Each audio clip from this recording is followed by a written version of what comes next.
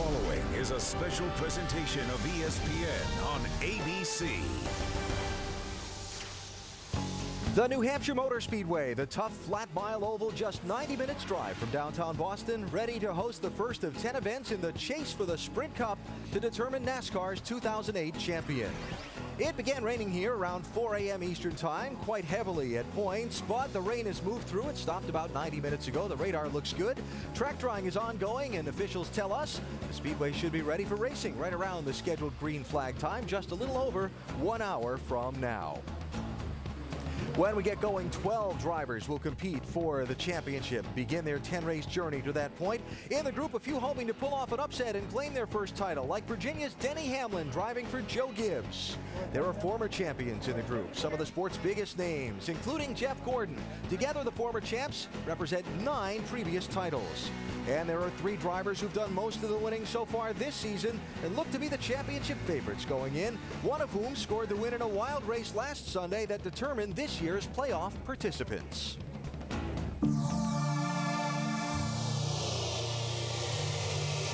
Seven drivers for 5 spots in the championship, the final race to determine who's in the chase.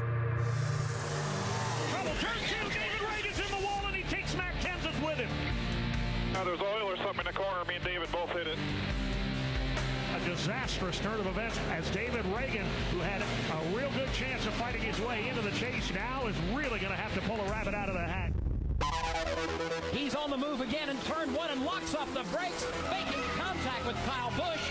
Kyle hits the wall. Yeah, he slid up there and got you. That's all right.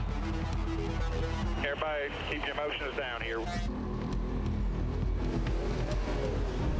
Now all of a sudden, Clint Boyer gets trapped way back in the field after that last set of pit stops. I know you're worried about somebody getting around us, but you got to get up in here. Clint Boyer's back in the middle of a hornet's nest right here. And he's the man that's on the outside looking in. Stay calm here. We're just fine. Okay, you can breathe now, Clint. You're in the chase. Right, yeah. 2 former 2-time Cup champions going at it. Tony Stewart trying to find one last gasp, but I don't think he's got it in him. Jimmy Johnson shows he's for real. Champ, you are the man. Thank you, boss. For today. 10 more points. T-minus 10, 9, 6, 5, 4, 3, 2, ignition.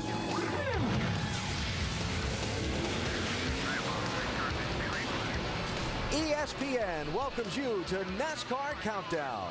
It's race 1 of the 10-race chase for the NASCAR Sprint Cup from the 1-mile New Hampshire Motor Speedway in Loudon, New Hampshire.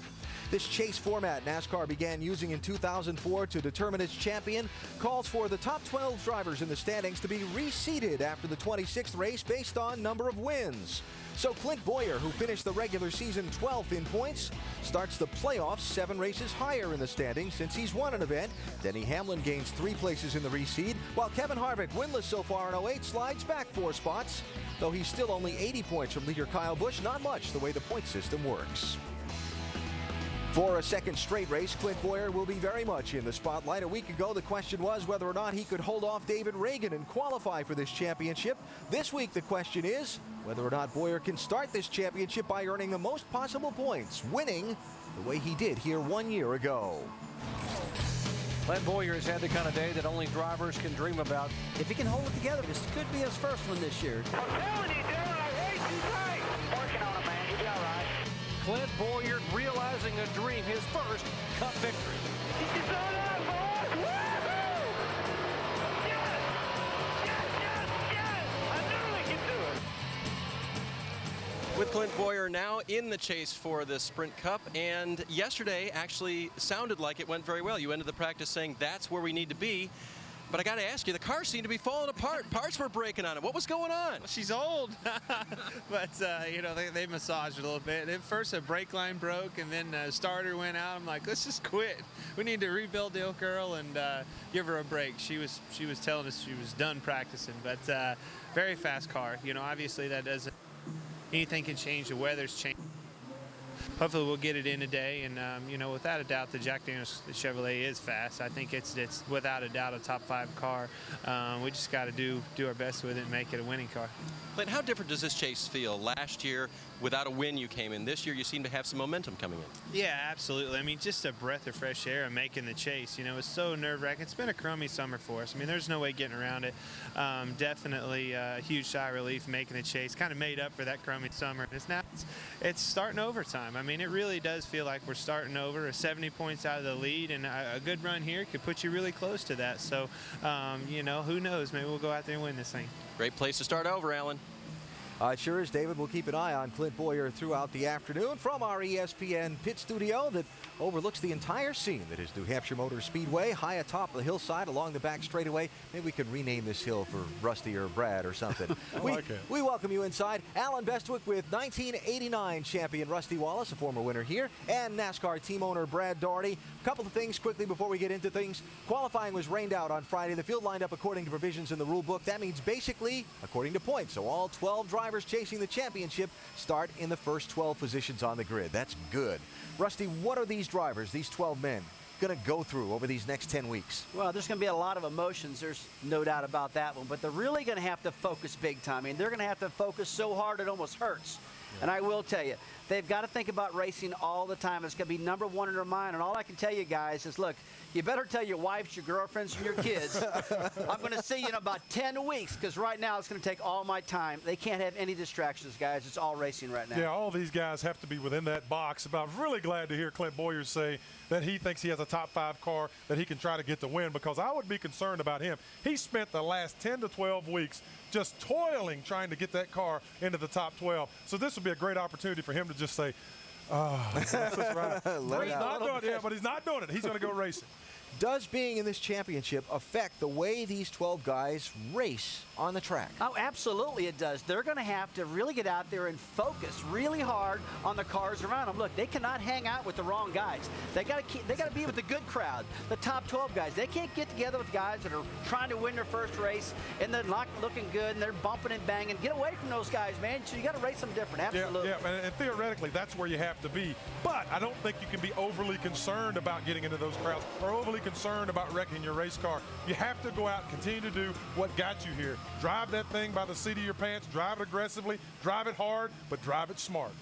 And by the way, just in case you're wondering and you're not familiar with it, that noise in the background is the big jet engines they use as supersized hair dryers, if you will, to dry the pavement on this racetrack. Working really hard to get this race started close to on time, and they're coming right by our pit studio. And it's looking pretty good right now, Alan. Look at this. It is. Baby's drying out on us. Let's talk about Denny Hamlin, another driver looking to make a championship statement in New Hampshire today. After hitting a little rough spot a month ago, he really seems to be rolling at the right time. It's the hard knocks, it's the long shots, it's believing in yourself when you're all you got. You don't turn back, don't give in. Rising up to see the last man standing. The grandfather clock chimes for Denny Hamlin. Awesome job. Hamlin's in trouble. We just make stupid choices. At this point, we don't even deserve to be in the chase. Yeah, Denny Hamlin, man, he came home. Denny Hamlin, third consecutive third-place finish. Yeah, this is the best run we've had all year. 3 years in a row. Every time we've tried, we've made it. And since those very pointed comments, Denny Hamlin's been on a tear. Top 3 finishes ever since. How much of a wake-up call was Michigan for you and this team? It was a big wake-up call. We knew we had to make some changes, not necessarily with personnel, but just our outlook. And I think everyone stepped up beyond the plate, myself included. I think we've really done a good job. We've executed well. Pit crew's been great. So everything's been great for our team so far for the last month or so. And I'm really looking forward to it. This is one I definitely feel like we can win. And of course, now's when it all matters. How would you describe the performance of your equipment, your team, and everything else going into this chase? Higher than I've ever felt, I'll tell you the truth. I've gone into the last couple chases with a little bit of confidence for sure, leading a lot of races and leading a lot of laps, just never been able to finish a deal. I feel like we're at that point right now where our race team is ready to bust out and win a couple of these chase races. And Denny Hamlin certainly knows how to win here in New Hampshire. He was a winner here in July of 2007. Shannon? Yeah, Mike, 3 of the 5 Roush Racing drivers are in this year's chase, including Greg Biffle, who is seated 9th. How are having 2 of your teammates outside the chase, how is that going to help your run for the championship? Well, I think it can help us a little bit as far as, David runs so well, so if he runs up there, it can create a few positions between us and other cars. But we have to be up there to start with. We have to run good with the 3M and the dish car. So, we're running good here this weekend, so we're excited about that. Now, you did not qualify for the chase the past 2 years.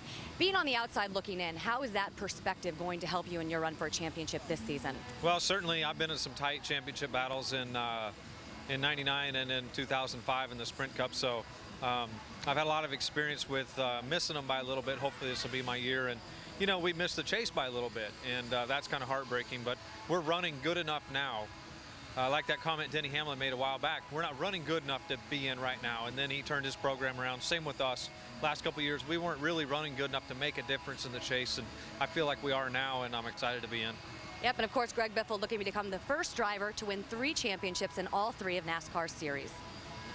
All right, Shannon, thanks. So Biffle, Hamlin, and Boyer, 3 drivers who've never won a championship, setting off in pursuit of what would be their first Sprint Cup Series crown.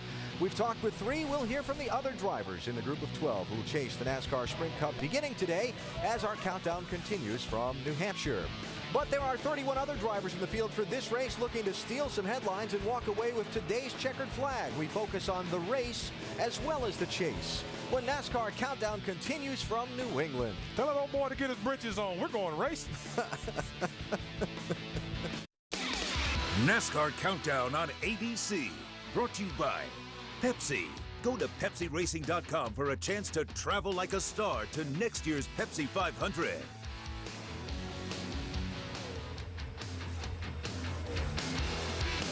Beyond the 12 drivers chasing the championship, 31 others in the field today are looking for just one thing: a win. And they'll play any strategy game they can to get it. Kurt Busch's win here in June is an example. Tony Stewart dominated that last race here, but pitted under caution with 25 laps to go. Meanwhile, Kurt Busch's crew had him stay on the racetrack. He assumed the lead. They waved the green flag, went back at it, but then there was a crash. Clint Boyer and Sam Hornish Jr. got into trouble. While the caution was out for this crash, it started raining. The race was never restarted, and Kurt Busch took home the win. The 3-time New Hampshire victor is with Jamie Little. Well, that was certainly excellent pit strategy on their part, but he brought a different car. You didn't bring old Rain Man back. So what do you think your chances are of going to victory lane again with this one? Well, we hope they're just as good. We're trying so many different things to try to get our cars to run better, to turn better, have that rear grip. Basically the same setup as last week where we ran a top 10.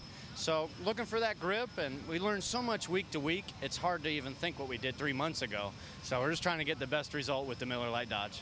Kurt, you're one of 2 drivers that were in the chase last year. You're not in the chase this time. How do you look at these next 10 races? Well, we've already shifted gears. We knew that we didn't have an opportunity to make the chase a few weeks back. We've been trying to get really hard onto the bump rubber. One week we're really soft on the bump rubber, trying not to touch it. This week around, and from last week at Richmond, we tried some shocks and tried some rear grip. So we're working on that right now, just trying to explore as many ideas as we can, hiring a bunch of different people. And we moved over Tom German from our IRL team to take over our lead position as our lead engineer. All right, well, he swept the races here in 2004, went on to win the championship, and now he's trying to get sweep number 2. Alan? Jamie, thanks. Another driver looking to steal the headlines today is David Rudiman. The Florida native scored his best Sprint Cup Series finish in each of the last 2 straight weeks, and in Richmond last Sunday led over a quarter of the event, coming closer yet to his first win. Rudiman was very quick in Saturday practice here. David, how does he feel about his chances today? We got to find out what the secret is, Alan. I mean, the turnaround has just been incredible. Did they roll out the 2009 Camry early and give you guys one and nobody else? No, I don't know exactly what it is, but I think it's all comes down to the folks at MWR and the cars they're building us and the support we're getting from Toyota, along with the engineers and all the stuff they're doing. I mean, we got a great team right now, and things are going well. We've turned a bit of a corner, still got some ground to make up. But man, I tell you, I'm really proud of these guys. And Michael Waltrip Racing is only a year and a half old, so we still got some time. What does it feel like? Describe what it feels like to have everyone looking at the chase guys and the fast ones, and then, oh, by the way, we got to watch out for the 44 too. Well, I mean, I hope people are saying that. I mean, we've finally started running like we're supposed to run all year, and again, that comes down to the guys at the shop, the guys at the fab shop building us new cars, and I'm really proud of what I've seen. I mean, from where we were last year at this time to where we are now, light years ahead, and I think the best is yet to come. So I'm really proud, and Michael Waltrip Racing right now is a really good place to be. Led laps the last 2 weeks, Alan, perhaps again today. All right, David did lead a lot of laps in last Sunday's race in New Hampshire. In fact, 104. He'd only led 9 laps in his previous 52 Sprint Cup Series races. 2 of his 3 career top 10 finishes in the last 2 weeks. Keep an eye on David Ruderman in that 44 car today. This New Hampshire Motor Speedway is just over a mile around, far from the longest track on the circuit, but it's tough and it's tricky. Rusty, why? It really is. Come on, Brad, get in the car. Let's take a lap. Let's ride. All right, look here. A real flat racetrack and pretty wide, too, but they're running that second lane right there. A lot of passing is going to happen underneath on the bottom right here. But look at this long straightaway. It's going to be really hard on the brakes. A little bumping and banging going on this racetrack, too. You'll see that throughout the day. Things like that. Absolutely. Like you say, it's a real flat racetrack. So what guys need to do, when they get those race cars down the bottom of the corners, it has a tendency to push. Whichever car or whichever team can get their car to change directions and stay on the bottom of the racetrack will have a successful day here at Loudon. And, you're going to see some dive bombing going on, too. Diving down to that turn 1, some crashes are going to happen there. And just remember that this racetrack, that bottom lane, has a little bit less banking than the outside lane, so most of the guys will run the top lane throughout the afternoon. Because passing someone on the track is so difficult here, what happens off the track on pit road becomes critical. It's the most important thing of the day. You have to maintain position at this racetrack when you enter onto pit road. If you make a mistake, it will cost you tremendously. You cannot have any type of foul-ups on pit road today or you lose seconds. Track position is just so important, like he just said. You're going to see a lot of guys maybe trying 2 tires, maybe 4 tires, not a whole lot of 4-tire stuff. But look at this gaggle of cars coming out pit road. If you can beat them out no matter what you do, that's what you want to do, because it is so hard to pass here. And I just mentioned 2 tires. You will see a lot of that today. And these race cars don't carry speedometers if you're new to NASCAR, but maintaining a certain speed on pit road could be big today, too. 45 miles an hour, and that's very slow. You got to get these things woed down, and every mistake you make on pit road costs you points. Let's remember that as we go forward. Pit road speeding penalty today. Lost track position could be huge where the outcome of this race is concerned. We will see what role mistakes on pit road plays in determining the outcome of the race. And to continue on that theme for a minute, if you make a mistake, how you deal with it can also be very important. For that, let's go to the Chevy Cutaway car and bring in Tim Brewer. Tim? Coming into Loudon, New Hampshire for the chase, our pit crew is going to do the same thing they've done all year. Excellent pit stops. But when you get yourself in a situation where you have an accident, you have to correct it right then. Don't leave it in a situation where an inspector has to call something on you and the crew chief has to call the guy back in to tighten the lug nut. You can't stand that. So, for instance, if you drop a lug nut off, all you have to do is reach in there and tighten it. That's going to take me about a second and a half. I can afford that. But a stop and go penalty, we can't do that. Come back in off the racetrack, that's going to be devastating. We'll never recover to have success here in the chase. All right, Tim, thanks. And let's take a look at this long pit road at New Hampshire and where you might find the 12 drivers competing for the championship making their pit stops today. Boy, I like where Kyle Busch is at, that #1 pit stall. All he's got to do is drop the clutch, jump that line, and he beats everybody out. Yeah, that's a great pit stall for Kyle Busch. And we also see the next guy, Jimmy Johnson. He's done a great job of getting a nice little pit selection. He's got an opening in front of him, so he's able to roll off the jacks and get right on out. Well, you're so right. The openings are one of the most important things if you can't get the #1 spot. Take a look at Carl Edwards now. He's another guy that's got a good opening, so that's going to be easy for him to get into pits and get out also. Got to have that space. You want to create as much area as you possibly can. And Kevin Harvick, what he did was he took the stall behind him and it's got an opening. So he can get into his pits, get that old race car squared up and angled out, and get out of there without touching anybody. And we've got our pit patrol keeping an eye on all the happenings down there, the crucial happenings throughout this race. NASCAR countdown, drying up the rain to add to the lobster and chowder, cooking out in the tailgate parties. Like how you said that. Like that? Like I was a native or something? Yeah. Fans stuck it out today. They're filing into the grandstands. The track is drying, and despite Mother Nature's efforts earlier today, we're going to go racing in a little while here at New Hampshire.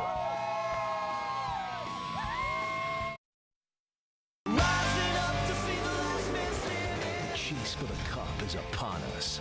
12 drivers, 10 races, 1 champion. Who will be the last man standing? It's the long shots. It's believing in yourself when you're all you got. Don't turn back. Don't give in. Rising up to see the last man stand. Who's gonna be?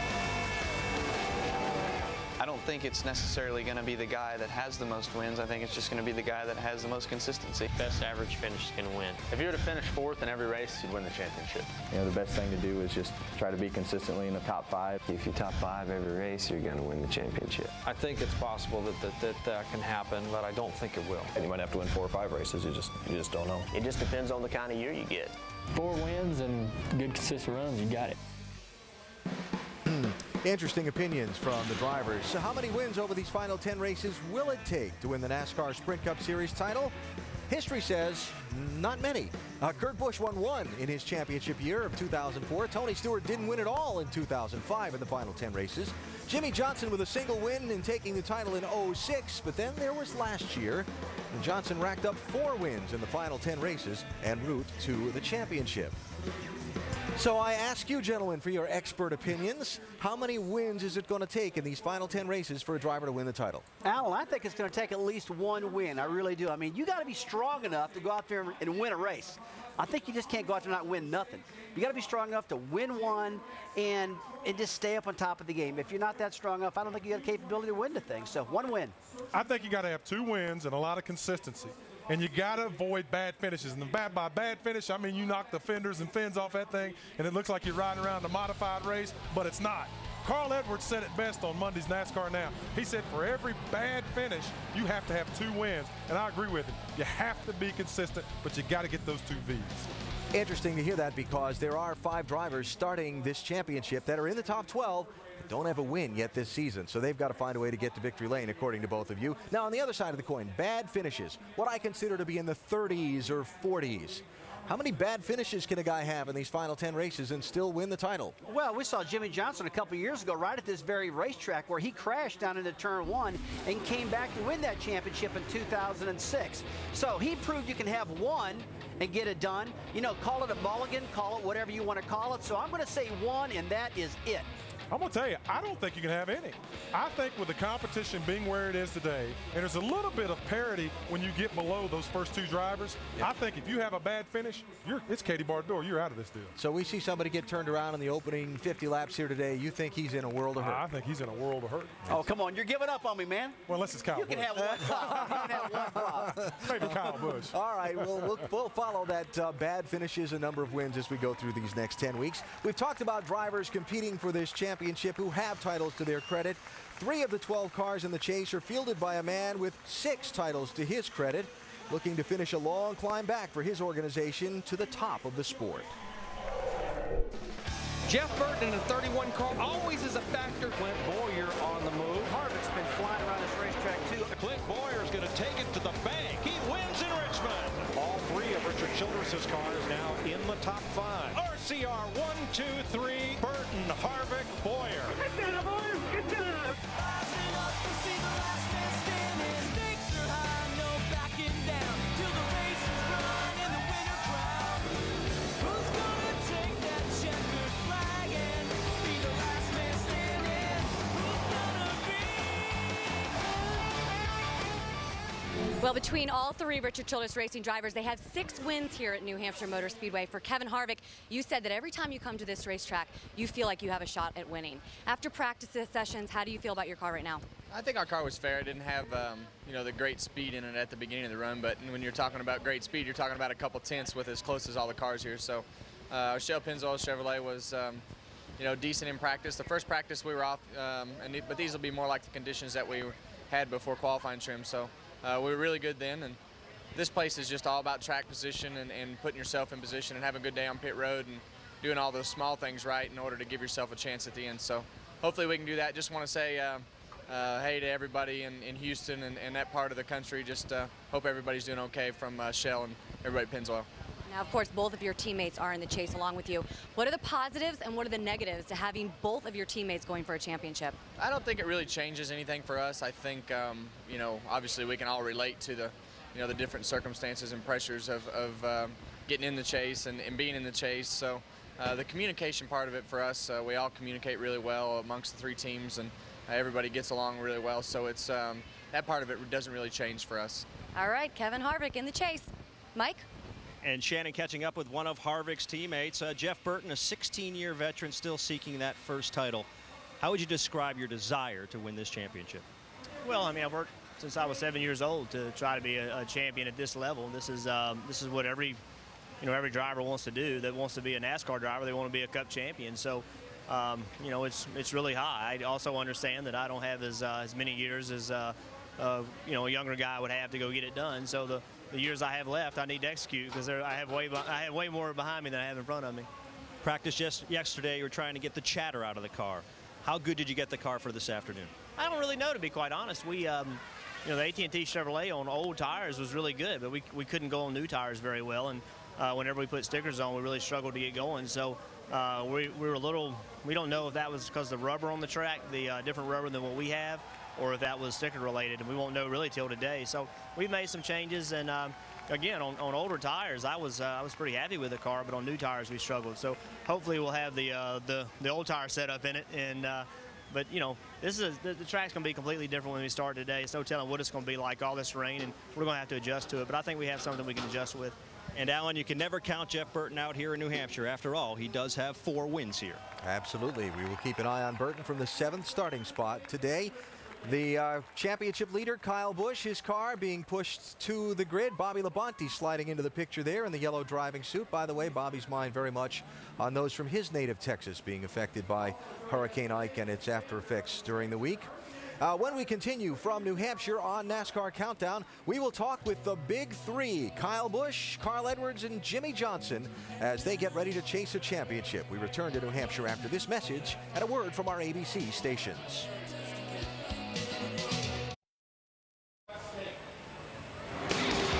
Once we get through today, race number 2 in the chase for the NASCAR Sprint Cup is at Dover next Sunday, 1 Eastern Time, the Monster Mile. High banks, high speeds, high action. Kyle Busch won the most recent race there back in June. Our coverage presented by Principal Financial Group, 1 Eastern next Sunday on ABC. There's Tony Stewart, the 2-time champion who begins chasing a 3rd title today, not yet having won a race this season. For a driver with the desire to win that Tony has, coming close and not getting the trophy can be very frustrating. As the leaders come on pit road. Tony Stewart on pit road, real happy with his race car. Just 4 tires and race fuel on the 20 car. He's going to try to race the 48 off. They're side by side as they end off the end of pit road. Great job. Jimmy Johnson comes out and wins it at Richmond. Good job, guys. We gave another one away today. Great job. 10-4. Great attitude there, Smoke. We stalled it a couple times up pit road and gave up spots. Remember, we win and lose as a team. It was a great effort, okay? It's enough of that crap. Difference is I got mine back. Well, that exchange between Stewart and his crew chief Greg Zipadelli, unusual for a duo who have enjoyed as much success as they have together. Of all the driver-crew chief pairings competing for this year's championship, Tony and Zippy have been together the longest, 10 years. Jimmy Johnson and Chad Knaus have the 2nd longest tenure at 7 seasons working with each other. Our driver and crew chief team up in the booth, Dale Jarrett and Andy Petrie, join me now. The both of you believe very strongly that the state of a driver and crew chief's relationship will really impact this championship. DJ, why? Well, Alan, you don't have to be the best of friends to make this work, but you don't have to have a good relationship. You're going to have to be able to talk as you go through this 10 weeks and make sure that you're pretty much on the same page. A lot of things are going to happen. You're going to agree, you're going to disagree. It's kind of like a marriage, but at the end of the day, you're going to have to pretty much get on the same page if you're going to make everything work. Yeah, and the strength of this relationship, I don't think you're going to see a successful championship run without having a good relationship with your crew chief or driver. And, you've seen Tony Stewart and Zippy have great relationships in the past and win championships in the past. But now it seems like their relationship might be a little bit strained. I don't know if that's going to keep them from having a shot at winning the championship this year. And it might be kind of like those brothers. They can talk about each other, but you better not talk about them. We kind of highlighted their little spat they had last week. Maybe they'll rally around that and maybe strengthen their relationship enough to be able to go make a run at this championship. And Tony Stewart did come out and say on Monday that, no, Zippy was right and I was wrong. Now, you two behave each other up there so our driver-crew chief relationship stays good, all right? Okay, Al. Talk to you a little later on for the race. Tony Stewart will take the green flag today in 8th position. Let's hear from him. Dave? And, of course, Alan, Tony and I talked after the race last week, and obviously there was disappointment. How did you and the team rebound this week, Tony? easy. We got ready for Loudon like we do every week. So it wasn't as big a deal as everybody wanted to make it out to be. You guys made it out to be a really big deal, and it wasn't. It's we've had an off year, and that's how we won 2 championships and 33 races, is by being competitive and not settling for second when we know we got a car that can win. Knowing this is your final championship run with this team, how important is this chase run for you? Oh, I mean, we all want to go out and win the championship. I mean, that's what we all sat down and said together, is this is the best way for us to end a 10-year run like this, is to go out and win a championship. So, this is a good track to us. We've always ran well at Loudon, and we ran really good in the spring, so hopefully we can start this 10-week stretch off with a good run today. And you and Juan Pablo Montoya were having a little discussion here about how good your cars were. What'd you come up with? Yeah, we were right next to each other in final practice as far as on the timesheet, so I think his car's pretty decent. I think we're pretty good too. There's about 8 or 9 of us that were all really, really close in time and speed, so it's just a matter of who adjusts to the conditions today the best. The hunt for championship number 3 starts today. Jamie? Well, 1 year ago, Dale Earnhardt Jr. was on the outside looking in, but this time he's back in the chase. Junior, after sitting out last year, what does it mean to you to be back in contention for the championship? Well, you don't want to be one of the guys that's not in it. I mean, you just kind of feel like a second-tier driver. It's really good to be a part of the group that's really going for the championship. Makes you feel good, gives you a lot of confidence. Now, looking ahead, this first race of the chase, there's 3 guys ahead of you. All the hype is surrounding them. It's Kyle, Carl, and Jimmy. What position does that put you in sitting 4th? More pressure or less pressure? It's less pressure, I think, for all the other guys, because we kind of race under the radar and surprise a few people and still a few good runs. So those guys are going to be real tough to beat. I think everybody in the chase really has a great shot. They're all great teams and all great drivers. So I really, even though those 3 guys are the favorites, and that's a great argument, but I think any of the teams really have a shot at it. Dale Earnhardt Jr., of course, consistency of virtue. This time last year, he had 5 DNFs. This year, 0. All right, Jamie, thanks. So let's talk about these 2 drivers for a minute, starting with Tony Stewart. He is leaving the Joe Gibbs Racing team at season's end. Can he and this team, under those conditions, compete for this championship? Absolutely, without a doubt, Alan. I remember back in 1989, it was a long time ago when I won my championship, but I was in a lawsuit with my owner, Raymond Beadle. We sat in a courthouse side by side. That was in 1989. You know what? I won the title that same year because when I got in the car and I flipped the switch on and I heard that motor running, I was all about racing. I wasn't about things outside of things I couldn't control. I just wanted to get that car flying and handling good, and I did that, and I won the title. So Tony is that type of guy. He switched on. This guy's a racer. He doesn't care about all that crap. He just wants to win, and he can do it. Yeah, and maybe we don't read too much into what happened last week. Maybe that's a part of the norm for these guys, and we just happened to uncover it last week. And I think he's right. You know, we have such privy into what these guys do on a weekly basis. Maybe that's the best way that Tony Stewart operates. And now we start with a clean slate, and this guy's a 2-time champ. You darn right he can win this thing. All right, so what about Dale Jr., right? He finished 4th at Richmond last week, but that was his first top 10 finish in nearly 2 months. Can he and this team compete for a championship? Well, I'm supposed to say yeah, because he's a quality driver. There's just no doubt about that. He's very, very good. He's one of the most popular drivers out there, but you know, for some reason, I don't know why it is, that car seems to start out early in the run, and then halfway through a run, something goes wrong. Whether he gets in the wall, they have a problem. But the momentum is not there the second half. So I'm really puzzled, Brad, why that keeps happening with him. And if it continues, I don't think he can win this title. Yeah, that's a great analogy. I mean, I look at it, he's got a great piece he drives. He's very, very talented. But the finishes just aren't there. The wins aren't there.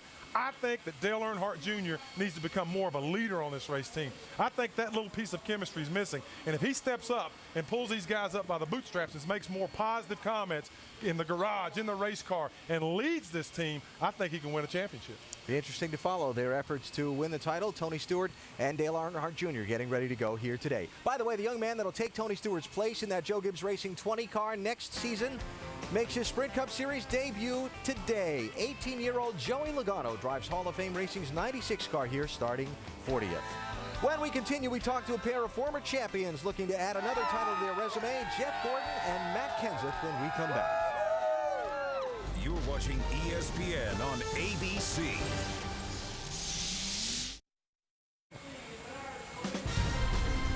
Monday Night Football returns with an NFC East matchup in Texas Stadium. Donovan McNabb, Brian Westbrook, and the Philadelphia Eagles take on Tony Romo, T.O., and the Cowboys. 8:30 Eastern on ESPN. Monday Night Football. Coverage starts at 7 Eastern with Monday Night Countdown delivered by UPS.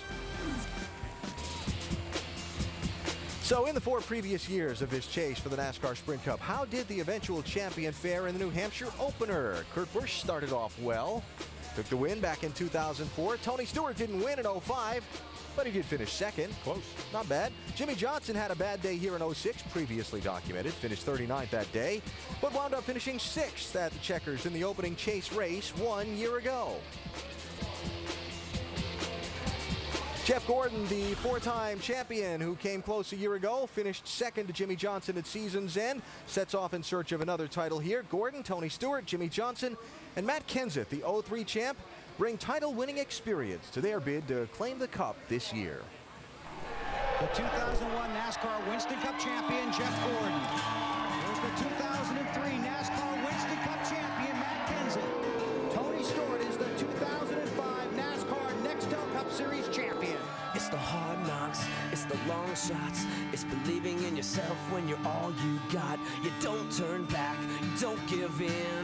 Rising up to see the last man standing. Look at Tony Stewart just jamming that throttle back in. Gordon leads. Here comes Matt Kenseth. How hungry do you think Tony Stewart is? That 24 car makes some time. He's throwing everything but the kitchen sink. Here comes Matt Kenseth. And kind of an uncharacteristic regular season for Jeff Gordon. He enters the chase winless. Where do you feel like you guys need to step it up to compete for this championship? Well, I think that the most points wins the championship. That's where you win it. You got to step it up everywhere. I think the nice thing is that everybody's sort of on a fresh start now, even though there's a few guys with some bonus points. I mean, we realistically are thinking like everybody in this chase, we can win it. And that's how you have to approach it. And then you have to take it one race, one lap at a time. This is a great track for us, and we know we can come out of here possibly a win, but also a great finish. And we've got Dover next week we can do the same with. We can get our mile and a half program a little bit better with some testing coming up. We can do it at Kansas too. So right now anything's possible. And certainly plenty of reason for optimism. You saw your teammate go to victory lane the last couple of weeks. You led some laps a week ago. How close are you getting to being where you need to be? Well, we're not as close as those guys, but we know what they have. We've got some tests coming up, and like I said, it seems like with this car, you can be a lot closer than you think. You think you might be a little, pretty far off. One little adjustment, one test can turn everything around, and that's how finicky this car is. So we're working really hard to find those things that we're missing. And then it's all about putting them all together. If we have the car more competitive, it seems like the pit stops are there, my driving's there, the pit strategy, everything seems to kind of fall along with that. And Jeff Gordon rolls off 10th this afternoon. Yeah, down here with Matt Kenseth, the guy who certainly knows how to win a championship. But last week after the race, you were very upset, said that you didn't think that you guys were going to be a factor in this chase. Where do you need to start running and where do you need to start finishing in order for you to change your mind? In the front, really. So far this week hasn't been much better. We got lucky the last 2 weeks with the rainouts for qualifying, but we ran awful yesterday in happy hour. So Chip and them guys made a lot of changes on the car fusion last night. I don't think we could have got a lot worse, so hopefully it'll be better today. And with the rain, hopefully the track will be a little different than what it was, and we'll be able to be okay and salvage something out of today and hopefully perform better next week.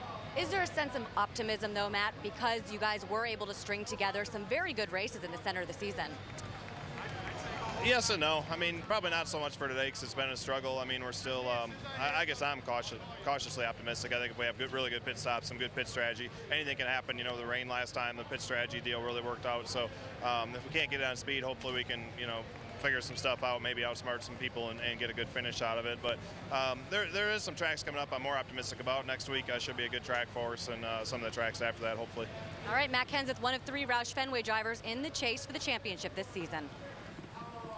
All right, Shannon, thanks. Rusty, you've won a championship before. You've been in this chase format before. And you believe these drivers' past experiences in winning championships will specifically help them in this chase. How? It will help them. There is no doubt about that one either. And let me tell you why. I went through this back in 1988, long time ago again. I won 6 races that year. but I got beat by like 12 points over Bill Elliott, some number like that. The next year I thought, what am I going to do to win this thing? All I thought about was bonus points. Go out there and try to get all the bonus points I possibly can. And I did that year, 125 of them. But you know what? Dale Earnhardt Sr. Was second to me that year, and I didn't win the championship by those bonus points, but I only beat him by 20 points, something small. So, Brad, moral of the story, go for the bonus points. You learn from your mistakes. Yeah. And that's how it helped me, and these guys got to do the same thing. Yeah, and we heard Jeff Gordon talk about that. And even though he has not had the characteristically great year, I think Jeff Gordon could be very, very dangerous, because when you listen to him talk, he puts a positive spin on every aspect of his racing team, and what they're trying to accomplish. And that mindset gives you the ability to overcome. If he can get that race car just a little bit closer to where he wants it, oh, Jeff might be looking at number 5. Well, yeah. Jeff might be looking at number 5. That's true, Alan. But, you know, the guy's been there, done that. He has won championships, so he knows the good parts and the bad parts about what it takes to win. But number one thing right now, he's got the right mental attitude, it seems like. Yeah. He's really pulling for his team. But just like you said, he's got to get that old hot rod handling good. Yeah. That thing is not running. That's the number one thing he's got to get going now. And they're diametrically opposed. You listen to Matt Kenseth, and he's still talking about these guys. When in the world do you drivers take any of the credit for the thing not running good? Every week where you listen to Matt, and Matt talks about we're almost there, we're not quite there, it's bad, we're going to be terrible this week, we'll be better next week. When is it the guy pushing the throttle that becomes the blame? Wow. It never does, apparently. You can't do that, man. We're race drivers. You're supposed to be the dudes, man. Get in there and go, man. Get under the hood. Hey, I got under the hood. I got under the hood. I turned those shock absorbers. I changed those springs. I didn't say it doesn't handle, fix it. Right, do something. Right. And get in there and work on it, man. And people like me used to hear from your crew chiefs all the time, too. Let's talk about guys who never won a championship. Oh, come on. I could stay going on this. No, you could. Let's talk about guys who've never won a championship. Kyle Busch, Carl Edwards, let me see, Junior, Boyer, Hamlin, Biffle, Harvick, Jeff Burton. They're all in this chase. They've never won a championship. Does that lack of title-winning experience hurt them in any way? Can they still do it? Oh, yeah, they can do it. Absolutely. I think everybody would like to be a champion. There's got to be a first for something, but I think all those guys you just mentioned, I mean, they've got a great shot to win this thing. Carl Edwards, look how good he's running. Look at Kyle Busch, how strong he's been. Do they understand the intensity they have to have, though? Do they really want it really bad? Like I said earlier in the show, hey, tell your wife and children and everybody else, I'll see you in 10 weeks, because right now I'm all racing. They've got to do that. And, Brad, if they can do that, they can win, too. But they're going to have to do that. Yeah. And experience is just that. It's just experience. And it's a very, very important factor. But I will be blown away if Kyle Busch or Carl Edwards doesn't win this championship. These guys have had phenomenal years. Kyle Busch has been a little bit off the past few weeks. I think they've been experimenting with that old hot rod, and that's not going to change. The great seasons they've had is not going to change all of a sudden just because we're in a chase. They're going to be the cats you have to catch, and both of these guys don't have championships. All right, you mentioned Kyle and Carl. When we come back on the New Hampshire edition of NASCAR Countdown, we talk to the big three, Kyle Busch, Carl Edwards, and Jimmy Johnson. The three favorites to win the championship before they get started in chasing that title. It's NASCAR Countdown from New England, where the seafood has been on the fryer all weekend. Hey, cook that sucker up. I'm trying to get some grits with mine. They don't have grits up here. I'm getting hungry. It looks a little mean, though.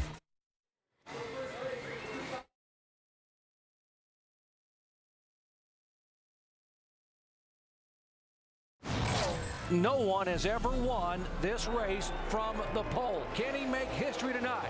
You can count on one finger the number of drivers in the 60-year history of NASCAR that have won 3 consecutive Cup titles in a row. The only one to do it was Cale Yarborough. This team always seemed to be a second-half team. These guys are back in a legitimate contender. Great work, boys. That's the way we roll.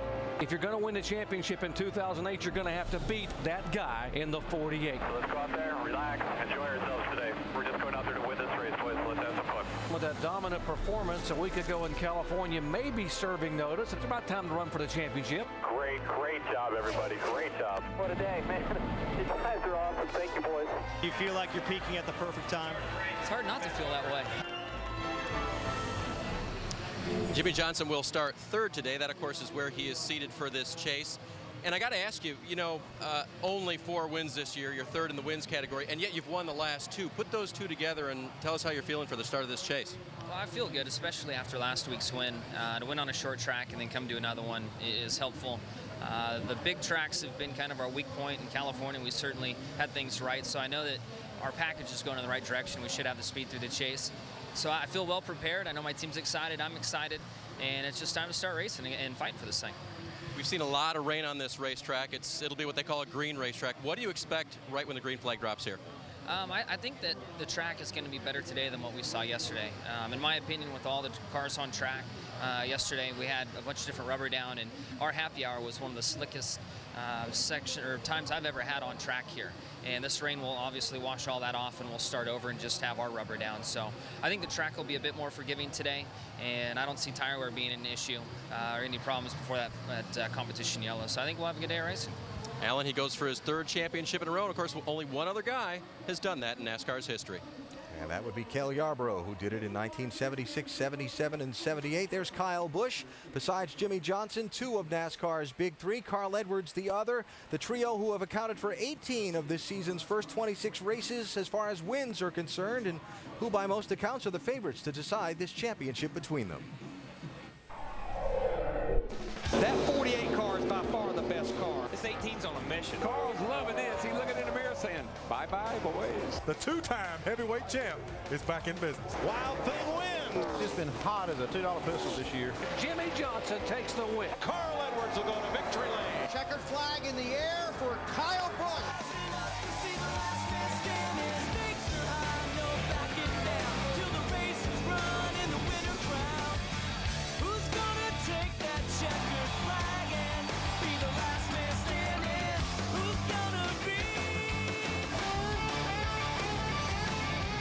And Kyle Busch finds himself seated number 1 for the first time in his 3 chase appearances. So Kyle, you know, success usually comes in waves for teams. We haven't seen much of a downside with this 18 team. How do you maintain that success today and the rest of the chase? Well, you look towards what you've done all year long, and those things of consistency and being able to have good race cars and come back from with some adversity sometimes and keep into that and keep trying to do that. And, you know, here today we don't have the best of cars, but hopefully we've got something that we can run well with.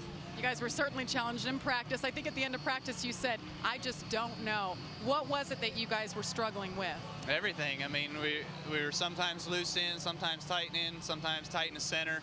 And turns 1 and 2 were different than 3 and 4, and our teammates didn't have that. So don't know whether it's me or the car or both or what, but we're trying to make the most of it here. And typically when it becomes race time, we get into a rhythm. We can sometimes hit it. All right, Kyle Busch rolls off in the number 1 spot. Alan? All right, Jamie, thanks. So we've heard from Jimmy, we've heard from Kyle. What about Carl Edwards? He starts the chase 30 points behind Kyle Busch, a gap that could have been smaller if not for a tech inspection problem at Las Vegas in March that caused Carl controversy and cost him points. We got good gap here. Run away with it. For the 9th time in his Sprint Cup career, Carl Edwards will go to victory lane. Great job, Carl Edwards. Great job. After the race, that oil tank cover was definitely off of the car. It was an absolute mistake. I was not complicit. Carl Edwards was not complicit. It wasn't legal. We got our penalty. They took the 100 points off. They took the 10 points off going into the chase. They fined $100,000. I just go out and drive the race car as fast as I can. It's not my responsibility to tighten that bolt. Why don't they suspend me? Why don't they keep me away from the racetrack? I'll go fishing. And because of that penalty in Las Vegas, Carl Edwards starts this chase 30 points behind Kyle Busch instead of 20. How much do you find yourself thinking about those 10 points lost? Honestly, not much. You know, I mean, there's nothing I can do about it. We're here in Loudon. We got 10 races to go, and you know, I just have to dig a little bit deep at some point in the next 10 races and try to get my 10 points back. But we're just gonna do everything we can. You know, we got a lot of really good things to rely on. The pit crew's awesome. The guys have been doing a great job, and I feel like if we got the setup close today, I can get it done. So it's gonna be good. And the question might be in that setup. I mean, you had kind of a rough practice session yesterday. You slapped the wall. Yeah. How would you describe the weekend, the way it's gone? The car was, you know, kind of pretty resilient. We didn't hurt it that bad. The weekend's not been good so far, though. You know, we hit the wall because we made the wrong adjustment, and I couldn't get the thing to turn into the corner. But Bob swears to me it's going to be good. So today's going to be a lot of fun. We're excited that the rain's moved out. My thoughts and prayers are with the Golich family. Suffered a loss this week, and hopefully we can have a good one for them. And Alan, Carl Edwards might be tough to beat. He starts on the outside of the front row, and he's the winner of 3 of the last 6 races. So you heard from Carl, a little uncertain about his car, and Kyle Busch, a little uncertain about his car. Looking at the big three in this race, your thoughts? Well, right now it kind of sounds like they're struggling getting into the thing, but I really think they're going to be fine. I'll tell you why. They're both starting on the front row. Yep. And track position here is everything in the world. So if they're off a little bit, they got time to get it fixed, but they got that good position. Absolutely. Track position's everything. And you heard Kyle Busch say there, it could be him. Yeah. All right, man. He stays manning up a little bit. I like that. I think Kyle Busch, Carl Edwards is going to be real strong all day long. I think they're going to be tough to get around, just like Rusty said. It's going to be interesting because all the rubber's washed off the racetrack, so we got some unknowns. And you can watch somebody like old Jeff Burton, who's won here 4 times. He made and charged to the front. Closing in on the opening ceremony. Rusty, a little what to watch for. What should we be looking for in these 300 laps? A lot of people explain this racetrack as 2 long drag strips. I mean, the straightaways are so long here, you're going to see a lot of guys dive bombing in the turn 1 and losing it, spinning and crashing. You're going to see a lot of guys dive bomb in turn 1 and turn 3 to pass a car. Other thing you're going to see is people getting busted on pit road for speeding. So that's going to be a tough one to watch for right there also. Oh, man, I tell you what, I think what I'm watching for is pit road. Any mistakes made on pit road will be crucial today, but I just cannot wait for them to fire up them babies. Let's go racing. I'm fired up. Let's do it. It's about dried out. After a morning's worth of rain, the track drying is just about complete. So the 2008 chase for the NASCAR Sprint Cup is about to begin. 12 drivers, 10 races, 1 champion. First up, 300 tough laps at New Hampshire Motor Speedway. The opening ceremony is after this message and a word from our ABC stations.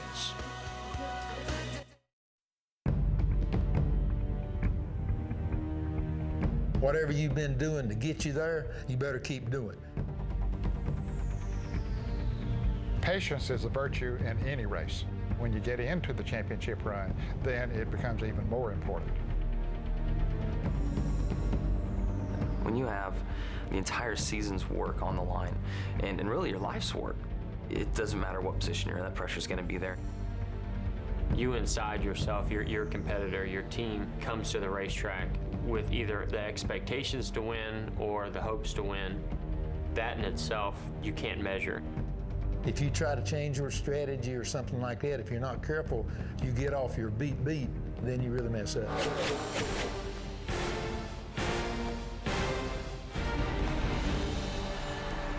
Do the things that brought you here, that got you into the chase.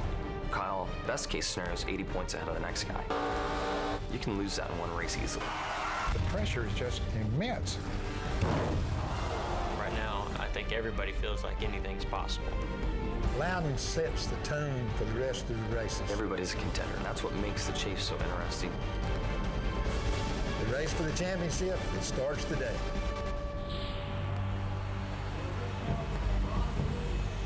Great champions all. And so will it be an existing member of that Champions Club adding another ring to the collection, or someone new becoming a first-time NASCAR Sprint Cup Series title holder? Race number 1 of the 10 that will determine the champion for this season begins momentarily here at New Hampshire Motor Speedway. Our coverage presented by GoDaddy.com. The 12 championship contenders, the main story today, but just part of the field of 43 who go 300 laps on this tough mile today.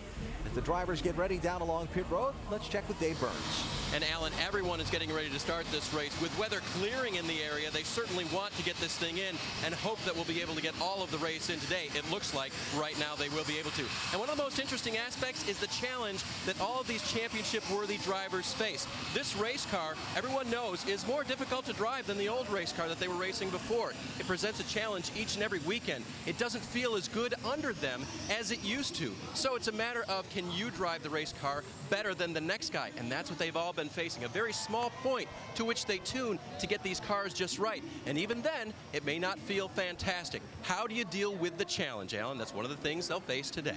Oh, so many challenges here at this speedway today. The close quarters racing this track provides, the high stakes for the title contenders, crucial pit stops and strategy calls to be made, and a lot of drivers with nothing else on their mind today but win. It should be a very enjoyable afternoon of racing. Despite some heavy rains this morning, the track has been dried. We are getting ready to go racing. We go trackside now for the opening ceremony. Ladies and gentlemen, at this time, please direct your attention to the Sprint Vision screens. Please rise and remove your hats as Denise Doucette performs the Canadian National Anthem. Oh, Canada, terre de nos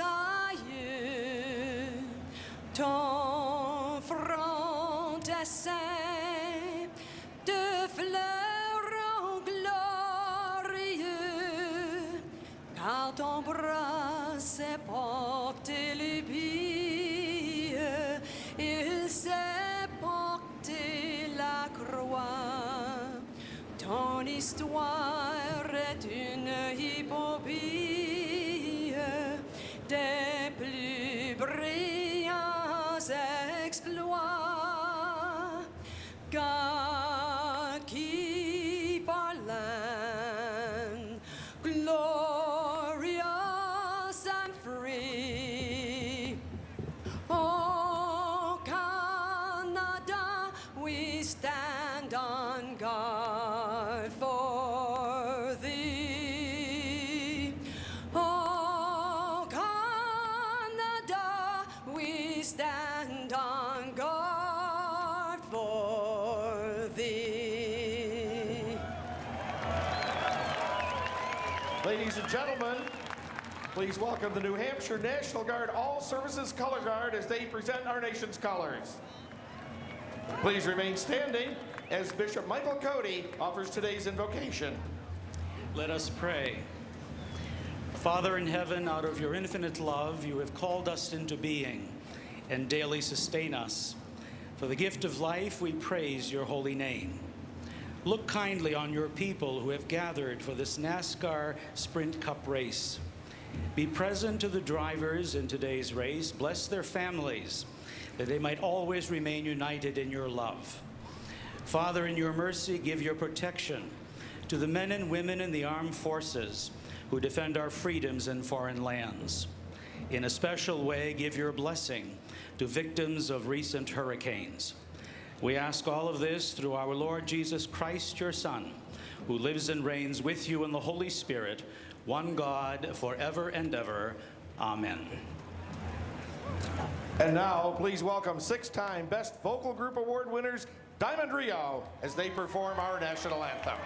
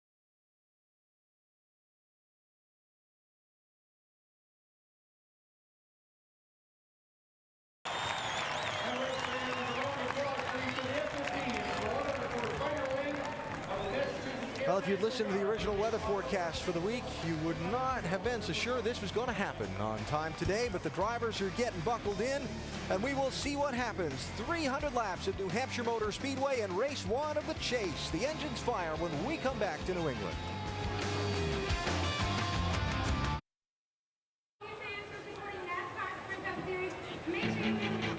The NASCAR Sprint Cup Series from New Hampshire. Our coverage presented by GoDaddy.com. It is race one in the chase for the NASCAR Sprint Cup at this place, built in 1990 on the site of an old sports car course. July 11th, 1993, the first Cup race was held here. Rusty Wallace took the checkered flag that day. He's bowing up his chest sitting next to me here. Now New England's largest sports stadium hosts the first race to decide who will be this year's champion. So let's go upstairs for the call of today's race. Dr. Jerry Punch, ready to go, I assume. We are ready. Al, a nice job down there, guys. Here's how the 12 drivers in the 10-race chase for the Sprint Cup are seated, and also how they will line up to start the race because qualifying was rained out. Folks, only 80 points separating first from 12th, so right now it's anyone's championship to win. And also note the very poor final practice performances by Kyle Busch and Carl Edwards. Hello, everyone. Along with former NASCAR champions Dale Jarrett and Andy Petrie, I'm Jerry Punch. Glad to have you with us here as skies are clearing in New Hampshire. Guys, let's talk about the chase for a moment. Now, the two winningest drivers in the series, Carl Edwards and Kyle Busch, have struggled all weekend with practice. How could that impact the early laps here today? Well, they're starting on the front row is the first thing, and these two guys did struggle all weekend. And these are the exact type tracks that have given both of these guys. We see Carl Edwards get into the wall in practice yesterday, and they have struggled on these type of tracks. They've got different setups. They're the two guys leading to the green flags. So it's going to be interesting to see these first few laps exactly what happens. I'm with you on the first part of the race, but these guys are just too good. They got here for a reason because they are that good. These teams are awesome. They're going to figure out a way to make their cars good when it's time to go in this race. And I think that maybe they won't be a factor to win, but they're going to be up front when the checker flag falls. Okay, that's the chase. Let's talk the race for a moment. 43 drivers in the race. Is there a driver who is a non-chaser who could play the role of spoiler here today? Yeah, we've got 31 other drivers here. We talk about these 12 drivers in the chase, but I'm looking at Martin Truex. He has a phenomenal record at this racetrack. He considers it kind of a home racetrack for him, being from the north. I think that he's going to have a good afternoon. He's finished in the top 5 here 3 times. He might get to that first spot here today. The guy I've been watching all weekend is Bobby Labonte. He's proven he can be one of the guys that can spoil this party for these guys because he's been solid in practice, both practice sessions in the top 5. He was good here in the spring race, and I think he will actually contend for this win. It could be interesting. It has been 9 years since Richard Petty's car number 43 has gone to victory lane. In fact, Martinsville, 1999 is the last time they've done it. How special would it be for the Petty fans and for the sport in general to see the King's car maybe get a chance to go back to victory lane today? The drivers are buckled up, getting set for race 1 of the chase for the NASCAR Sprint Cup in 2008. So let's go trackside as we get set to get the command. Ladies and gentlemen, please welcome Senator John McCain and Cindy McCain. Thank you. It's great to be back in the great state of New Hampshire for the first Chase for the Cup race here in the great state of New Hampshire. Keep in your thoughts and prayers those that are recovering from Hurricane Ike. Thank you for your support of the men and women who are in the military and serving on our behalf in defense of our freedom all over the world. It's great to be back in New Hampshire. Thank you and God bless. Now, please welcome the Chief Executive Officer of Sylvania Global Automotive Lighting, Rick Lehman, as he delivers those most famous words in motorsports. On behalf of Sylvania, gentlemen, start your engines! Fired up, crank ready. Making decisions out there, bud. We're going to make best decisions. Get in here, go out there, go get us the win, man. Let's have a fun day. Do what we came to do. The intensity level here coming into this chase. Let's have this chase start today for us, man. Have a good time here today. It's your track. Get forward. Good luck in the pits, guys. Be careful. Engines have fired, and 43 of NASCAR's finest know that it's almost time to turn it loose. Today, our in-race reporter Clint Boyer returns to the scene of his dominating upset win here 1 year ago. He came here last September, starting from the pole, led 222 of 300 laps to log his very first career Sprint Cup Series victory. ESPN's coverage of the NASCAR Sprint Cup Series on ABC. Brought to you by Ford, who invites you to tune into the Ford Championship Weekend on ABC and ESPN November 15th and 16th. GoDaddy.com, the world's #1 domain registrar. Make the web your domain at GoDaddy.com. And Vault, drinks like a soda, kicks like an energy drink. Vault, get to it.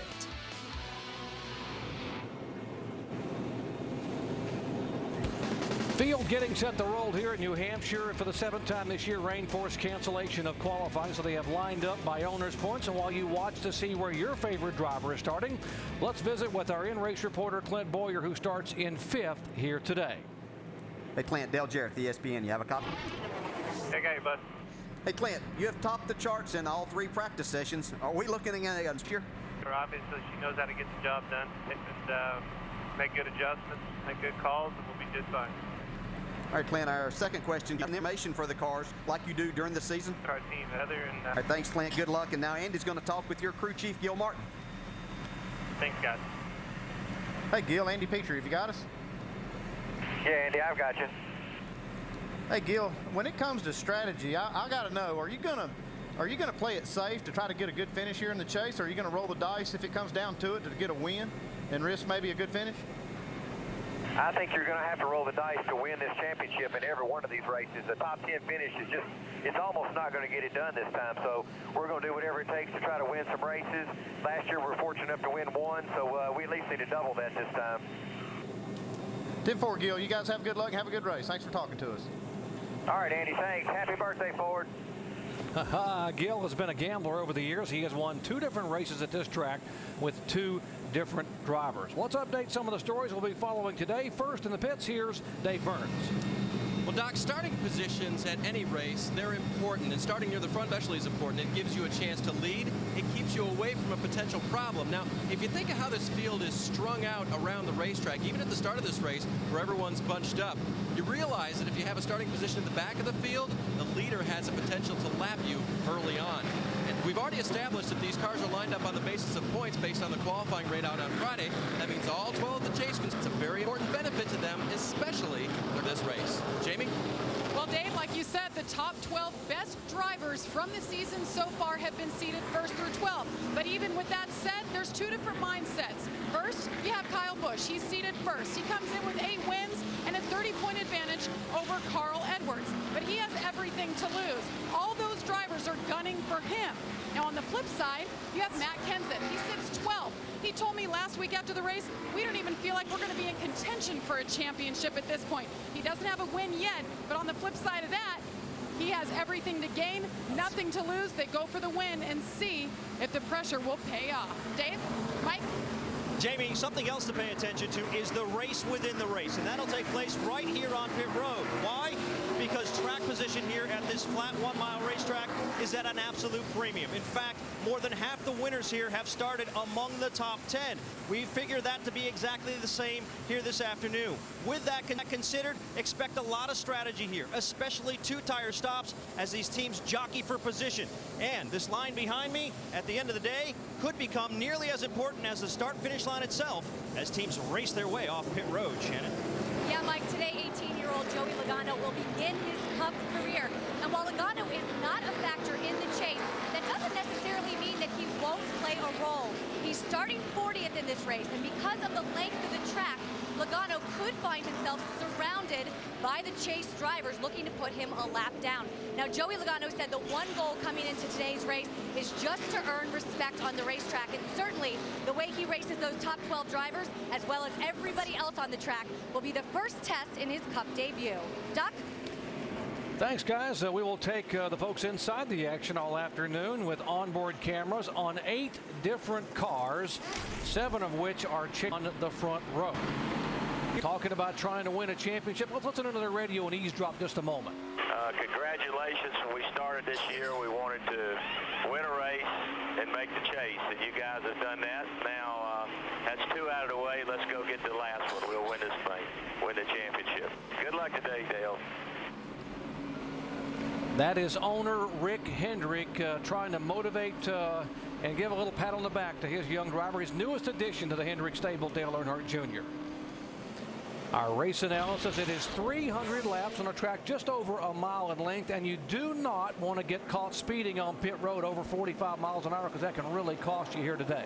Yeah, and that 80 to 85 laps is our estimated pit window for these guys, and it's going to be very important for these guys to probably stretch that at the end for that valuable track position we've been talking about. Field rolling and the track is almost dry. We come back with a green flag after this message and a word from our ABC stations.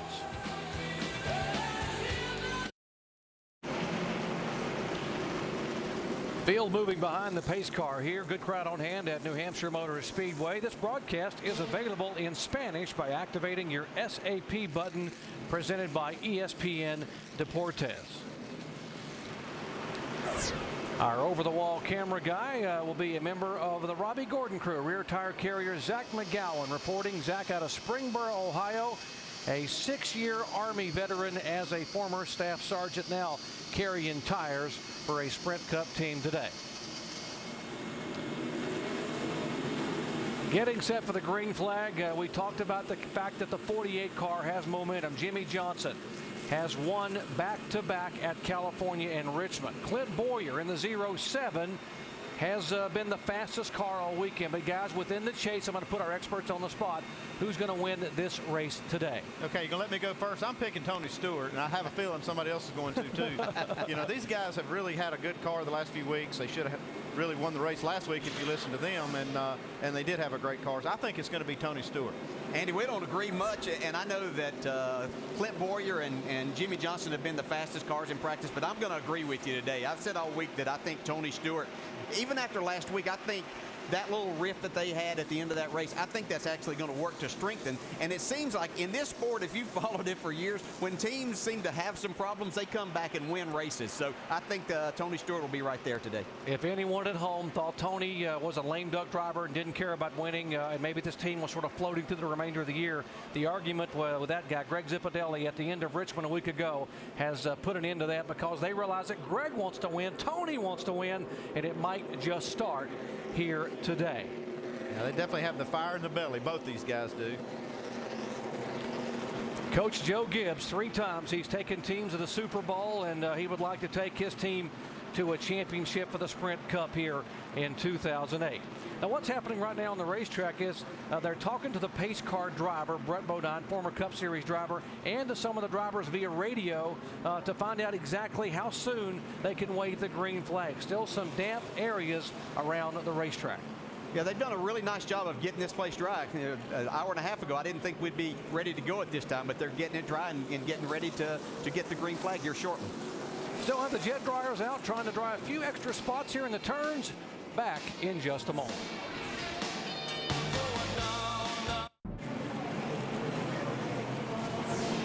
Back in New Hampshire Motor Speedway, our NASCAR Sprint Cup Series action presented by GoDaddy.com. We have been given the official word it will be green flag next time by. Dale Jarrett, if you're sitting where Kyle Busch is sitting, what are you thinking about right now with looking at some dampness on the inside of the racetrack? Knowing Kyle Busch, he's going to just go after it. He wants those 5 bonus points. Right now, that's the bonus points that he can get, and he realizes that if he gets in there a little hard, he's got a car on the outside of him that can hold him down. And also, these other guys want to keep him from getting those 5 points, so it's going to be good when these guys go down to turn 1. 12 drivers, 10 races, 1 championship. Who will it be?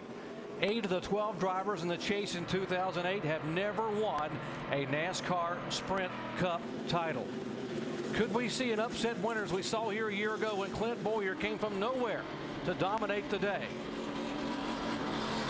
Pace car pulls away, and as the field heads out of turn 4, the 2008 chase for the Sprint Cup is officially underway.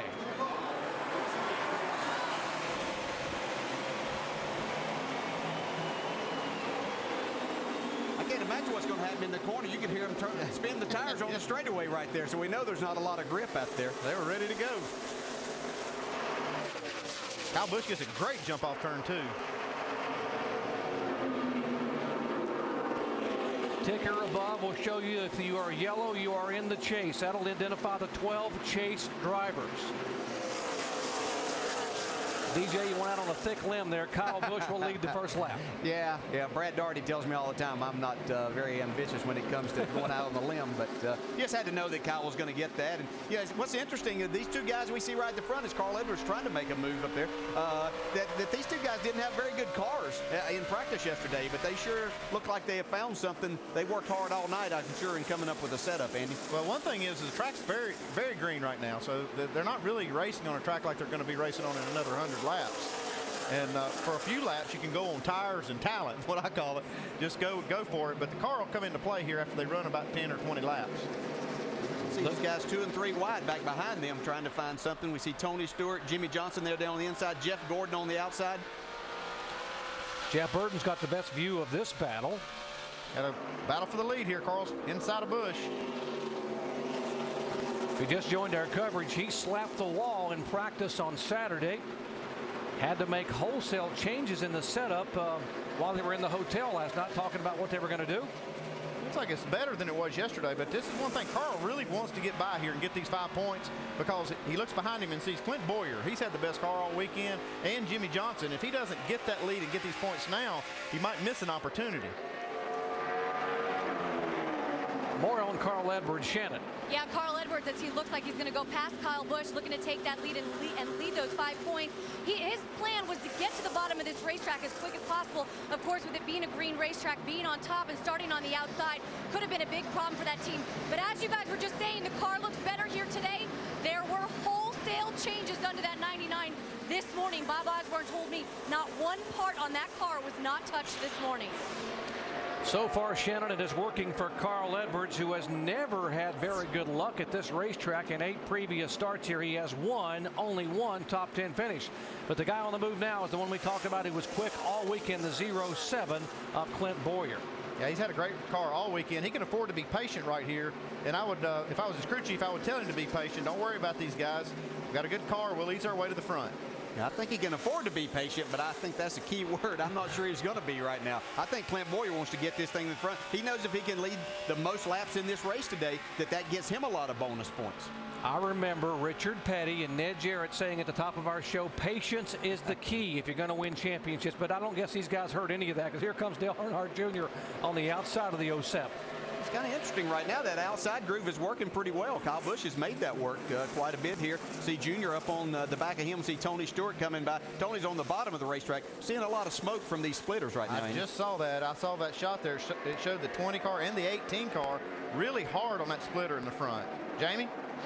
Well, Andy, at the top of the show, we talked to Kyle Busch. He said how bad his car was. Now, his crew chief, Steve Addington, told me they just couldn't make the right adjustments. They tried to fix the back and get too tight, fix the front and get too loose. Right now, though, the car seems to be pretty good. I think the rain and washing that rubber off helped him as he battles with Clint Boyer on the inside.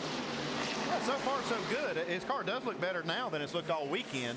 And that starting spot up front has to help you, though, on that deal, Dale. Yeah, there's no doubt that was a big benefit. See Kyle almost get in the wall off turn 2. Clint Boyer finally takes that second spot away. Tony Stewart's going to be right there trying to take that third spot from Kyle Busch. But starting up there was definitely an advantage. Carl Edwards has jumped out here for about a 20-car length lead right now. So it's a huge advantage for him to start out. There's the advantage for Edwards, and the word in the garage area this morning is you got to keep that 07 behind you, because if you don't, if you let Clint Boyer get out there and maybe even Tony Stewart, as we saw back in June, they could be gone here at New Hampshire. You see a lot of racing there, side-by-side racing. Tony Stewart, Kyle Busch, Jeff Gordon, his teammate Dale Earnhardt Jr., and their other teammate Jimmy Johnson right there behind them. Jeff Burton on his bumper. These guys are a lot more racy at the start of this race. I thought with the conditions of the racetrack, with all the rain, that they may be a little more cautious than this, but that's why these guys are battling for a championship. Well, the track's actually in really good shape. I expected it to be a little slick, but they're running some of the fastest lap times, really, that they've run all weekend right here at the early part of this race.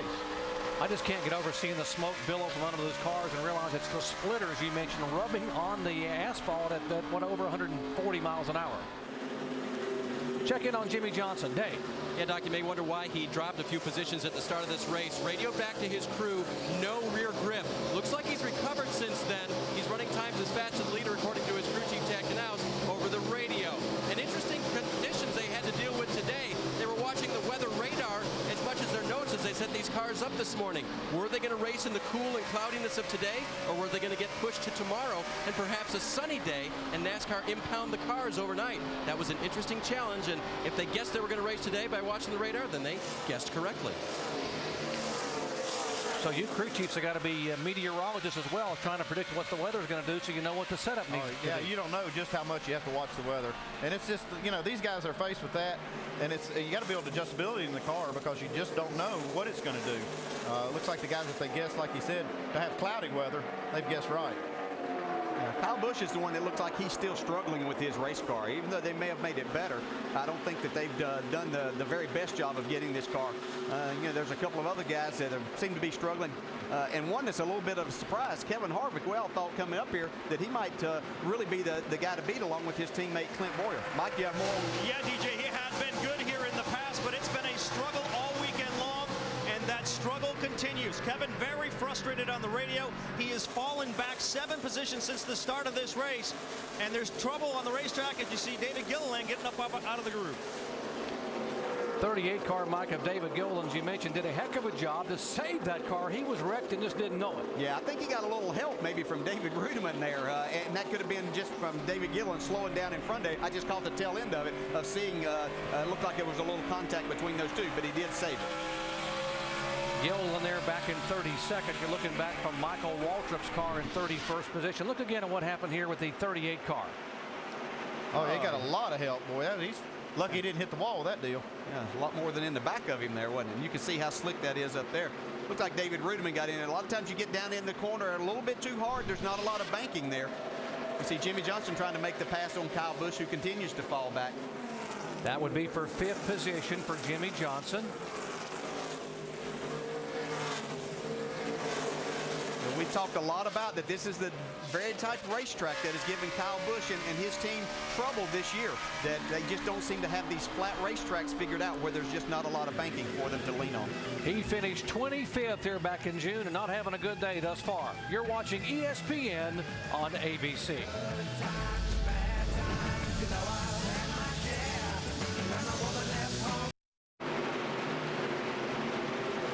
Welcome back to the NASCAR Sprint Cup Series at New Hampshire, presented by GoDaddy.com.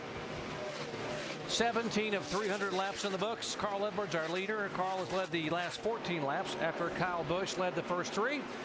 Kyle Busch being passed now by his teammate, the 11 car.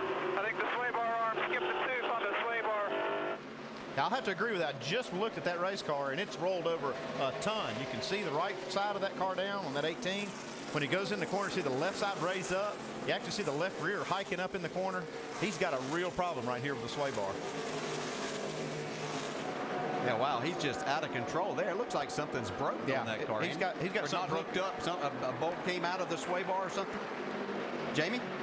Yeah, DJ, that's exactly what we're hearing. Steve Addington just getting news now, hearing something broke on the 18 car. They're not sure if it's a sway bar or not. They're talking to Kyle right now, trying to figure it out, guys. We'll update you as soon as we get more information.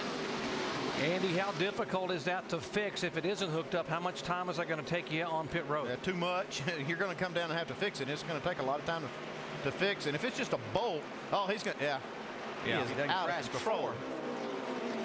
It's going to take a while to get it fixed. How long can you leave him out there? I mean, he's almost wrecked there coming off the turn. Well, you don't want him to wreck, but you hope to get a caution here. You know we're going to get one at lap 35. And we talked about this car yesterday. Lap 35 without getting lapped here. They're getting all the stuff together. There is a competition yellow at lap 35. NASCAR is going to throw the caution flag because of the rain on the racetrack to let everyone come in and take a look at the tires. So he's got about 14 laps to hang on. Now he's definitely hanging on. That has got to be hard to drive. Yeah, you know, we talked about yesterday in practice of how much more roll his car had, but this is excessive. This is showing that something is broke on this race car. Could make for a really, really long day if it's something that they really, I mean, it's going to take them time to see what it is, to just assess what the problem is, and then to go in and try to fix it. Either way, it's going to be a setback. If they get it fixed, they're going to have to go way back in the running and try to get it back. And if they don't get it fixed, they're going to be running like this all day. Team has had almost a flawless preseason, first 26 races with 8 victories, and now they struggle here in the first race of the chase. Well, here's the guy you talked about, Smoke. Tony Stewart going by to take the second spot away. Smoke really likes this racetrack. He gets around here well. We see more cars still passing as Brian Vickers. Wow, that car's all, but see, you can see just how much those cars want to roll. Wow. And when they do, they just turn the back end loose. When you see that much roll, it's just all the weight is dumping on the right rear of the car. Yeah. Let's go down to the Chevy cutaway car and let Tim Brewer tell us how this is working. Hey, Andy, I think I'm going to disagree a little bit. I don't believe the sway bar arm has come off the sway bar itself. What I think, Andy, back in this area right here where we hook it to the lower control arm, I think the bolt's out of it. And if that bolt comes out, the car's going to turn over a lot more, just like the arm's not hooked up. But if that arm were dragging the racetrack right now, you'd see a ton of sparks coming out from under it, and I don't see that right now. That's a great thought on that, Tim, because I guess if you would probably see some sparks underneath the car, we don't see any at all. Jamie. Guys, Steve Addington, crew chief for Kyle Busch, said, let's try to wait it out. Let's wait until the competition yellow at lap 35 as long as we don't get lapped here. So right now, getting all the tools together, hanging on, guys, trying to wait for lap 35. Kyle Busch is doing everything he can. He's driving this car as hard as it'll go. You can see how hard he's driving the thing. He has lost 19 positions in 25 laps and just hanging on, trying to keep it out of the concrete. We are 10 laps away from the competition yellow. Carl Edwards, the leader at New Hampshire.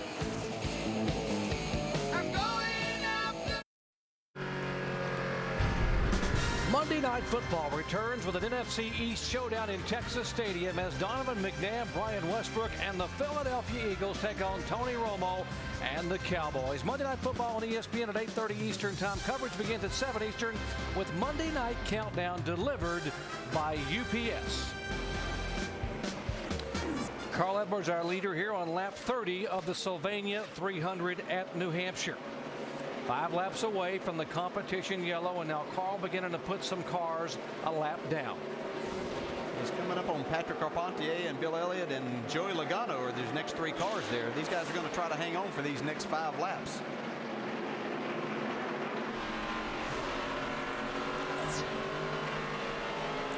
See Joey Logano right up there just in front of Bill Elliott, and you know, we talked about kind of his goal for the day was to kind of get the experience, kind of stay out of the way, and not be a factor in this chase guy's quest to get a championship. Shannon?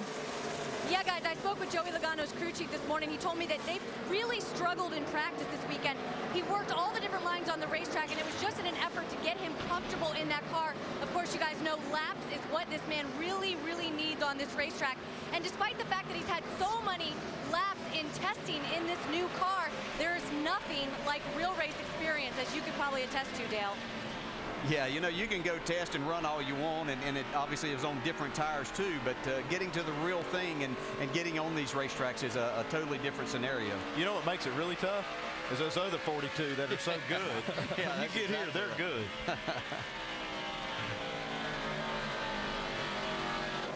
A little bit of history here. Awesome Bill Elliott in the Wood Brothers car number 21, trying to hold on. Yeah, he's looking at that scoreboard and saying, if I can make 2 more laps here, we're going to have a caution and I can stay on the lead lap. You know, and the biggest thing, Bill's saying, if I can at least just hold him up long enough he doesn't lap another car, I'll get the free pass. So there's a couple of things going on there. So far, so good. Carl finally gets him clear here. Now Bill Elliott's pulling for Joey Logano to stay in front of the 99 so he can get the free pass.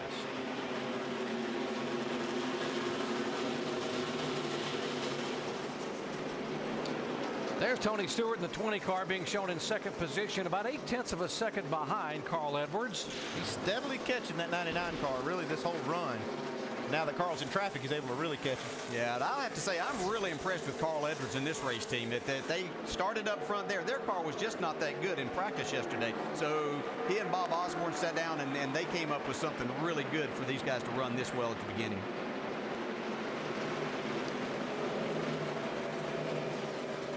Carl putting Logano a lap down. There's the 88 car of Dale Earnhardt Jr. being shown in 3rd position. He's about a second and a half back. Caution's out, corner down here.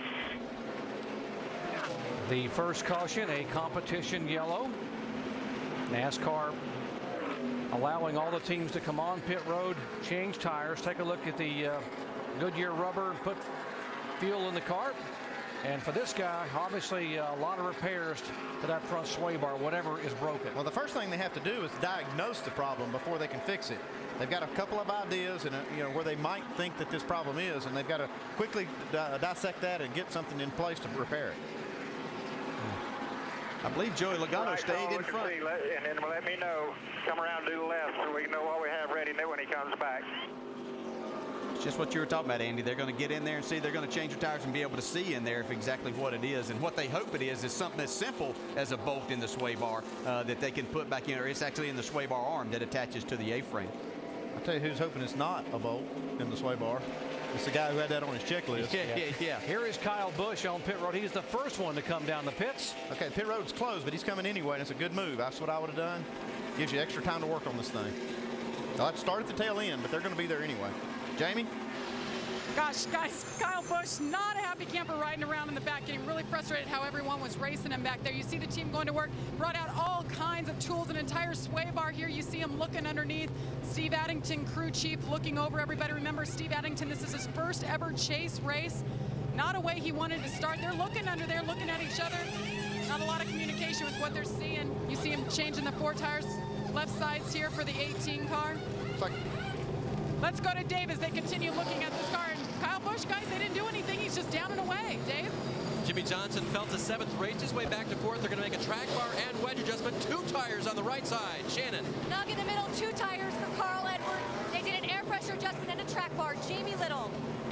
And Tony Stewart pulls down. Remember, he's been thrilled with his car all weekend. Not any changes planned for the 20 car. Right side tires there, left sides. Only he moved his way from 8th to 2nd. He's down and away. Guys? 2 tire strategies. Track position so important in a racetrack where it's very difficult to pass. You see Ryan Newman, the big gainer, on this pit stop.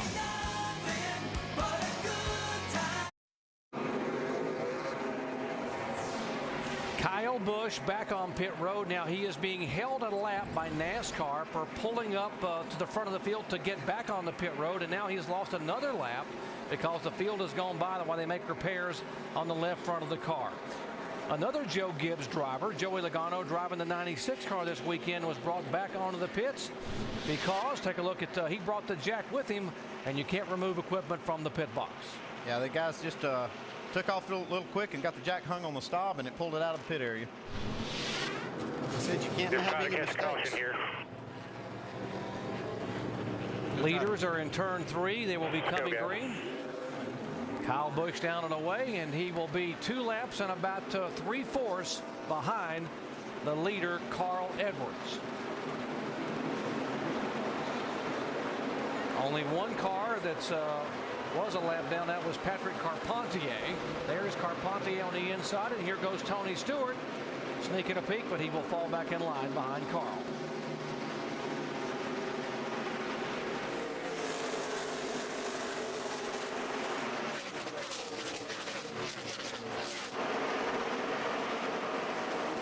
We commented with our guys in NASCAR Countdown about how many bad finishes you can afford to have in the chase, and right now Kyle Busch has put himself behind the 8 ball here with trouble early on in his car at New Hampshire. Yeah, he's definitely behind. He's really only 1 lap down and a little bit. Those guys got away from him on that start. The bad news is I'm not sure they've got the car fixed. It looks like it's still rolling quite a bit. Remember, only 80 points separating these 12 drivers coming into the day, so you see where Kyle Busch is dropped now from the lead back to 10th place in points. Yeah, they worked hard for 26 races to get those bonus points and get themselves in that position, and all it takes is one little mistake by something happening, a part breaking, or someone's overlooking of something, and you see the position it puts you in. The good thing is it's the first race of the chase. They have 9 more. Remember what Rusty Wallace said in Countdown? He said Jimmy Johnson 2 years ago came here in the 48 car and finished 39th, but went on to win the championship, so it can be done. Well, it definitely can be done. You know, there's a lot of racing here to go today. We don't know what's going to happen with these other guys, so you know that's a little early, a little premature to be talking about all that, but we have to point it out and see exactly what happens and how the rest of this day progresses. Andy, looking at their race car out there, I'm not sure that they got the problem fixed is the biggest thing. Yeah, I don't think they did. I think they tried to get it fixed before we went green, decided to go ahead and put the hood down and try to just get back out there. Jamie, what did they get done? Well, Andy, they fixed the sway bar bolt. That is indeed what snapped. Now, is that the extent of the issue? We're not sure yet. Kyle's just trying to get a feel for the car right now to see if it is fixed or not. But, guys, all the other Joe Gibbs Racing teams, from Tony Stewart, Denny Hamlin's team, all down here looking at the problem, keeping an eye just in case something is going wrong with their cars. Yeah, they've not got this car any better. It's still running very slow lap times, still rolling over quite a bit. If I'm Tony Stewart or Denny Hamlin, what I want to know is, did something break? Did the bolt break, or was it just not tight and attached in the first place? If it broken, I'd be concerned because they all use the same parts. Yeah, it's not likely they broke a bolt right there because I'm sure these things are engineered not, to be plenty strong enough. Let's go down to our tech center, Tim Brewer. Jerry, The last thing we hook up, folks, on a race car after we come off the scales is the sway bar. What we actually do here, we put this bolt through the heim joint and affix it to the bracket right there. That's the last thing you do because you want to put that bar in a neutral state. Now, if somebody says, hey, wait a minute, let me go back and adjust that wedge just a little bit, maybe the guy just didn't go back and tighten the bolt. That's what I'm thinking. Well, I wasn't quite ready to throw that guy under the bus, but that is probably the most likely thing, Tim. Jimmy Johnson going by Tony Stewart to take second spot away. Carl Edwards still leading. Has pulled away since the green flag this time to about a 2nd and a 10th lead. There is Carl ahead. There comes Carl off the turn. Jimmy Johnson and his team, they were very fast in practice. We see this team, they're on a roll. They have all that momentum on their side, and we're getting word that that bolt was broken on Kyle Busch's car, that it wasn't something that was left out. So that's interesting. But that's what I would say too.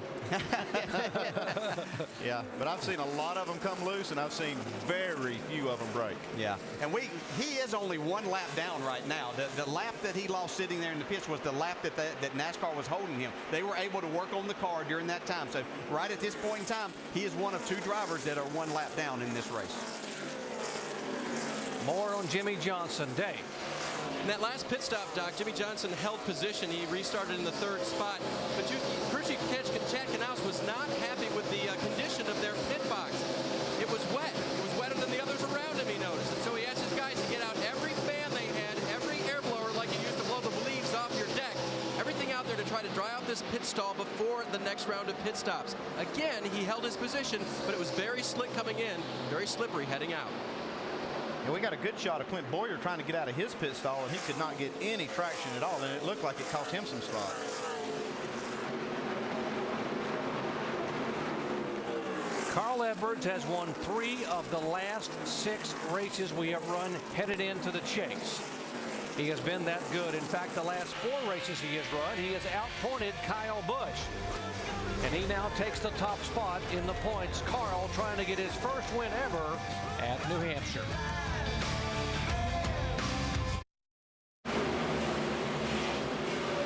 Race number 1 in NASCAR's version of a playoff, the NASCAR Sprint Cup Series at New Hampshire, coverage presented by GoDaddy.com. 10 races, 12 drivers competing for 1 championship. Right now, Carl Edwards is out in front. He has dominated the first 54 laps of today's race. You see the top 5. Edwards 2nd in points starting the day. The man that was in front of him in the standings, Kyle Busch, still struggling with an ill-handling car. Kyle right now 43rd on the racetrack. Jamie, what's his crew chief saying? Steve Addington, we're talking about the bolt being broken, but he still isn't making up much ground. What else is going on with the car, Steve?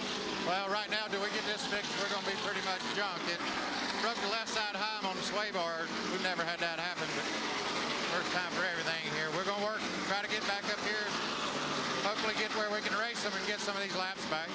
Being that you've never seen this happen, do you feel there is a way to fix it and gain some more points here? Oh, yeah, we'll get it fixed. You just need to catch a caution here before we get too many laps down. All right, guys, a situation this team is not used to being in this year.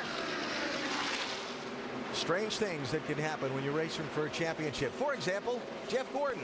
Rusty Bradley talked about pit road being such a crucial place for this race. When you lose spots on pit road, it's one thing. When you lose spots because you think somebody else maybe did you wrong, that's another. Well, take a look at this. See Robbie Gordon getting, kind of hangs the tail out, and Jeff Gordon actually has to back up to get the car out of pit road. And when that happened, he lost about 5 positions. Just like you said, Brad, pit road's going to be a problem today. Absolutely. Steve Letarte goes over and has a healthy discussion with the Jim Beam Racing team and says, hey, guys, you got to give us some more room. Get Robbie in that box. Get him squared up. We can't be backing up like this. That cost Jeff valuable time and points. Jeff's catch can man had to get out of the way before Jeff backed him into the car that was pitted behind them. So Gordon now out there in 12th position, and he is 9.6 seconds behind the leader. Little race for position 5th and 6th. Denny Hamlin, one of the guys that took just 2 tires on the first set of pit stops. Dale Earnhardt Jr., the first guy on the racetrack, along with Clint Boyer, 88 and 07, that took 4 tires on the stop, trying to make up the lost track position because of other strategies. Well, track position's everything in the world, but I'm watching the lap timers right now, and actually Carl Edwards is outrunning these guys by about 0.2 of a second. So at the moment, it's not paying off. And Junior going to try and put the slide on Denny Hamlin, and so Junior moves his way up into that number 5 spot. So the guys on 4 tires trying to pick their way back to the front. And right now, Doc keeping an eye on both. Carl Edwards in the lead and Kyle Busch, who's running last. Alan, if you're Carl Edwards, you got to be smelling blood right now. You know, if you can pedal that car up there and somehow put Kyle Busch another lap down, that is insurance on a racetrack and a car that's been almost unbeatable throughout the regular season of the year. Oh, yeah, I know he's seeing the back bumper of that 18 just saying, let me get to him. I want to put him another lap down. Yeah, you can see it on our shot right there. The guy that's in 4th is Kurt Busch. I'm pretty impressed. You know, he won this race earlier, won a race here earlier this year, but it wasn't because he outran the field. They had some good strategies, but he looks like he has a really good car today. Jimmy Johnson's actually running the fastest lap times, at least the last lap. That track position is so important. You know, those guys that got 4 tires, you would think would be able to just zoom up on these guys, but for some reason at this racetrack, you know, just having that clean air seems to make so much more difference than tires. Jimmy Johnson, one back-to-back coming in. There is the 2 car you were talking about, DJ. Kurt Busch flashing by. Yeah, we see Jimmy Johnson here getting a lot closer to Carl Edwards. Looks like they were going to have a battle for the lead here in just a matter of laps. Dave? DJ, there was a telling sign during that first run for the 48. He started out with no rear grip, but through that run, the side bite came back, the grip was returning, and the entry was okay. They only had to make a slight adjustment with that 2-tire change on that last stop. I think he's got a really good race car. Shannon? Yeah, Dave, right now, Carl Edwards' spotter is telling him that the 48 is faster in the center of 3 and 4, so that right now is where they're seeing Jimmy Johnson beating Carl Edwards on the track. Right now, that car is pretty good for Carl Edwards. He says it's just a little bit tight in the center. Remember, he's on 2 tires, guys. We can see the 2 drivers running totally different lines here. You see Carl Edwards enter the corner as we go to come down the front stretch. Carl Edwards is going to stay out a little bit wider. Jimmy Johnson is going to carry a little bit more speed into the corner, let his car roll. Carl kind of gets out of the throttle and gets it pointed back across the racetrack out of the corner and carries more speed there. So where Jimmy's beating him, it's in and to the center. Carl Edwards beating him on the exit of the corner.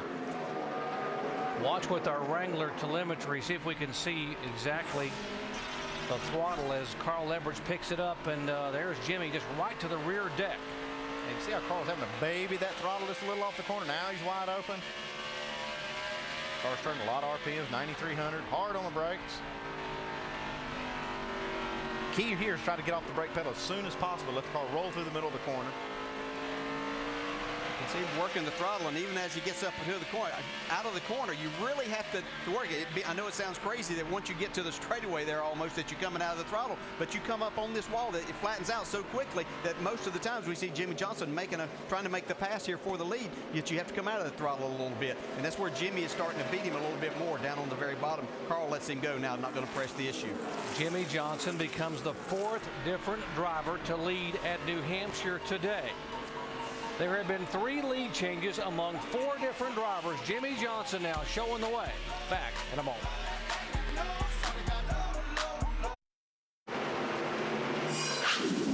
ABC's Emmy-nominated Dancing with the Stars returns Monday, September 22nd with a 3-night live premiere event. Warren Sapp, Misty May Traynor, and Maurice Green are among the 13 new stars competing in what promises to be the biggest and most demanding season yet, only on ABC. Tony Stewart easing in on the 48 car. Jimmy Johnson is the leader. Stewart has yet to lead today. Tony looks like his car really comes on after they've run about 20 laps or so. He may have the best car in a longer run. We typically have some of those longer runs up to, and possibly even green flag pit stops at this racetrack, ain't it? Yeah, it almost looks like a rematch of last week, you know, the closing laps of the race at Richmond. Here Tony is trying to run down to 48. And looks like Jimmy is running up on the racetrack just a little bit more than Tony. Tony has not won a race in 2008.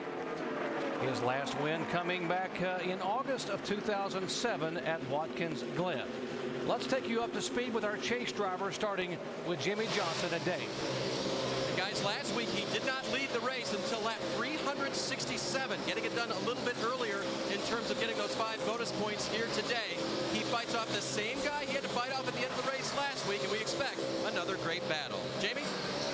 Well, Well, Tony Stewart's been really happy with this car all this weekend, but the one thing they were trying to make better is get it to turn better in the corners. Greg Fidelli, his crew chief, told me this morning they were better off when they came to Loudon last time, but he said they just can't get her to turn, so that's what they were working on the last pit stop. 4 tires and actually no adjustments, but the car looking good, Shannon. Jamie told you guys just a few moments ago, Carl Edwards just a little bit tight in the center. Here's what he had to say on his radio to Bob Osborne, his crew chief. As I get in, it's a little snug, tight in, roll on the brakes.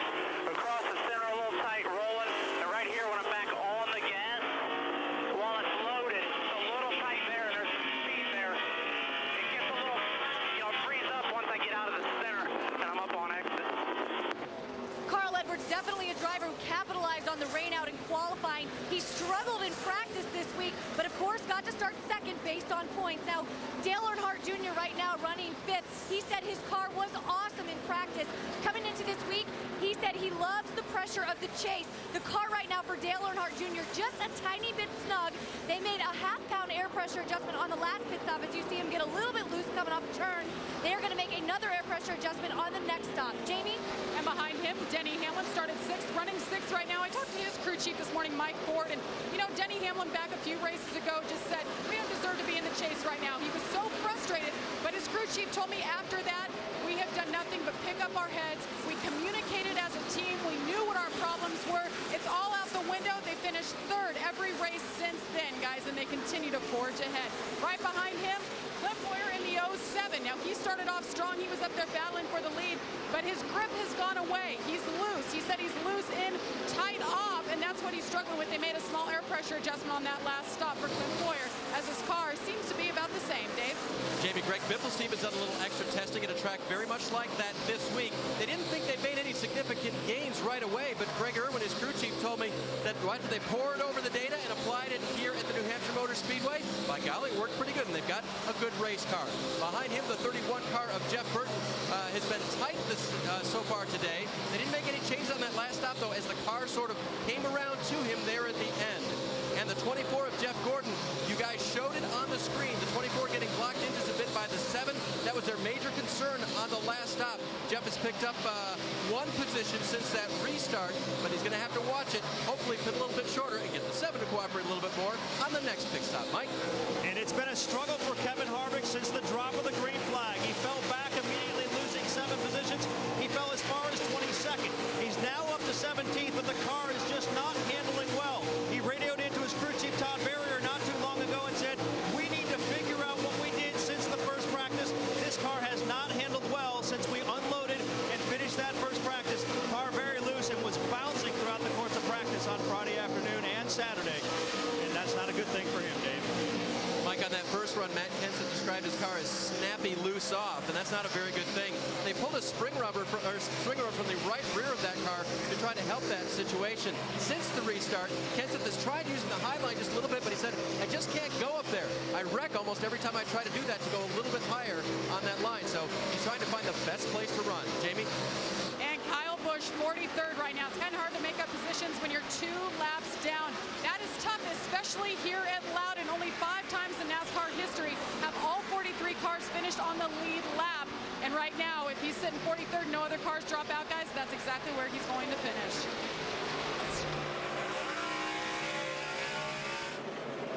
Thanks, guys. There's the leader. Jimmy Johnson has now led 1,000 laps this year. This is the 29th of 41 chase races that Jimmy Johnson has led.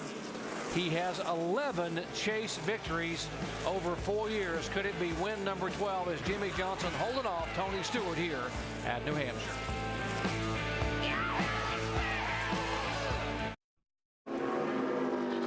Trouble at New Hampshire. The top chase contender, Kyle Busch, has been involved in an accident. Spun the car around contact from Jamie McMurray there in the 26 car. Heavy damage in the left front of McMurray's Ford.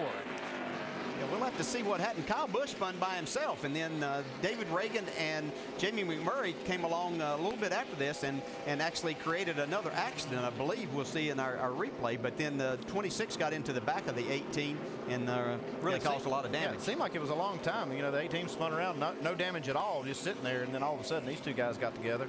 And then the 26 car, Jamie McMurray, got into Kyle Busch.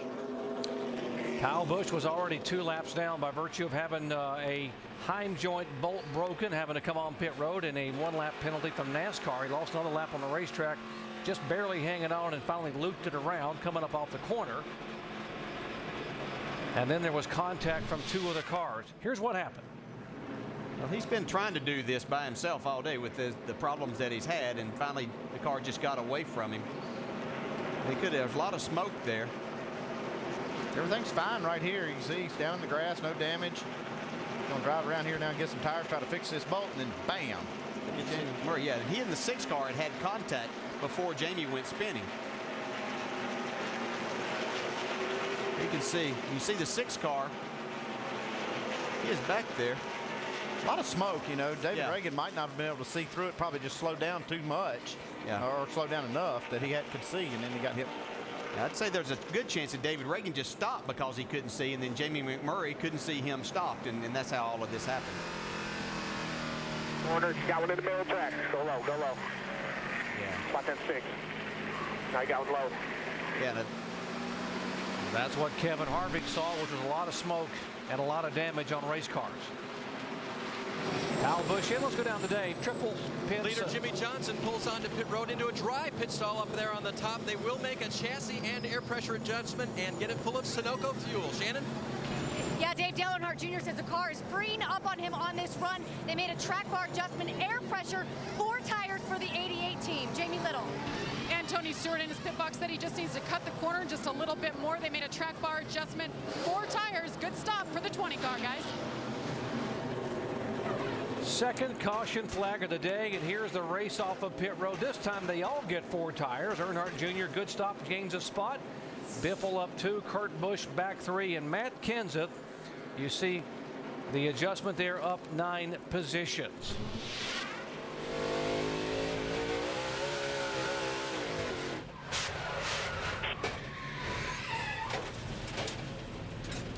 Kyle Busch hanging on to the steering wheel and gets popped again on the racetrack. Back after this message and a word from our ABC stations.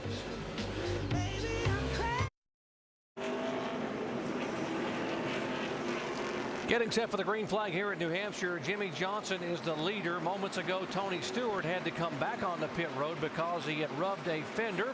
We'll show you what happened to Tony as he was exiting his pits. He did not lose a lap. He is on the lead lap, but he is just now trying to catch up to the rear of the field as Jimmy Johnson and Dale Earnhardt Jr. lead him down to the green flag. Jimmy acting awful racy here on this restart, like he wants to get some bonus points. He had a good car right before that caution came out.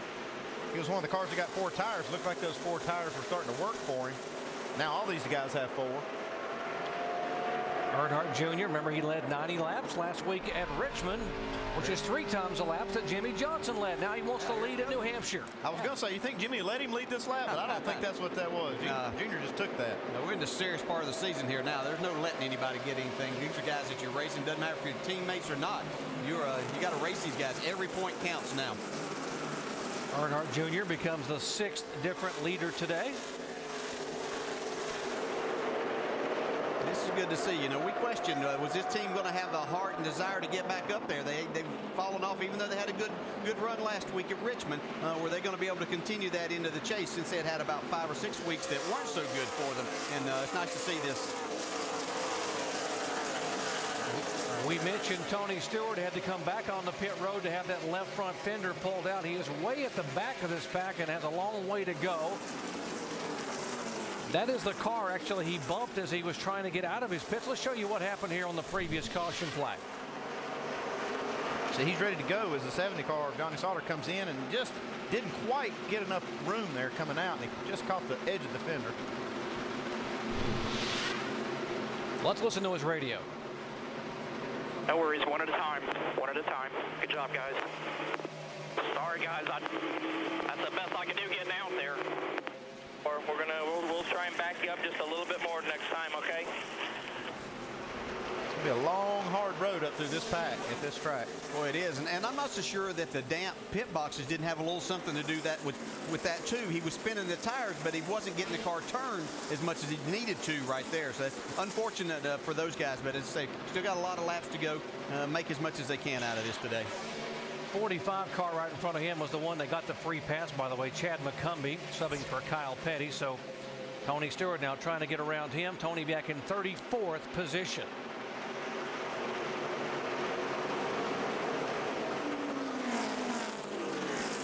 Jeff Gordon mired back in heavy traffic as well as Bobby Labonte tries to follow Jeff by Joey Logano. That is 14th, 15th, and 16th. Logano, by the way, being shown a lap down in 40th position.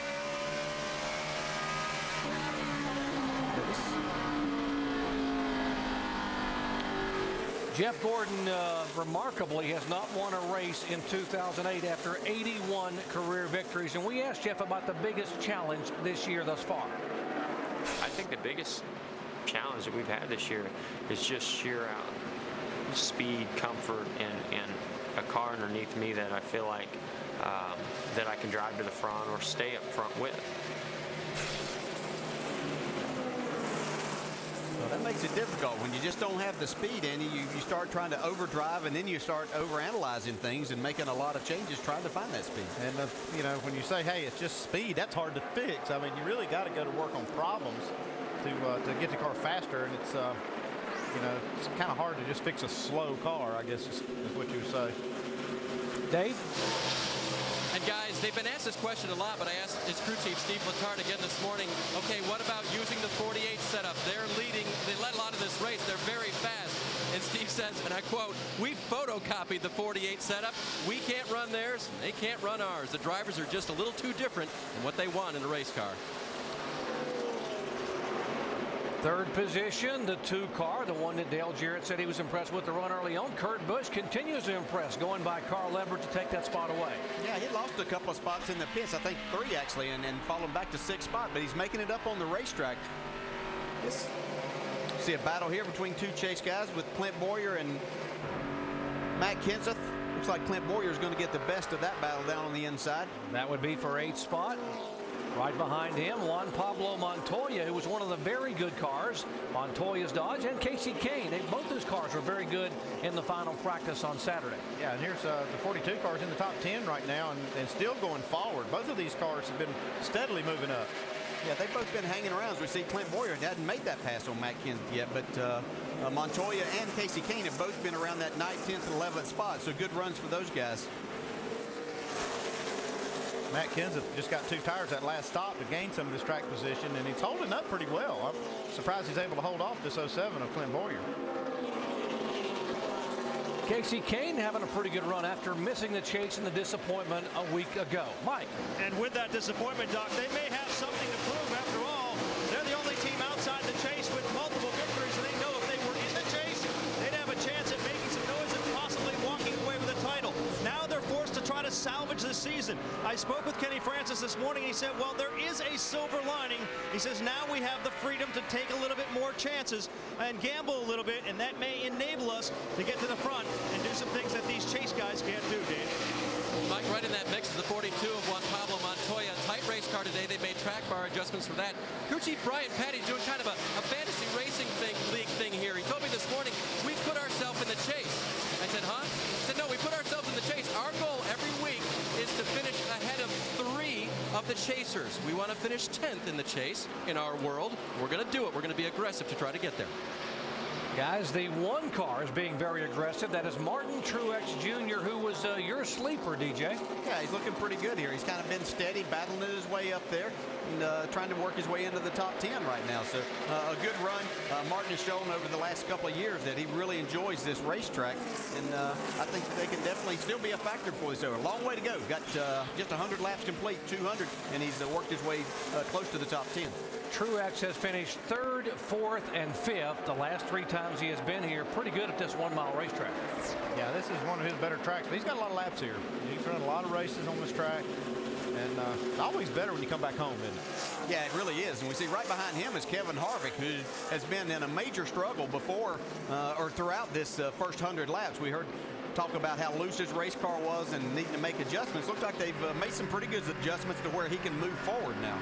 If you just joined our coverage, Kevin Harvick started 11th, and then when the green flag waved, he promptly started dropping back, went all the way back to 22nd position. This is the closest he has been to the top 10 since then. And that is right now 11th, 12th. He is 13th on the grid.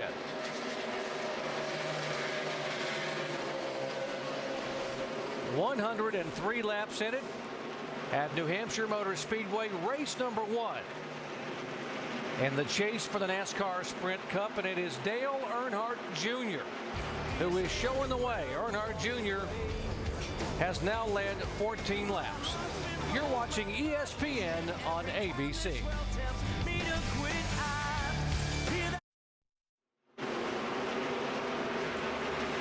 A third of the way home in today's NASCAR Sprint Cup Series race from New Hampshire. Coverage presented by GoDaddy.com. Dale Earnhardt Jr. is out in front. One of 5 different championship contending drivers to lead a lap in today's race. Our AT&T Crew Chief Challenge: which driver that missed the chase this year has the best chance to make the 2009 chase for the Cup? Junior missed the chase last year. He's contending for the championship this year, leading the race right now. David Reagan, Brian Vickers, Casey Kane, Ryan Newman. Text the word crew to 191 on your AT&T wireless phone and send in your answer. Results to be shown later in the race. Standard text rate applies. So Junior with a 1.5 second lead on Jimmy Johnson, who runs second. Want to go back and just touch on Kyle Busch for just a moment. Kyle now, after the wreck you saw a few moments ago, is back on the track after repairs. But look where he is, 8 laps down. Yeah, 8 laps down. It's going to be impossible for him to make this distance up. There's no doubt about that. This could possibly be the time he has to use his mulligan, guys. We talked about how many bad finishes can you have. Looks like this is going to be the one for him. Absolutely incredible. They just got off to a horrible start today, and it really puts them behind the 8 ball. They lose their advantage of the bonus points. Jimmy Johnson, as we see right now, has moved into first place. 2-time heavyweight champ is in a familiar position. We're going to see how fragile this race team is as we go from here. So Kyle all of a sudden finds himself back now 11th in the championship standings as the race runs for the moment. While his brother Kurt not in the championship, but Doc having a pretty fine day. Having a very good day, trying to sweep both events here. Won it back in the spring by virtue of rain, and a brand new car here, Jamie, and it's responding. It is responding, and Kurt Busch was the first to say, you know what, we're reorganizing this entire Penske team. Tom German, he's the engineer for Elio Castroneves. Doc, you know him very well. Well, he ended the IndyCar Series last weekend. He's moved over to the Cup Series, and Kurt is saying this guy is going to turn things around. They have a new car here. He said things are already coming in place, and right now, because they're not in the chase, they're focusing on looking ahead to next year and winning races. Dave? Well, Jamie, Greg Biffle's team, we talked about their testing. One of the reasons they wanted to do that is because New Hampshire hasn't historically been one of their great tracks. Next week they go to Dover, where Biffle has been quite good. So we talked to Greg earlier about what momentum would mean, heading there or anywhere else in this chase. Just the momentum we've had to get in. The guys are fired up. It's like we've already won. We've already won a race, it feels like, because that race was to get in. That last pit stop, 4 fresh tires, tight in, loose through the center. They made an air pressure adjustment to get it better, and you see he's gone around the 2 car. Dave, Greg Biffle's one of the guys we haven't talked a lot about as being a contender in the chase, but the last time he made the chase, the only other time he made the chase was 2005, and he finished second, just 35 points behind Tony Stewart for the championship. Yeah, we had him in the pit studio the other day, and he seemed very confident that he could make a run at this championship. And he must have known something here that we haven't seen a lot of, even though they've been coming on better. This is a very impressive run as he's moved into the 3rd spot and running lap times that are very comparable to what Earnhardt Jr. and Jimmy Johnson are running right in front of him. Let's don't forget, this is a championship driver we're talking about. Yeah. He's won the championship in the Nationwide Series and in the Truck Series.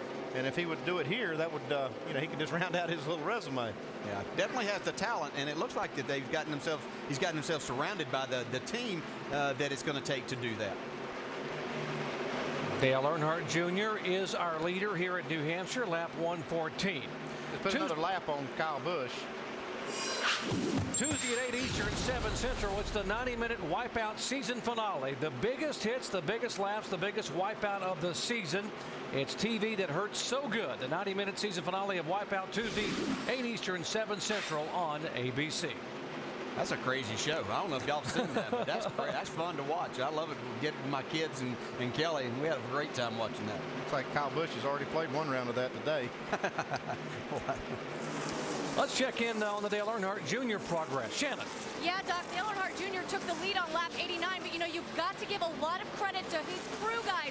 Those over-the-wall guys got him in and off pit road in 13 seconds after the pit stop. Rick Hendrick came over the radio and congratulated all the guys. Track position is so important here, and as long as you can get it done on pit road, you certainly can get that track position, as Dale Jr. has proven. Andy, we've seen this before, though. We've seen him, you know, in the first part of these races, first half of these races. It's going to be interesting to watch as he moves forward and see exactly if they can continue this throughout the day. Since the restart, Tony Stewart has gained 10, make it 11 now positions. He came back out in 34th position and now moving his way to 23rd. Jamie. Well, Doc, on that last pit stop, he came in second. He had a little damage with that 70. They had damage on the left front. But he got mired back in the traffic, and then he radioed into his crew chief, Greg Zipadelli. Get me nervous. Nice and smooth. Now take care of your stuff. Let him come to you. Just step back, man, but show the show. It'll be fun. I don't know what you were nervous about. I was in here with these guys. I should have been the one nervous. Certainly a different Tony Stewart over the radio than we heard 1 week ago, Doc. Having a little bit of fun, keeping, you know, everybody pumped up. We're still in this, guys. Don't give up. We're here as a team. DJ, as a driver, have you experienced that where you have a blow up all of a sudden, you just get down and get face to face and communicate, and suddenly things are really, really good? Have to do it if you're going to be in this business. And you know, the two things that we've seen, talking about different Tony Stewart, they're both what make Tony Stewart a champion. He has that drive and desire to be the best out there and want to have a win. He doesn't like to see that get away, and then to come back and be this person that can be the upbeat guy that they need to hear at a time like that too. And also is the experience that he has. He's got experience in these situations. He said one car at a time. Let's go back here and get him one car at a time, not wreck the car, not overreact, and that's what he's doing. He's made up a lot of spots since that mistake, and still early.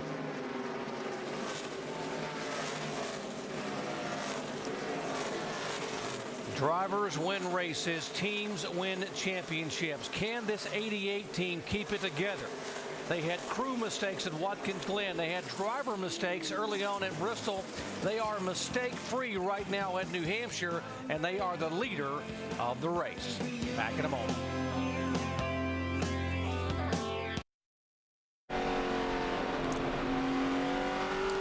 Dale Earnhardt Jr. currently leads the Sylvania 300. That's the separation between himself and Jimmy Johnson in second spot. Greg Biffle moving in on that battle. Junior ran up on some traffic. This battle got real close a few laps ago, and then once they cleared the traffic, Junior was able to stretch it a little. Here comes Biffle on the inside of Jimmy. Hey, well, this is pretty impressive. Greg Biffle's run these two down. And he's had to go through the same traffic they did, so it's not like he's just taking advantage of that, even though I think guys were racing Junior a little bit harder because him being the leader and trying not to go a lap down or a second lap down in some cases.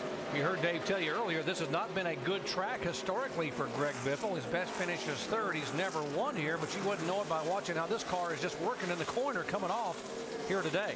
Yeah, we say things like that about drivers not having good racetrack, and these guys are all good. If you give them the right car, they can be great everywhere that they go. So he just hasn't gotten to that point of having the car that he liked yet, but that's changing here as he goes into second place now. Top of your screen, the ticker, the second line, by the way, shows you the points in the chase as Biffle takes that spot away. Jimmy Johnson right now atop the chase points. Edwards in second, then Earnhardt Jr. and Biffle fourth.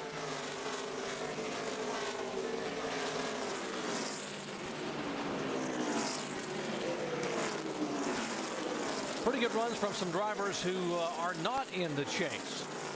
We haven't mentioned much about the 28 car of Travis Quapple, the Yates Racing effort, but he was running in the top 10 for much of the first 75 laps. So why don't we bring you up to speed, starting with Travis in 15th spot. Shannon. Yeah, Doc, Travis Quapple right now, the car has started to tighten up on him on this run. Now, he's had some success here at this track in the Truck Series at Loudon. He's 6 starts, 5 top 10s. Certainly knows how to make his way around New Hampshire Motor Speedway. Jamie. And Shannon behind him in the 43. Bobby Labonte, he's been here for all 27 races prior to today, and he was running at the finish in 26 of those. Bobby Labonte has a good car. He's had a good car all weekend, but his thoughts have been with his friends and family in Texas. He hails from Corpus Christi, Texas, of course. Bobby Labonte sitting 16th. Mike? And David Ruderman coming in here with very high hopes on the heels of back-to-back career best finishes, both top 10s. Today, though, has not gone exactly as planned. The car starts off loose, then gets a little bit tight on exit. Right now, he's running outside the top 15 in 17th position, Dave. And it's been a tough day for Brian Vickers to keep up at a track he really likes. He sat on the pole here back in July of 2005. But you know what? It's been a good day for Red Bull Racing.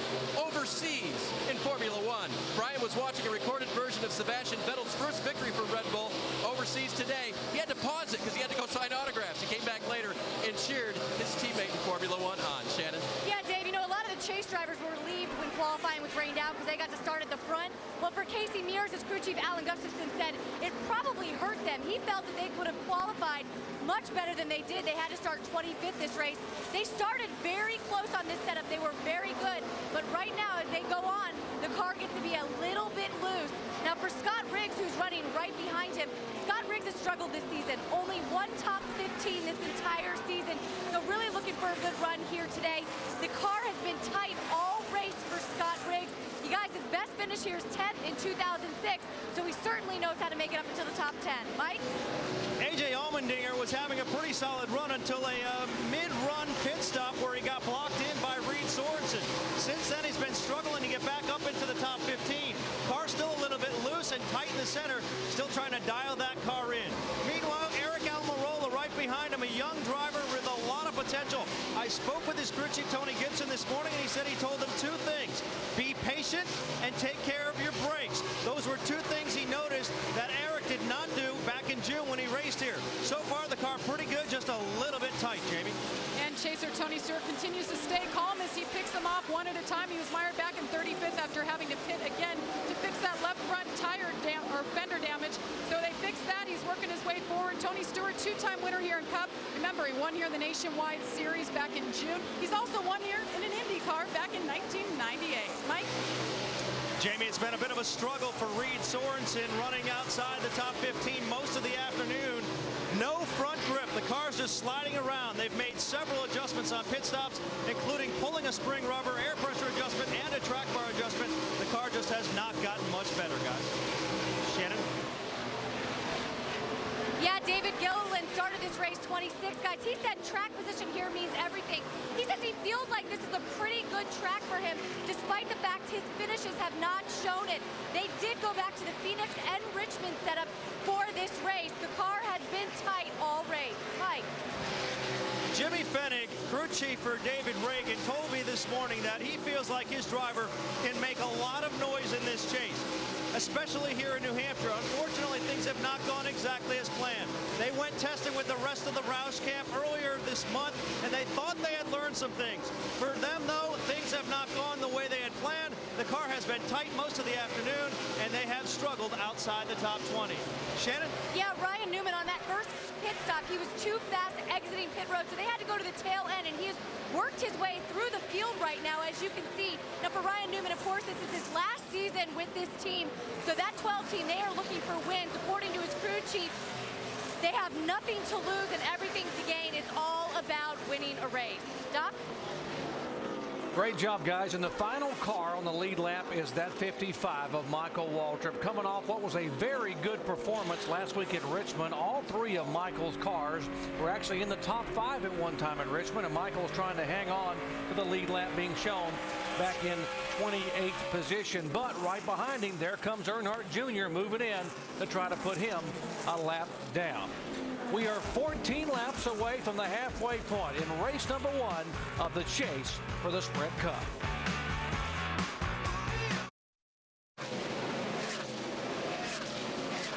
We asked you earlier our AT&T crew chief challenge question. If you could pick which driver that missed the chase this year has the best chance to make the 2009 chase for the NASCAR Sprint Cup, did you pick David Reagan, Brian Vickers, Casey Kane, or Ryan Newman?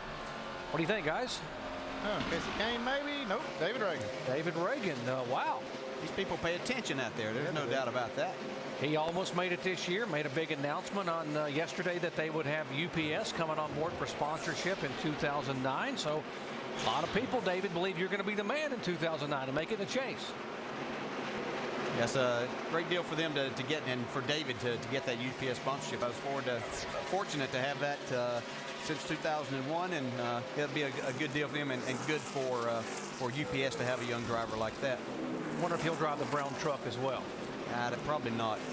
Here's the guy who's driving the competition crazy right now. That's the 88 car, Dale Earnhardt Jr.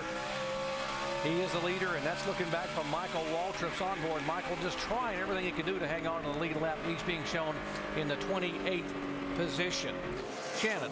Yeah, Doc, right now, as you can imagine, Dale Earnhardt Jr. very happy with that car. I'm hearing right now that they don't plan on making any changes. Of course, that could change before the next pit stop, but right now, happy with the car. The last couple weeks, Dale Earnhardt Jr., of course, was flying a little bit under the radar. He said this week that he kind of liked it because at the beginning of the season, it was a little difficult to concentrate. He had a little break during the summer, and of course, last week in Richmond, this week as well, coming on strong for that 88 team. I'll let him in on a little secret. He's not pretty hard for him to fly under the radar. I think everybody still has an eye on him, and we're keeping up with what he's doing. He might think that he is that, but this is an impressive run for them today. Great way for them to start the chase and making changes. Wow, this race car, he's gotten out to a little over a 4-second lead. We thought the 48 car would be the guy with the momentum coming in, and he was an early leader, but he's had his hands full here with the 16 car. They've just been going back and forth here every other lap. They're having some fun out there. They swapped this spot about 2 or 3 times. They catch a little traffic, and then they kind of sort it out, and then they race a little bit. All the while, Dale Earnhardt Jr. just eases away from him. Yeah, that's the thing is Junior's beating them about 1/10 and a half as they battle right there as we see David Reagan on pit road. A little bit early probably for a pit stop, Andy, but it won't be much longer before all of these guys are going to have to come in. Yeah, next 10 or 15 laps we'll see them, but this is what we call a short stop, that they would probably come in here and get 4 tires. They've just gone down a lap, so.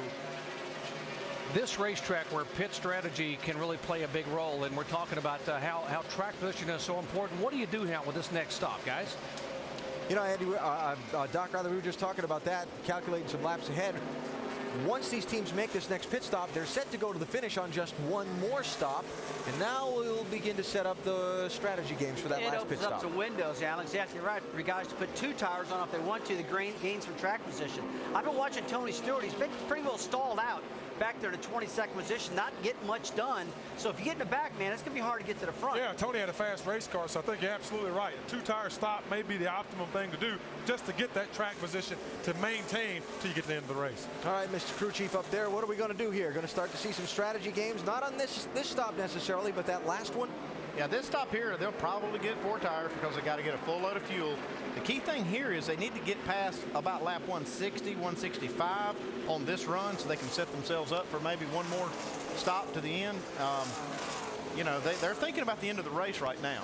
Yeah, I'm going to, I know you guys are looking at the monitor, they're saying that Tony's kind of stalled out, but his lap times are really good in comparison to what Dale Jr.'s doing, and he's back there having to pass not only lap cars, but cars that he's racing with. So I think he's doing an excellent job. He's got himself in the spot. He can just get a little bit of a break. Remember the question that we asked Gil Martin, our crew chief here at the In Race Reporter, would you gamble today? And he said, absolutely. You got to gamble at a racetrack like New Hampshire to get the win. Halfway. Back after this message and a word from our ABC stations. Michael not giving it up easy, hanging on. He was trying to do that when we went to break. So you can see Michael's got a good car. Junior's going to have a tough time passing. We see these 2 guys still battling. They're swapping this back and forth.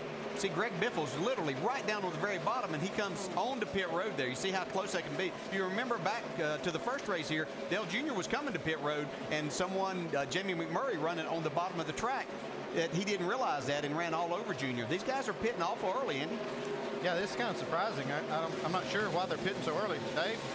Greg Biffle hits his marks good and well, and that's a good thing because he's battling his brakes right now. Has been easy on them the last few times around this track. Half a round down on the track bar. Car is just a little bit loose. 4 tire change for Biffle, and keeping an eye on those brakes that are important every time you go into a corner. Biffle away. While we were away a moment ago, Juan Pablo Montoya came in, as did Casey Kane. They made pit stops very early from the window we were calculating. Denny Hamlin coming down, the 11 car, one of our chasers. going to have to see a lot of these guys get in here. They're going to have guys that are going to be way faster than them. Jamie? Denny Hamlin said he has more confidence in his pit crew now than ever in his career before. He's had a couple of good stops already today. He said he's getting tight in the center where the rubber is not yet laid down. They're going to make an air pressure adjustment, 4 tires and fuel for the 11 car. Guys? And the 43 of Bobby Labonte in his pit box. His one and only top 10 came at this racetrack back in June. He's been happy with the car. 4 tires, fuel, small adjustment there on the 43. And he's down. Dave? Jeff Gordon is on pit road. Bad loose off was his comment on that car. So they're going to make an air pressure adjustment for Jeff and a 4-tire change. Try to get this champion back in championship form. Jamie. And Kurt Busch looking for the win here today. That's all he's going for. They're making a wedge adjustment, 4 tires and fuel for the 2 car. He's down and away. And Cliff Boyer in his pit box as well. He said he's just loose on that last pit stop. They made a wedge adjustment. He said, guys, I need to get back, take that wedge out, 4 tires and fuel. Shannon? Yeah, Jamie, Dale Earnhardt Jr. took the lead on 89. No changes for this car right now. Very happy with the setup on this 88 car. 4 tires, as you see those guys on the left side. And for Carl Edwards, who's pitting right behind Dale Earnhardt Jr. right now, the car starts to go away a little bit on the run. They're going to make some changes to the chassis and an air pressure for Carl Edwards. The 48 of Jimmy Johnson is in right now. This car was tight in the center of the corner, so you see the wrench being turned there. They'll make that chassis adjustment, air pressure as well for Jimmy. That last run, not their best run so far. A little skaty at the start of the run as well, so they're going to try to use that air pressure adjustment to help the beginning of the run on the 48 car.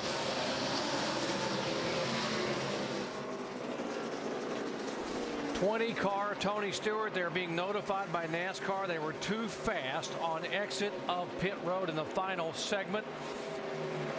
50.3 miles an hour, and it is 45 miles an hour on pit road, and so Tony Stewart will have to come down. And we talked about the fact that you don't want to be caught speeding in the pits. Here he comes to serve that penalty, a pass through. Yeah. You actually get 5 miles per hour over that 45, so he by 0.3 of a mile an hour is what they got him for. That just shows you how close it is and how close these guys push it. But not something they could afford, because he was only probably 6 or 7 seconds in front of the leader there, and this is going to put Tony a lap down. Has to serve the pass-through penalty. Now is able to get back in the throttle and try to get back on the racetrack. 16 car, Greg Biffle being shown as our leader. We talked about you cannot afford mistakes in the pits here today, particularly as hard as it is to get track position here. Yeah, you see how his air hose hung on that splitter? Jackman got hung up too there behind the tire changer, but they recovered well. They made a decent pit stop here, as it turns out. And that's the key thing. They did make a mistake.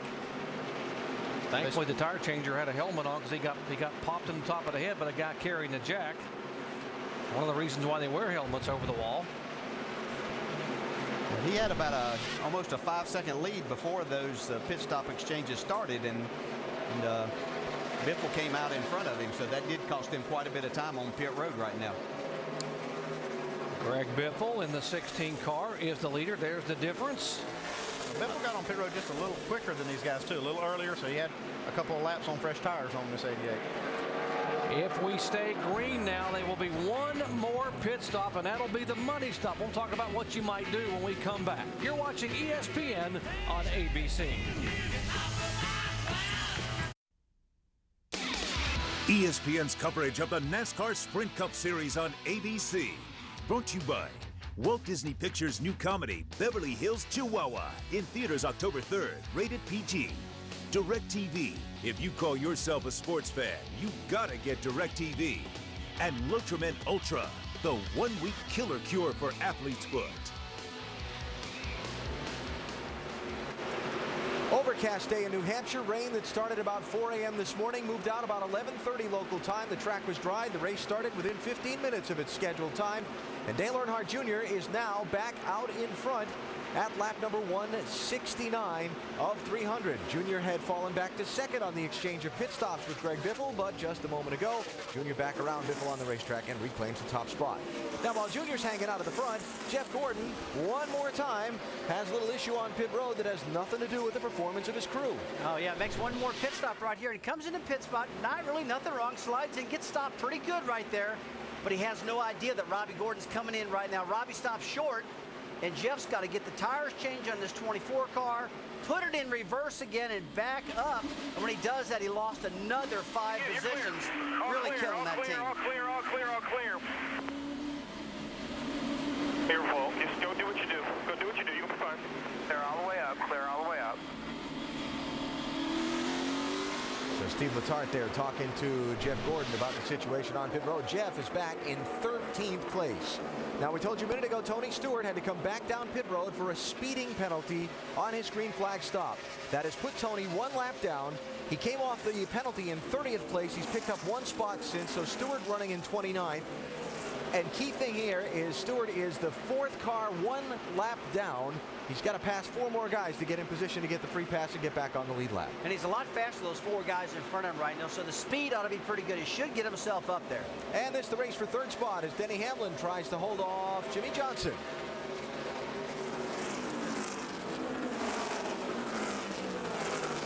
While those guys fight it out, let's go back and just take the quick look of how Dale Jr. got back by Greg Biffle for the race lead. Tell you what, Dale Earnhardt's got a great race car today. He's led 76 laps. He's strong. He gets to the inside, Rusty, doesn't give up the position, is able to keep that car down there. It doesn't push, and he goes right back around over Greg. So 129 laps to go. It is Junior out in front. Right now, the first 4 positions held by drivers competing for this championship, Doc. Dale Earnhardt Jr. trying to hold off, actually going back around the 16, as you mentioned, of Greg Biffle. But the last time Biffle got past, he just moved right back in and repassed Jimmy Johnson. See if he can hang on. Jimmy Johnson in a battle of his own with Denny Hamlin. Let's check in the pits, Dave. Jerry, keep in mind what we reported during Biffle's pit stop, that he has a braking issue. The pedal goes to about an inch from the floor, Greg reported during that last run. So after Junior came storming back up to challenge Biffle, crew chief Greg Irwin just told him, save your stuff for right now. We got a long time till the end. And if you've got an issue like that, you want to make sure you've got some brakes if you want to challenge at the end of this race. You know, one thing that can happen right there is Greg's forced to get off the brakes, and he might actually run faster lap times by having to drive the car a little different. It looks like his car's pretty good. Here goes Jimmy, back around the 11. 3rd position for Jimmy Johnson. Yeah, Denny Hamlin had come out in front of Jimmy Johnson on that exchange with the pit stops there. It made a good stop, and now Jimmy's gone back by him. We see Andy Greg Biffle battling Dale Earnhardt Jr. Yeah, it might have helped him a little bit to get behind someone and back off a little bit. I'm sure he had to use some brake right there getting down in the corner, but that's a difficult thing to do when that brake pedal's going to the floor. Man, it makes it hard to drive, especially here. You don't want that brake, what we call pulsating, so you don't know how much you need to pump it up and how much you can push it down and how much they're going to react to the input that you give. I don't know how many times I've seen that happen. You know, when you have a little problem with the brakes and you have to back the corner up, in other words, back off the throttle a little sooner, don't use as much brake, you actually will start running faster lap times and the car comes around for you. And it looks like that's what's happening with Greg. His car's kind of woke up.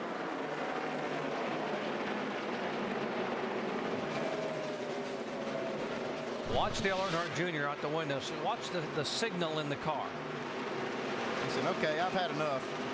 See, yeah, Junior a little bit loose off of that corner, so he's actually maybe fighting his car a little bit right now and doesn't want to press the issue, so he lets Greg go on by, doesn't want to have that pressure on his bumper.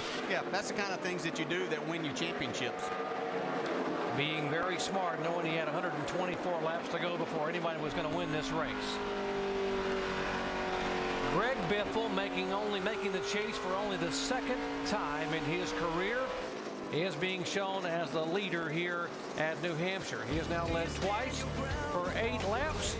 Can Biffle get it done and pick up win number 5 overall in chase history?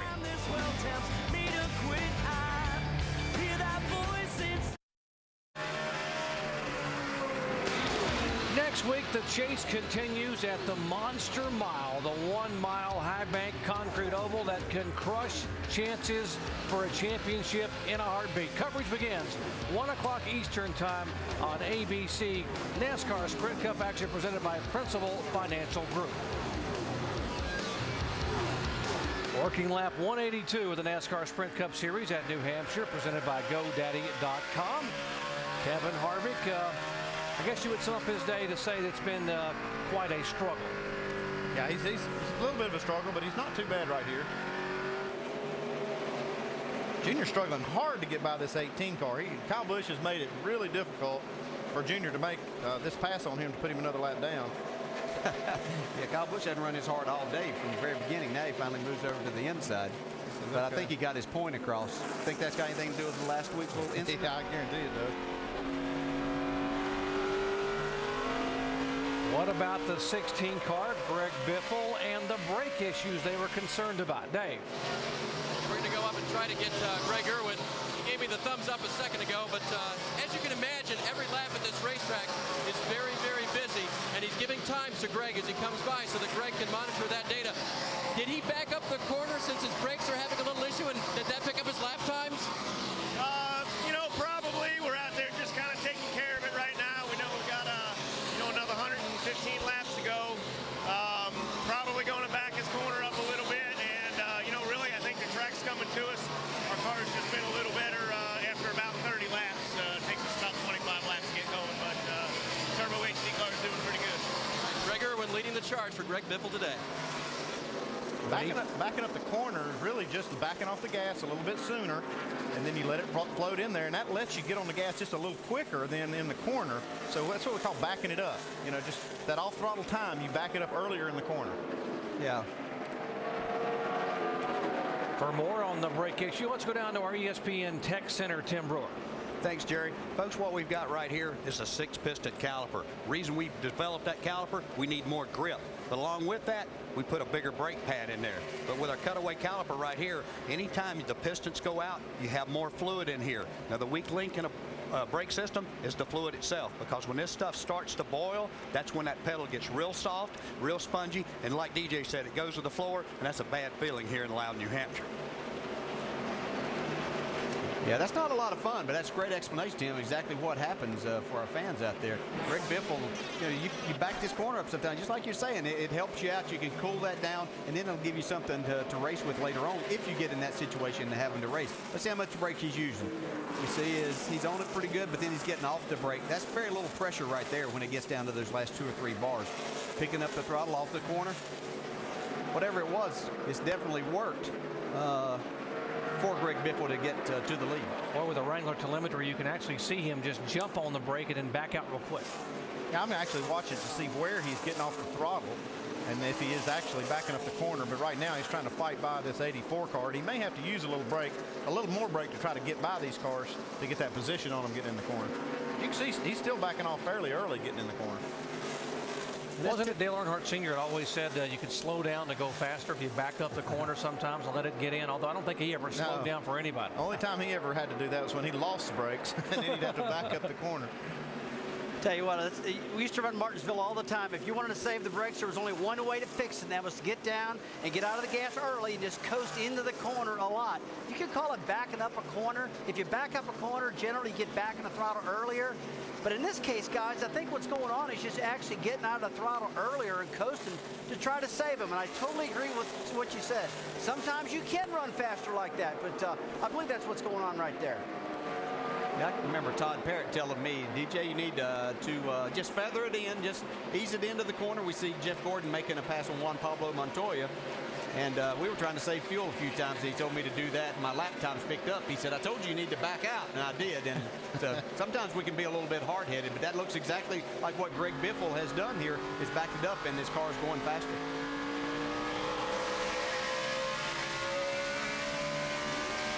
'88 car sliding back a little bit, still going backwards. He had lost the second spot to Johnson, third to Hamlin, about to lose 4th place to Jeff Burton. That's what we've been talking about this 88 team. They start these races off so well. I mean, they were the best car head and shoulders the first half of this race, and now they're struggling just to stay in the top 5. Yeah, it's been a common theme for these guys. And, you can get a set of tires that just doesn't agree with your race car. And we've also seen some sunshine here. We've probably got the highest temperature and track temperature.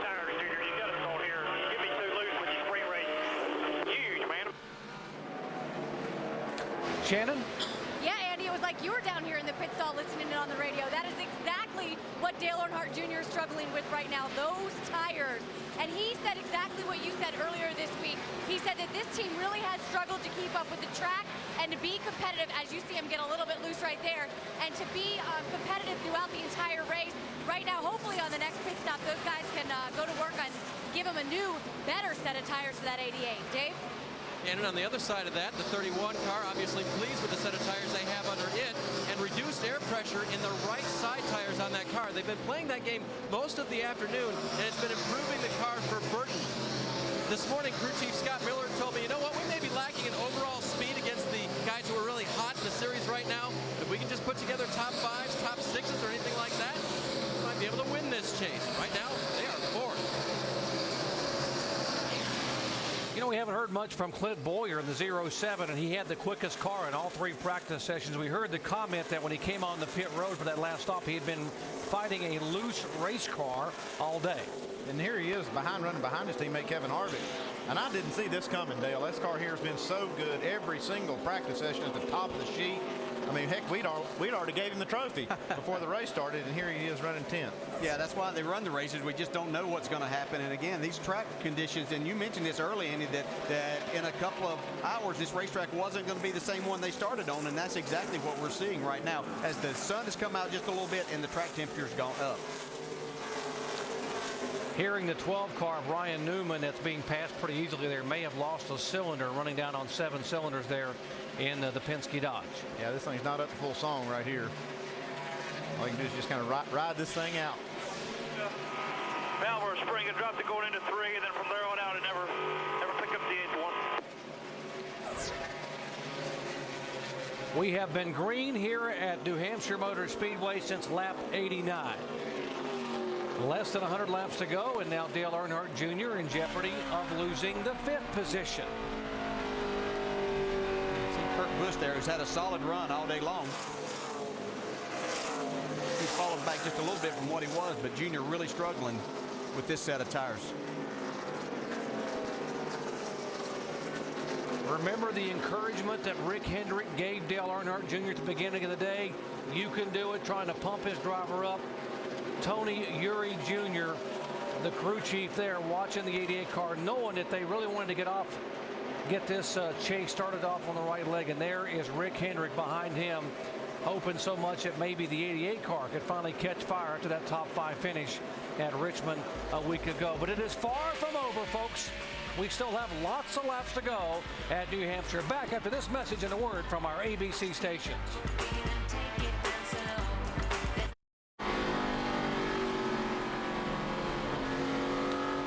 Points in the chase for the Sprint Cup as they run right now. Jimmy Johnson would be the points leader. Carl Edwards would hold on the 2nd spot. Big jump there for Greg Biffle, who is our race leader, up 6 positions. Obviously the big loser, Kyle Busch, back 9 spots. Kyle being shown in 42nd position, 11 laps down. Riding along here with Jeff Gordon, who we saw that pit stop problems that they had, not with the pit crew, just with the pit stall and getting blocked in once again under green, and that's could be devastating at that time, but he's worked his way back up and trying to get up to Kevin Harvick here, who's running in the 10th spot. 88 and 20 cars running together. Tony Stewart is a lap down by virtue of a too fast exiting pit road penalty. He had to come back through, lost that lap in the pits. He's being shown in 26th position. Earnhardt Jr. is 8th. You know how hard that Kyle Busch raced Jr. when he was trying to go by him and to put him down a lap again. Do you think that as hard as he raced him that it could have hurt his tires a little bit here? That's a good point, and although he'd started to slip back just a little bit, he had gone back to 3rd, but you can be exactly right. He could have had to abuse his tires a little bit, and these tires this day and time just don't recover like they used to in the past. Once you heat them up and get maybe that right rear too hot and it builds that air pressure, it just never comes back to you. He is literally running 7/8 of a second off of what the leader Greg Biffle is running on a lot of the laps. That's what I mean. He's not just a 10th or 2 off. He's way off, and it seems to have happened just after they raced each other so hard. Yeah, that's a good point. We asked Dale Earnhardt Jr. about handling the pressure. It's hard because when you make a mistake, you're embarrassed, and it takes you a couple days to get over it and get back to get confident again and get ready to go back. When it's hard to be motivated when in a objective seems insurmountable, if Jimmy, for example, is on a tear and winning 3 races in a row right out of the gate, going in, starting a chase, you really have to dig deep to find the confidence. I think it's safe to say they didn't catch up with him in the garage area, did they? No, he always says he's comfortable in Wrangler. I don't think that's what he was in right there. But Junior looking good. Looking good. They did the talk show round straight from David Letterman. They've been to Good Morning America and other places there. But Junior looking all spiffy there in the jacket. Oh, they look good. These guys clean up pretty good. But I know he's not a happy camper right now with having to battle this race car that he has going on with this set of tires. Greg Biffle trying to get his very first win at New Hampshire Motor Speedway. Couldn't happen at a better time for him in the first race for the Chase. And remember, Greg Biffle told us yesterday when he visited us over in the pit studio during one of our practice shows, and even in the pre-race show, how he thought their team was just coming together, and it's all about peaking at the right time. Well, this is definitely the right time when you start this chase off. Andy, we talked also in the Countdown show about crew chiefs and drivers, their relationship and having that. And Greg Biffle, you can tell, has a lot of confidence in his crew chief, Greg Irwin, this year. And I think that's making a real difference. They do. They seem to have a real, their personalities seem to be very similar, and they really click. And that, I really, really believe that's part of the reason a lot of guys win the championships is because of that relationship. I don't think you can really win it unless you do have a good, strong relationship with your crew chief. I think these guys like to work for Greg Biffle, too. He's really good to his crew guys. I mean, he really is good at pumping them up, taking them to do things, and just having a good time with them. He's just like one of the guys, and that's what you really need if you're going to succeed. The other thing I like about Greg Biffle, he drives the wheels off that car. You never have to wonder if he's given 100%. Dave? Greg Irwin told me this morning, there are teams that have not won yet this season that can put a string of wins together in this chase for the Sprint Cup, and we're one of them. So don't expect us to not be around for this thing, even though we weren't seated at the very top. Well, I think they can definitely, they're showing they can make some noise in this. They were getting things set up, and they looked at these last 10 races as the opportunity to show just how hard they've worked this year. Jimmy Johnson's stalking him right here, not letting him get too far out there. Vickers has kind of held him up. It's all about opportunity for Greg Biffle, and Tuesdays this fall, ABC is bringing the game show to your house. Literally, it's your life and your chance to win big. But the question is, how well do you know your family? Opportunity Knock series premiere Tuesday, September 23rd on ABC. We'll have pit stops in just a moment when we come back to New Hampshire.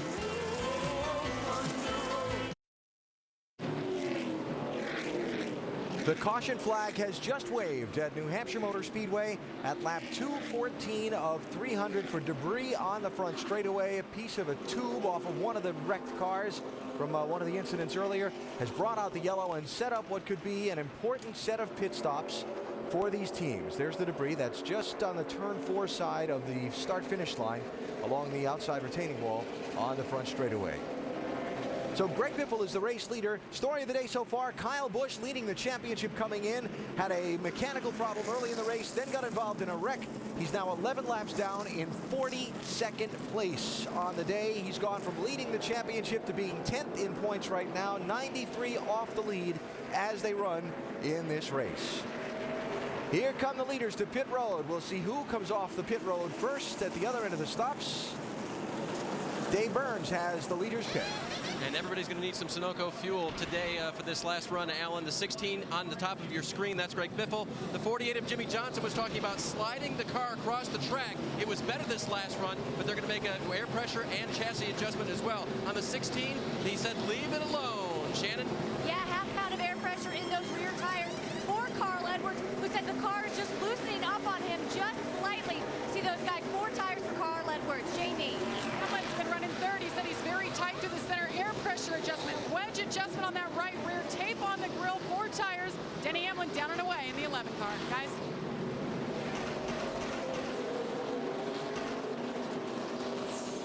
Off the pit stops, Jimmy Johnson's team gets his car out first. I thought Biffle had a little trouble getting away from his pit stall on his stop. We'll look at the replays when we come back for the restart.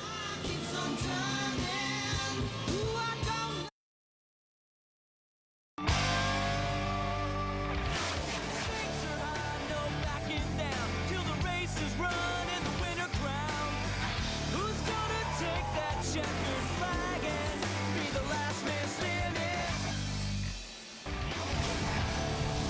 Who would be the last man standing? We know who was the first man spinning today. Unfortunately, it was Kyle Busch, and it has cost him a lot of positions, back 10 spots in the point standings, back in 11th spot. Let's check in with our in-race reporter, Clint Boyer, who is 8th in the points right now. Clint, Dale Jarrett, ESPN. You have a copy? Yeah, okay.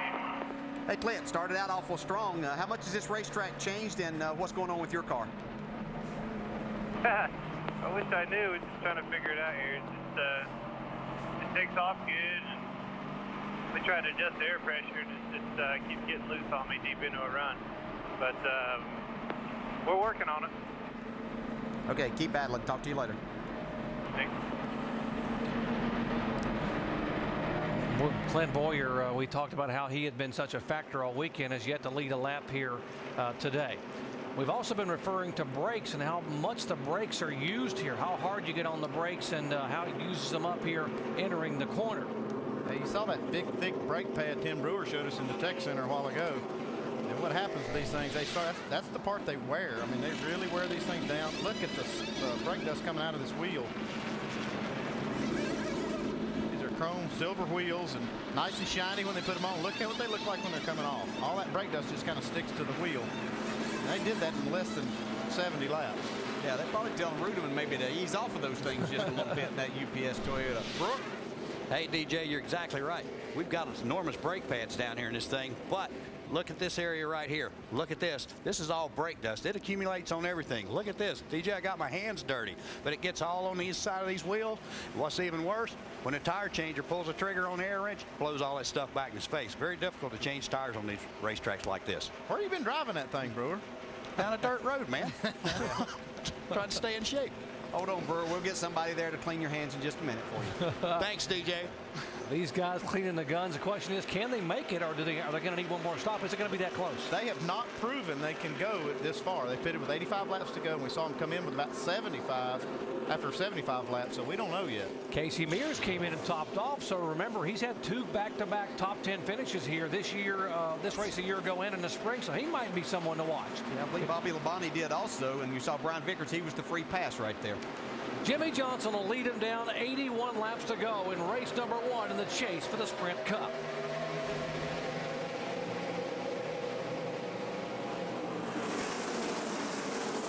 Greg Biffle came in as our leader on the pit road, but he lost a couple of spots there to Jimmy Johnson and Denny Hamlin. See him back in 3rd. Tony Stewart down the inside. He's trying to get in that position to get the free pass if we should have a caution here. He's there. Drives that thing down in the corner hard under his teammate. Well, with the 3-wide racing we're seeing and everything going on, there might be a good chance of a caution here. 20 cars are on the lead lap, and that would make Tony Stewart 21st. As you said, the first car a lap down.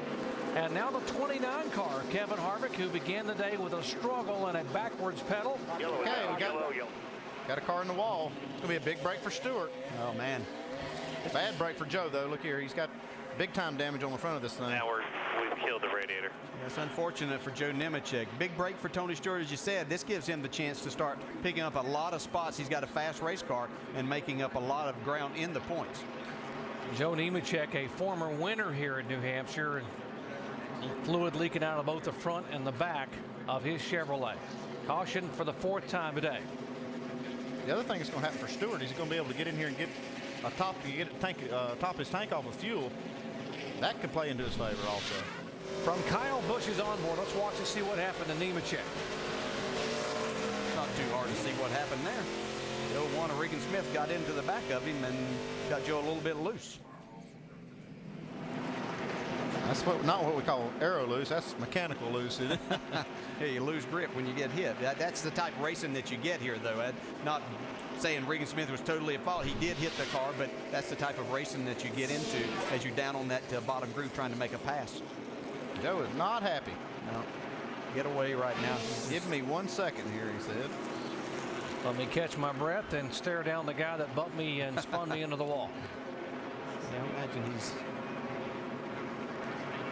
78 laps to go. 4th caution of the day. Tony Stewart now back on the lead lap, back with a green flag in just a moment. See, can you make it on the line?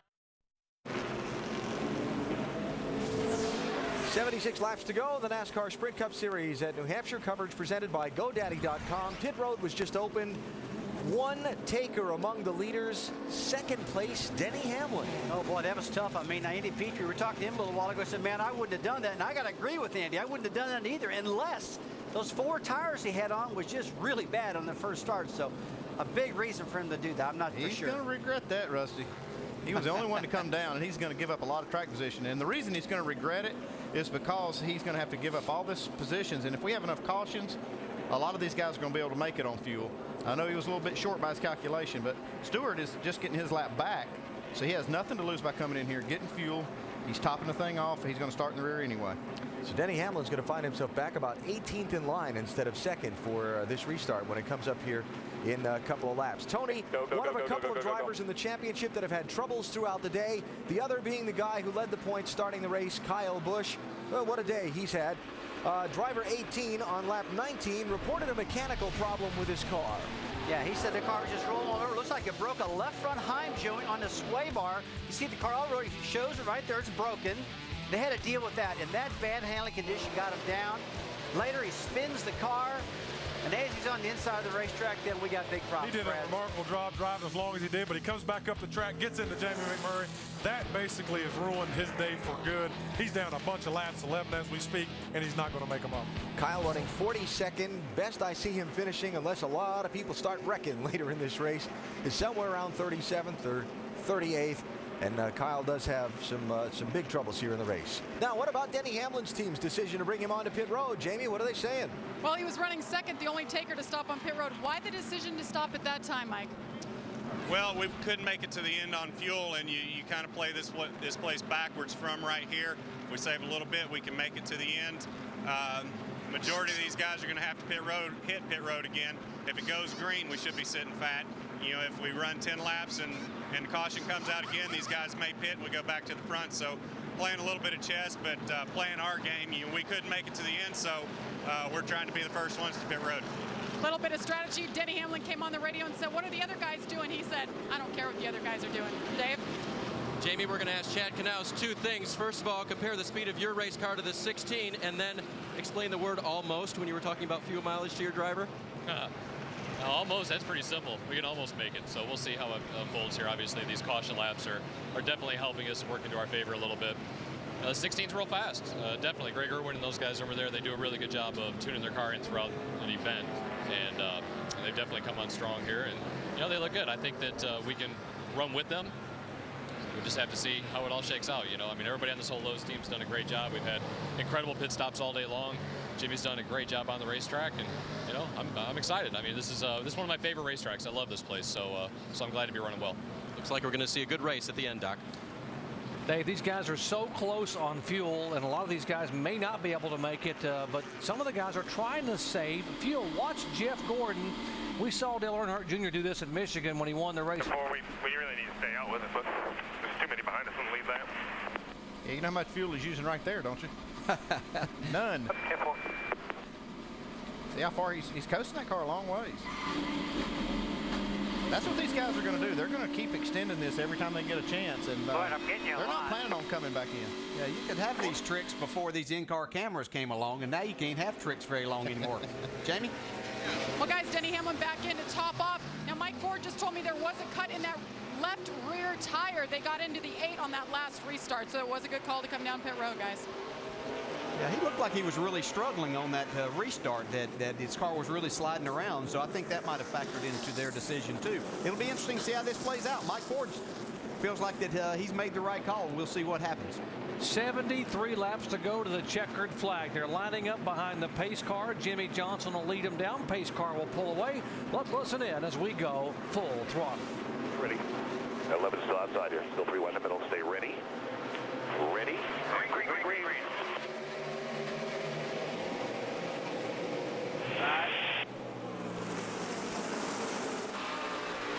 Still outside.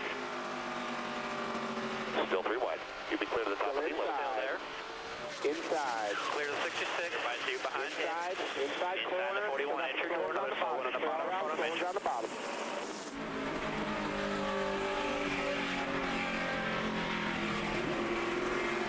Side. Inside, both sides. Clear up behind the 24. Clear up. 41 to 66. Crash behind you, crash behind you. Caution's out. Big spin behind you. Hard contact out of turn 4, 17. Matt Kenseth.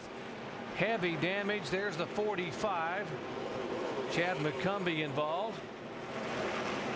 83 spinning back around. That is Brian Vickers. Yeah, the 5-car Casey Mears has a lot of damage. He's going on around the racetrack, but he has a lot of damage to the right front of his car. 38, David Gilliland getting the window net down. There's the one you're talking about, DJ. Casey Mears. He was back at the back of the pack after topping off in fuel to try to pull some strategy. See, Kyle Busch pushing the cone. That's the commitment cone that he had to go down and avoid this crash, and he must have caught that cone right there in the front. You got a construction cone on the front of your car or something. At least he didn't miss the commitment cone. Yeah, that's cool. I'll get rid of it sooner or later. You saw Tony Stewart and a bunch of guys have to dodge this crash. Pit road is closed, but they're going to bring him down pit road. It's the only usable clear part of the racetrack with all this debris up here out of turn 4. You see Matt Kenseth gingerly climbing out of his car. Show you again what happened. These guys are racing hard on these restarts. See Michael McDowell on the inside of Johnny Sauter there. I don't know if this is where it gets started. You can see him losing grip. Kind of stacks things up behind them some. See Sam Hornish down in the apron. Got him 5 wide there for a second. 45, 07. Looks like the 45 gets loose right there. That's the problem. The 45 got loose. He got into Matt Kenseth. And then David Gillen and Casey Mears. Oh, man, that's a hard shot right there to the side of Matt Kenseth's car. Wow, from Gillen. Vickers spinning around, trying to avoid it. Here again, these guys using all of this, and the 45 car just got loose down on the apron. I don't know how you run 5 wide off that corner anyway. Well, you don't, obviously. Not successfully, anyway. Look at the 11 and 20 just getting by. Hamlin and Stewart. Almost snuck through there.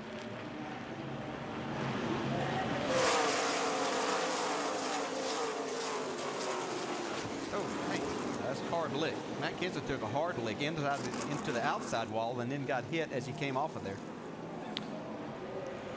NASCAR is putting the red flag out to halt all the cars behind the pace car so they can be aggressive with the cleanup over in turn 4. Under caution for the 5th time. Back after this message and a word from our ABC stations. I fell into a... Under a red flag at New Hampshire Motor Speedway, a 5-car crash in turn 4. Heavy impact, the heaviest being felt by the 17 car of Matt Kenseth. They have stopped all the cars there, entering turn 3 behind the pace car, and had them shut them off while NASCAR tries to clean up this mess in turn 4. Matt Kenseth, one of the chasers, heavy damage on his 17.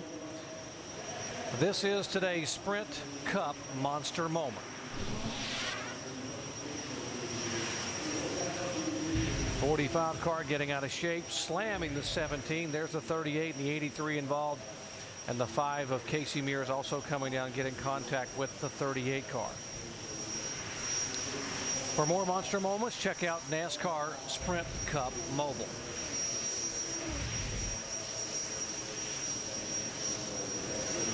Guys, watch the 07 car, Clint Boyer, ease his way through this. Hey, he looks like he's making a hole right here. Well, he just got by the 45 there before he got sideways. We actually got clipped just a little bit. And Boyer able to save his car and not crash in that. That was our Allstate Good Hands move of the race. So in the 07, just able to get underneath the 55. Inside. Come on.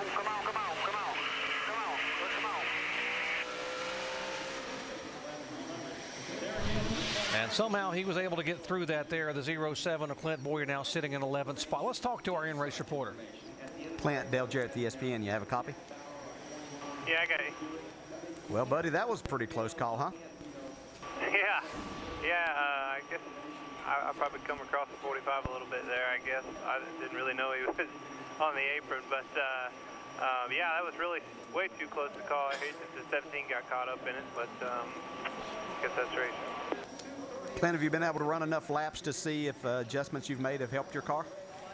Not really. I mean, they were, they've been 3 wide and stuff in front of us have just kind of been riding, waiting for the lap traffic to kind of settle down. But hopefully our adjustment will give us some grip off the corner and on the entrance, and we can go. Is the exit the biggest thing that you've been fighting today, just getting a forward bite? Yeah, I mean, forward bite and then loose in. I mean, that's the biggest things you fight here. Usually it's because you can't roll the center, so you get freeing it up, and you can't get in, you can't get off. But, we're good in the center. We're just too loose in and off. Okay, stay awake. They're not too far away from getting this track going back, and good luck. All right. Hey, Gil Martin, Andy Petrie, you got us? Yeah, I got you, Andy. Hey, Gil, you're our in-race reporter today down on pit road, so here's what we need to know. Who can make it and who can't down there? I'm pretty sure everybody's going to be real close to making it right now because we were only like probably 5 laps short of making it before all these cautions came out right here, so I think we're going to be fine as far as making it. So we're not going to look for anybody to come back down pit road under this caution? I wouldn't think so. You're going to have to be getting some really bad gas mileage today if you're going to do that. Okay, Gil, good luck. All right, thank you, Andy. Our chase driver involved in this 5-car crash, Matt Kenseth, is now down with Mike Massaro. And catching up with Matt Kenseth right now, and this has to be a difficult pill to swallow. Your first DNF all year coming in the chase. Yeah, I mean, you don't want to have it in the final 12 for sure, but we were gaining out a little bit. We weren't running great, but I think we were running the latter half of the top 10, so it's a lot better than we were yesterday. And I don't know, the lap cars just all side by side out there, and everybody's fighting for their own race and their own position. I think it was a 45 or something, got into somebody else and started, and then we just all kind of spun out. So restarts are always real loose and real slick here anyway, and you're kind of hanging on. And if it's ever going to be wild, that's going to be it. It's real early in the chase. You obviously don't want to see this happen. It looked like it might be an opportunity with the 18 having problems to gain on him. What are your thoughts right now on the points? Really just take it one race at a time. That's really all we can do. Obviously last week wasn't a good week, and we didn't have much work with this weekend, and we were making the best of it. We actually were running pretty good and looked like we were going to maybe slide out of here with a top 10, or if not a top 10, not a lot worse than that. So we just got to give it all every week. We're just we know the stuff's there. Carl's been doing it today. Greg's out there wearing them out, so we just got to figure it out and get these things to run a little bit better for us. A disappointing ending to a promising day, Dave. He was running 12th. Still promise right now, Mike, for his teammate Greg Biffle. Greg Irwin is a crew chief for them. Greg, first of all, on that pit stop, you lost a couple of positions on pit road. What happened there, and then are you good for fuel to the end? Pit stop, we just had a little trouble on the left rear. Had a nut hang, had to go back for it twice. And you have those kinds of mistakes, and you're up against the best in the business, and that's what's going to happen to you. We were lucky enough to in California a couple weeks ago, the tables were turned, and we had a great night. So you win some, you lose some there. As far as the gas is concerned, probably with a few more yellows here, you'll be getting close to trying to make it. Without the yellows, probably not. Be on pit road for a couple gallons of gas, maybe. All right, could be interesting. Shannon? Yeah, Dave, my question is as well a 2-part question for Bob Osborne, of course, crew chief for Carl Edwards. Number one, you guys struggled in practice, really hooked the car up for this race. Are you hooked up enough to win this race, and can you guys make it on fuel? I don't know, that 48, 16, and even the 88 behind us, really strong today. Considering how our weekend's gone, I'm really happy where we're at right now because we struggled pretty much all weekend long up to this point. So real happy where we're at, and no, we can't make it from here. So we've got to hope for some more caution laps. All right, and right now Carl Edwards looking at his teammate Greg Biffle, who is right in front of him. Doc? Under red flag here at New Hampshire Motor Speedway, the best finish that Matt Kenseth can hope for is 40th because there are 4 guys in the garage area. How about previous champions who've gone on to win it? Where do they leave here? You see Jimmy Johnson finished 39th back in 2006, left here in 9th place, and still came out to win the Cup title. The 2001 NASCAR Winston Cup champion, Jeff Gordon. There's the 2003 NASCAR Winston Cup champion, Matt Kenseth. Tony Stewart is the 2005 NASCAR Nextel Cup Series champion. It's the hard knocks, it's the long shots, it's believing in yourself when you're all you got. You don't turn back, you don't give in. Rising up to see the last man standing. Look at Tony Stewart just jamming that throttle back in. Gordon leads. Here comes Matt Kenseth. How hungry do you think Tony Stewart is? That 24 car makes some time. He's throwing everything but the kitchen sink. Here comes Matt Kenseth. 10 races, 12 drivers, 1 championship. Here's the ticket to the chase. 9 races remain, all on ABC. Who will it be? Who will be the NASCAR Sprint Cup champion in 2008?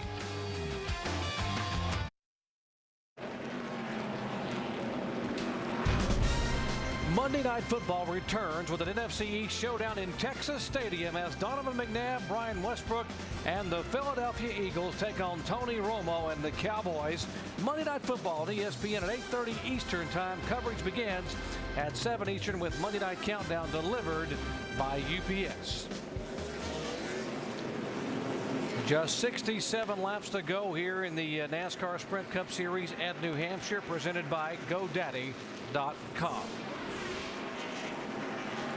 We had a 10-minute and 38-second red flag after the 5th caution flag of the day for a 5-car crash in turn 4. The 17 car, the only chase car involved, and Matt Kenseth has called it a day. He will finish at best 40th.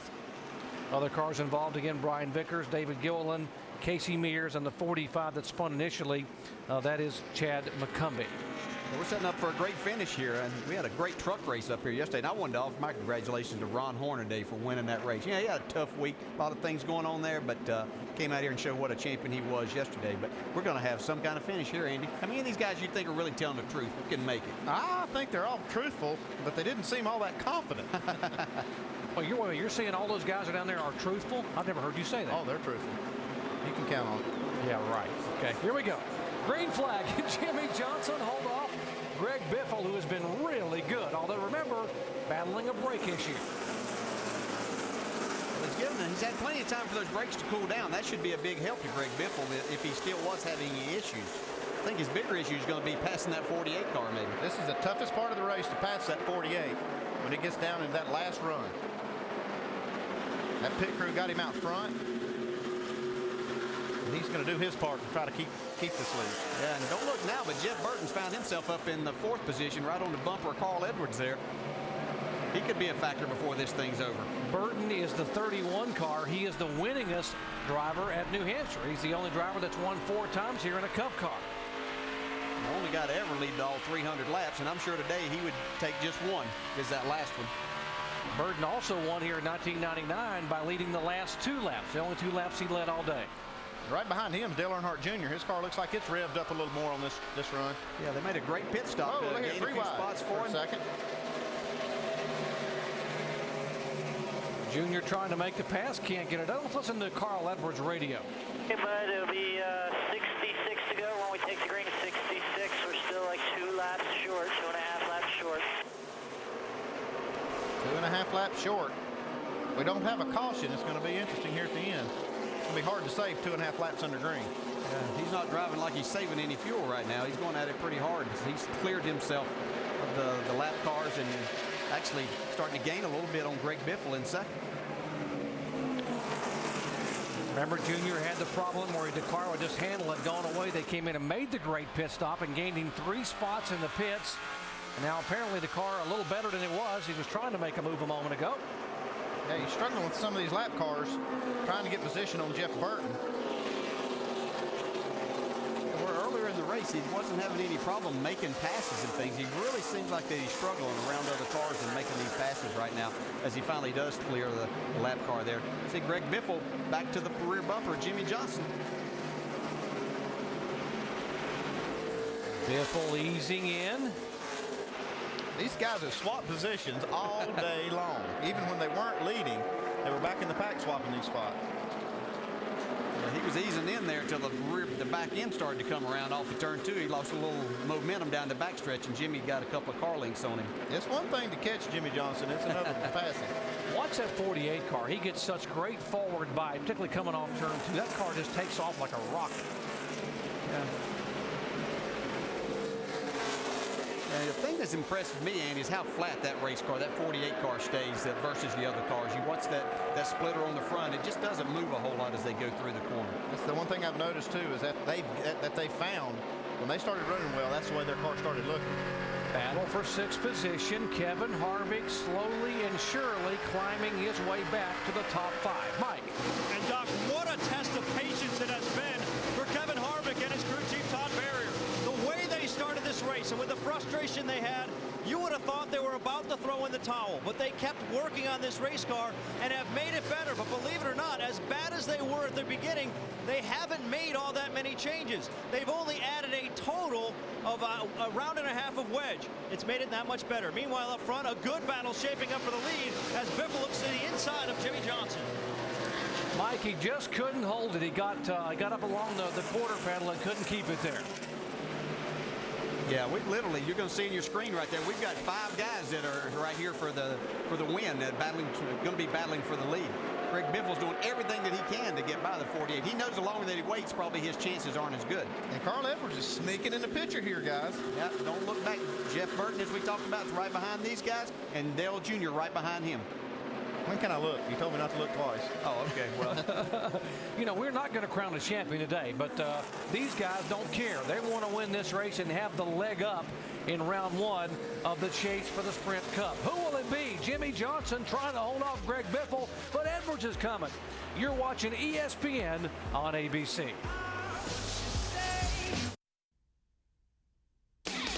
ESPN's coverage of the NASCAR Sprint Cup Series on ABC.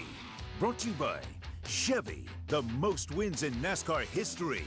That's an American Revolution. Pepsi. Go to PepsiRacing.com for a chance to travel like a star to next year's Pepsi 500. And GoDaddy.com, the world's #1 domain registrar. Make the web your domain at GoDaddy.com.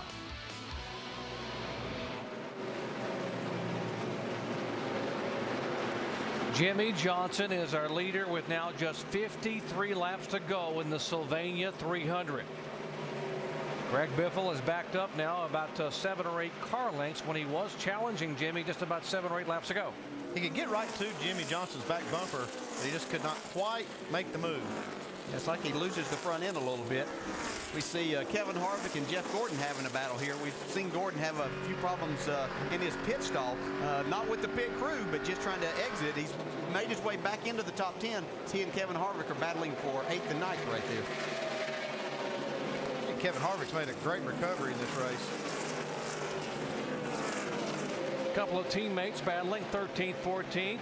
Tony Stewart, Denny Hamlin, Juan Pablo Montoya is there. He is back in 15th position in the 42 car. It's all for position except for that 70 car. Tony Stewart's made a great comeback here. He's up into the 13th spot, trying to take the 12th spot away. Oh, see these guys going 3 wide in there. Tony on the inside of Bobby Labonte, who has the 12th position.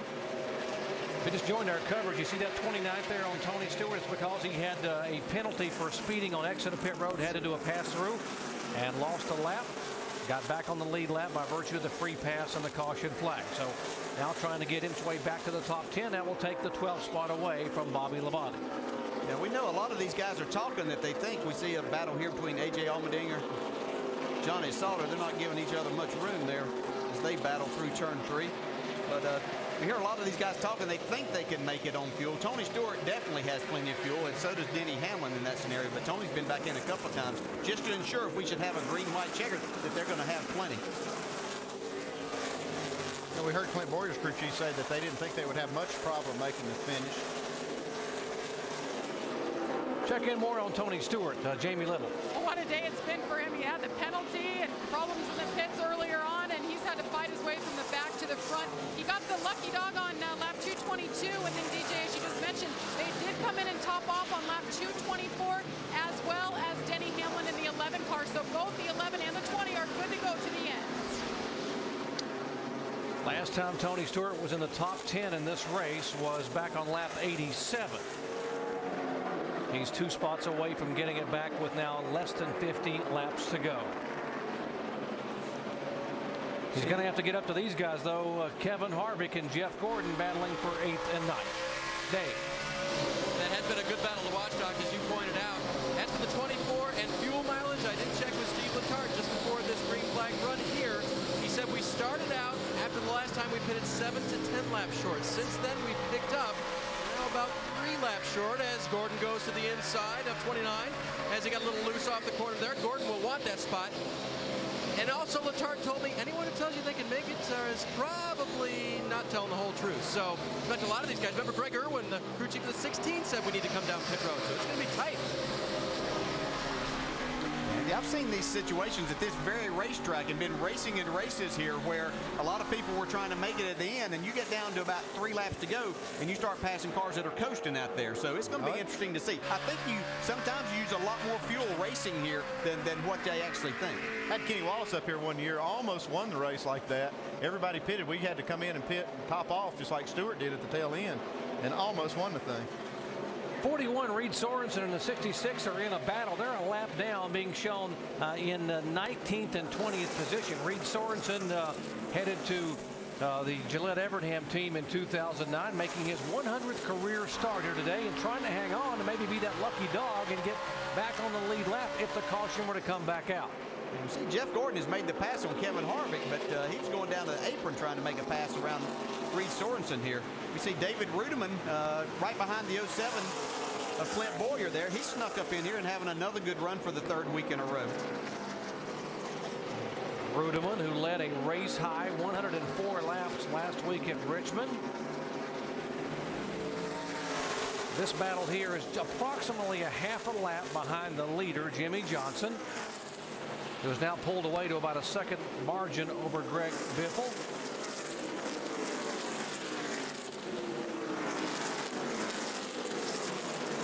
There's Jimmy now coming off turn 2. 44 laps to go. The question is, do they have enough fuel? Remember what Chad Canal said? He said we almost have enough. Back after this message and a word from our ABC station.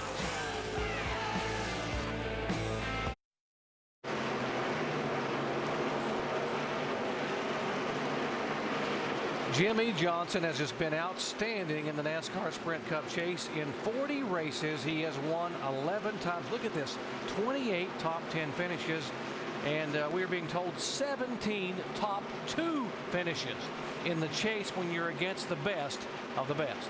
Yeah, these guys keep working. They'll get this figured out before long and up that percentage. That's only about 25% right there winning average in the chase. That's pretty good whenever you think about it, that you're going against the best at the best, as we see Jimmy on the racetrack right now as our leader. 38 laps to go in the NASCAR Sprint Cup Series action at New Hampshire, presented by GoDaddy.com. Right now it's all about Go Jimmy in that 48 car. Momentum coming in, back-to-back wins. You know what they say about history, guys? It's all in the past. But a year ago, Jimmy Johnson won both races coming into the chase at California and Richmond, just like he did this year. And what did he do in the chase? He spanked them, won 4 times. Numbers like we've never seen in those final 10 races. Let's get you up to speed on our top 10 drivers, starting with Jimmy Johnson and Dave. Could he make it 3 in a row to head for 3 in a row championship-wise today? Heard Chad Canal say almost on the fuel. He has asked his driver to save fuel even out front. It'll be very, very close. The 16 car, Greg Biffle, has been all quiet on the radio. Greg Irwin hasn't given him any more instructions other than the earlier one to save fuel. And again, remember Irwin said we're probably going to have to come down pit road. It's going to be close. Shannon? Yeah, Dave, someone that definitely wants to be the spoiler of the 16 and the 48 is Carl Edwards. You heard his crew chief Bob Osborne say we're 2.5 laps short, but Carl came over the radio and said, don't worry, I'll save it for you. So right now, that's the message that he was getting to Bob Osborne. But this is a great run for this 99 team. Only 1 top 10 here in Loudon in all of his starts. So solid run. Dave?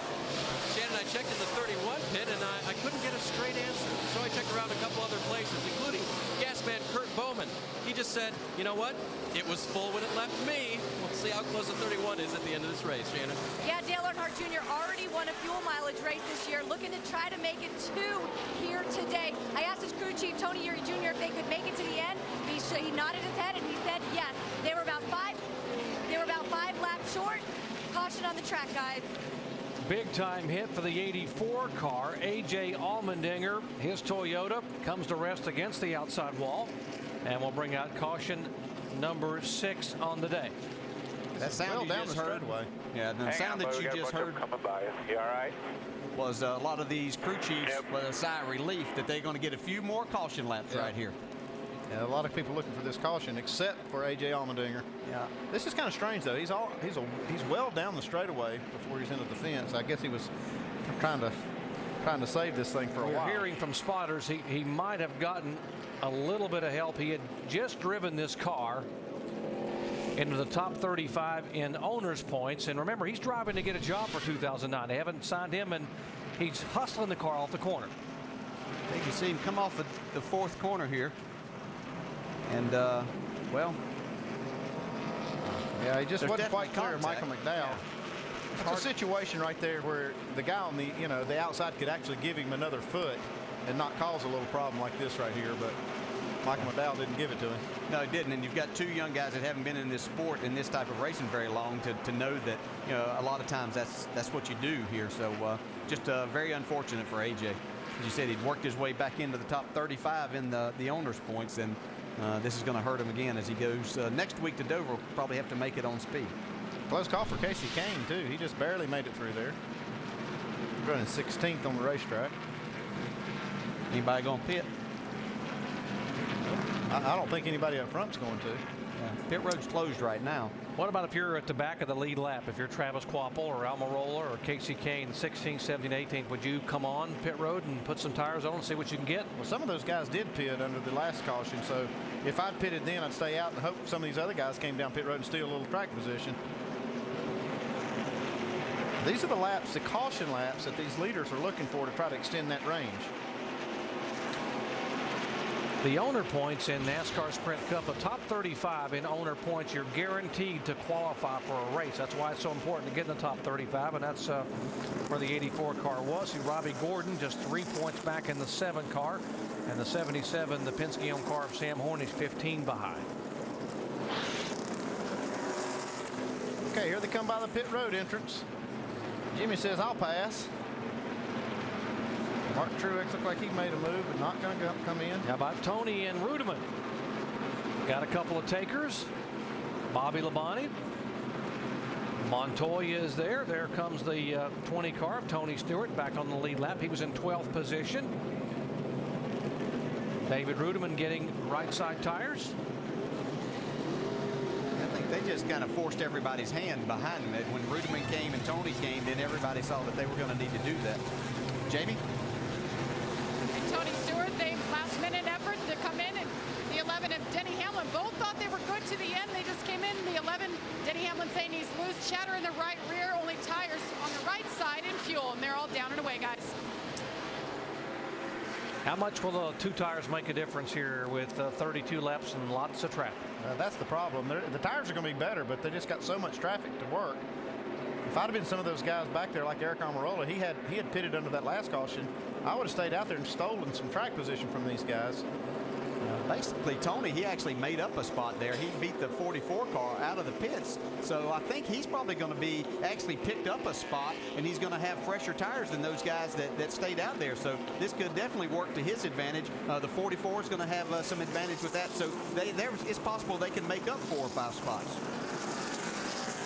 31 laps to go here today in New Hampshire. We will head to Dover, Delaware next week. And, of course, the NASCAR Nationwide Series will be back in action. Our coverage at 3 o'clock Saturday on ESPN2. How about some NASCAR Craftsman Truck Series at Las Vegas action Saturday night, 9 o'clock Eastern Time on Speed.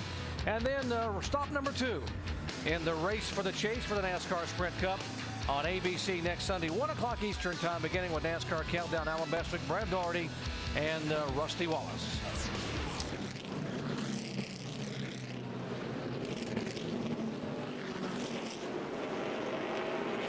Under caution for the 6th time today because of an incident involving A.J. Allmendinger. A little contact with a 00 car of Michael McDowell. Casey Kane just slipped by these guys.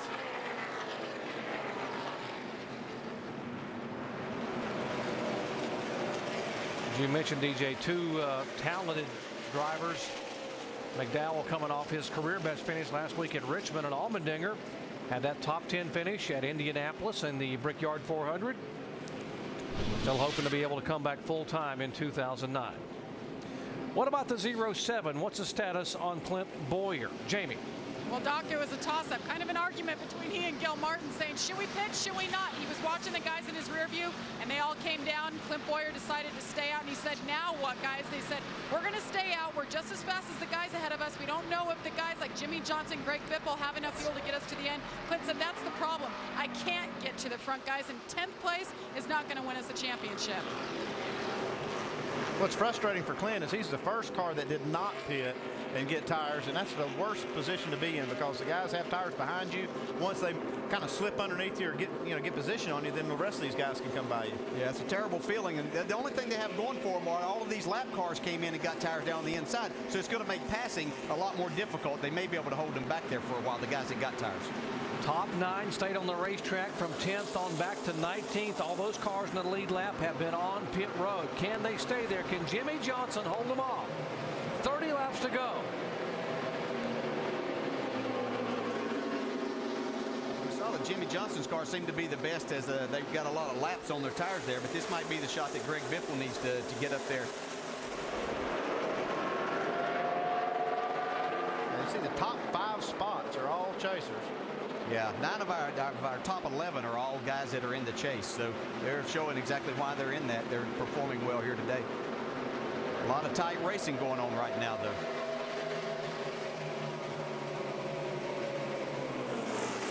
Jeff Burton, 31 car, and Dale Jr. trying to get by the 41 of Sorensen. Yeah, Jimmy got just a little bit of a jump on that first lap, but then Biffle kind of eased back up to him in turn 1.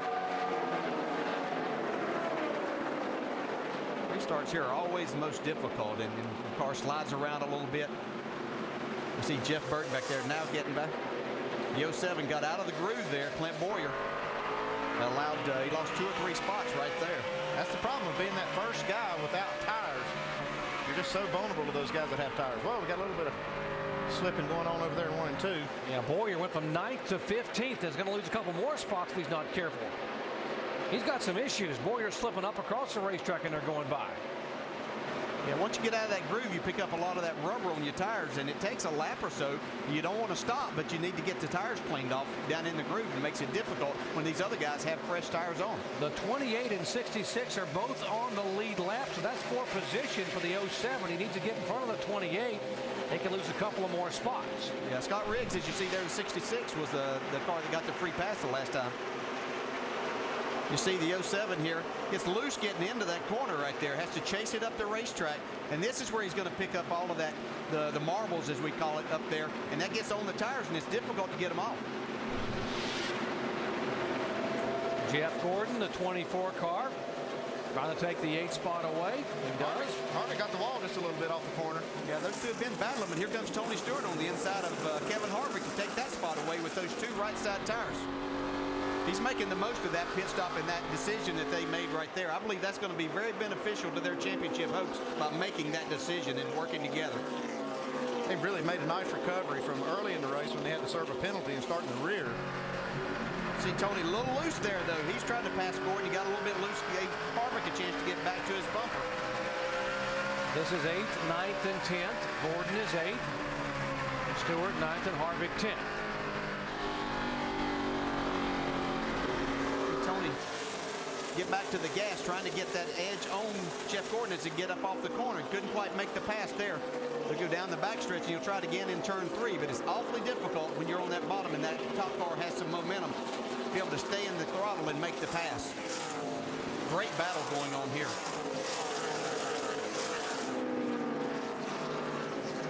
Looks like Jeff finally gets the better of this battle. Yeah, Tony had to fall back in line once again. He has to be careful because he doesn't want to lose that spot that he just made up with Harvick. Jeff goes way up the racetrack here, though. Tony trying to get that spot by. Look at Jeff Gordon just pulls him on the straightaway. Dale Earnhardt Jr. trying to put some pressure and putting pressure on Jeff Burton, the 31 car, for 4th position. Yeah, Tony Stewart's able to make the pass out of turn 4 there and get in front of Jeff Gordon. Junior's putting a lot of pressure on Jeff Burton right now. He knows every spot and every point that he could get right here means a lot in this battle for the championship. He's got position on him getting into 3. So able to make that pass. We see on the left of your screen there, Kevin Harvick trying to take the spot away from Jeff Gordon. And Burton trying to come back there, rub a little bit, coming up off the corner to the 31 and the 88. Both slipping a little bit as Burton tries to take that spot got loose back. there. Wow. Burton got a little bit loose, got into the 88. Yeah, Burton, he's fighting hard right here. This is 4th, 5th, and 6th, by the way, is the 1 car of Martin Truex. And now he will go underneath his former teammate, Dale Earnhardt Jr. Oh, the 6 car spins around. David Reagan. No yellow. No yellow. Yellow's out. Yellow's out. Get it rolling. Leaders into 1. Okay, get it rolling. Leaders in 1. Lap 280. Caution for the 8th time today. These guys that got loose off of 2 and the 55 got us. Didn't hit anything. Need 4 tires. Andy, these guys that were making these calls know that we always used to look at about 25%. We see a replay here with David Reagan got a little bit loose. Michael Waltrip really nowhere to go, just trying to avoid him, but was in the gas wide open off the corner. Sends the 6 car for a spin down the backstretch. I don't believe he hits anything here. Nice job of keeping that. What's happening on pit road? Some of the guys are up there on the wall. Are they bluffing or are they going to come? That 07 bucks, I'd say they're not have to come. Yeah, they're not bluffing. 07 will probably be on pit road here. He lost a lot of spots. He'd fallen all the way back to the 19th position. He's actually the last car on the lead lap, so he's got nothing to lose. Paul Menard is in, so is the 00. Here comes the 07 of Clint Boyer behind Elliott Sadler.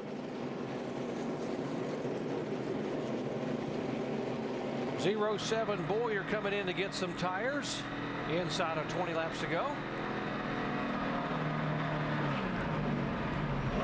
Jamie?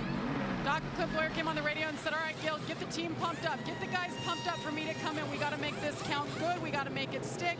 4 tires, they're going to top off. Tires is desperately what he needed as we saw him, guys, as you said, slip back to 19th. He's got his work cut out for him now after this stop. If you'd have told me that Clint Boyer would not be a factor today after the way he dominated practice on Friday and both sessions Saturday out of lap, but that is not. And as you asked Clint in the car, I said, what's going on? He didn't know. Yeah, I think they've been surprised as much as we have. They really thought that they had the car to beat. We saw Clint Boyer following Elliott Sadler into the pits here. He's pitted just in front of him. Now watch the tire carrier come out here. Or tire changer, actually. So he's bent down. Ouch. I've had that happen to me changing tires, front tires before. That doesn't feel good. He never flinched, Andy. Never even looked up and realized he'd been run over by a race car. You got to keep doing your job. Stay in focus. Don't tell me those guys don't earn their nickels down there when they come over the wall to change tires.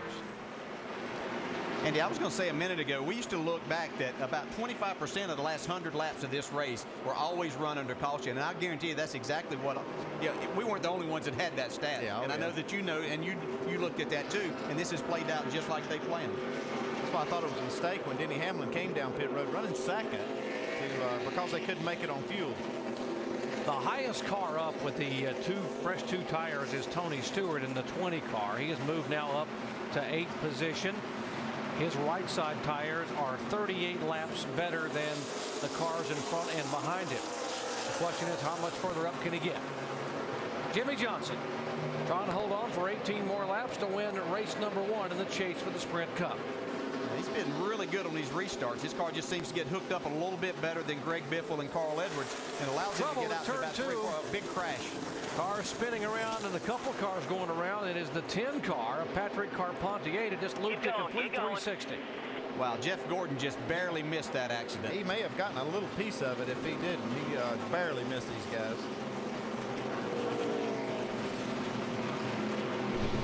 Couple of cars lucky to get by this. Watch the 7 and the 10. They're supposed to be teammates, but that didn't exactly work that way. Robbie Gordon got into it. Jeff Gordon. Wow. That was close. Right along with Jeff Gordon here. See him down into turn 1. He sees this happening there, right in front of him. Oh, wow. Good job. Nice job of driving right there. Amazing what you can do with your eyes closed. Middle 3. Spin in front of you, go low, go low, go low. Saw Denny Hamlin sneak around on the right side of the 10 car. Between the 10 and the wall. Jeff Gordon able to get by. Moves like that might just salvage a championship, but it's the two-time and defending Cup champion Jimmie Johnson who just needs to hang on for 16 more laps.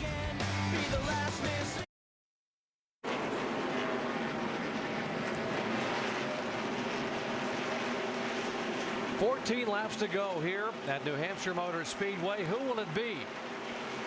We talked about 12 drivers, 10 races, 1 championship. Jimmie Johnson has owned that championship in 2006 and 2007.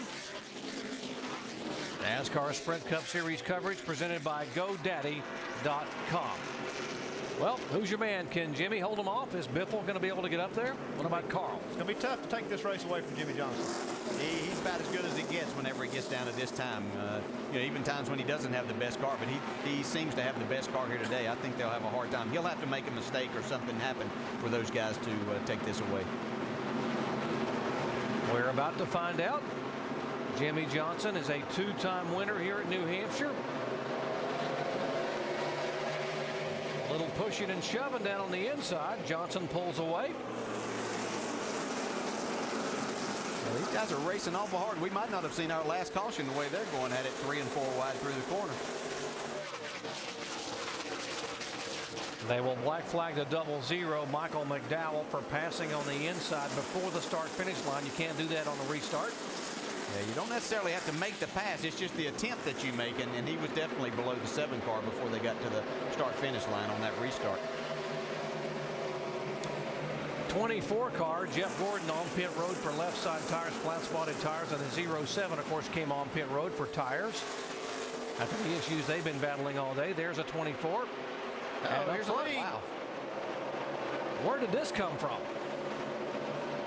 Nobody saw this one coming. I didn't. Man, he just blew right by Johnson. Yeah, trying to come back. Biffle might have been holding back a little bit. Ooh, little contact Jimmy's there. not holding back. Little touch, and Biffle. Nice and smooth. Oh, yeah, that's going to bring Carl into the picture, too. Couple of Roush Fenway guys. How appropriate up here in Red Sox country. You got a couple of Roush Fenway drivers in front and behind Jimmie Johnson with 11 laps to go. Biffle's strolling right here. Maybe he was saving fuel until this last run. He might have been doing exactly that, Andy. But he's got a good bite off the corner right now. He's just really beating Jimmie Johnson off the corners.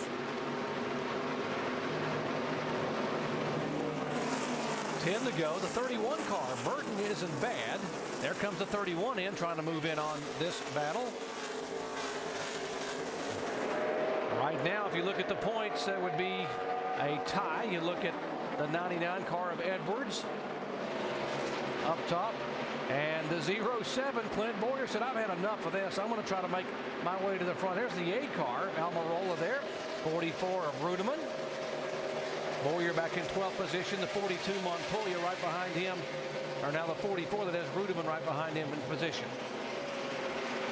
With Clint Boyer trying to make up all the spots that he can. You know, he'd fallen back to 19th, and he's trying to make his way back to the top 10. That'd be a nice little gain for them, even though it's not the day that they were looking for. He's 12th. There's still 9 laps to go.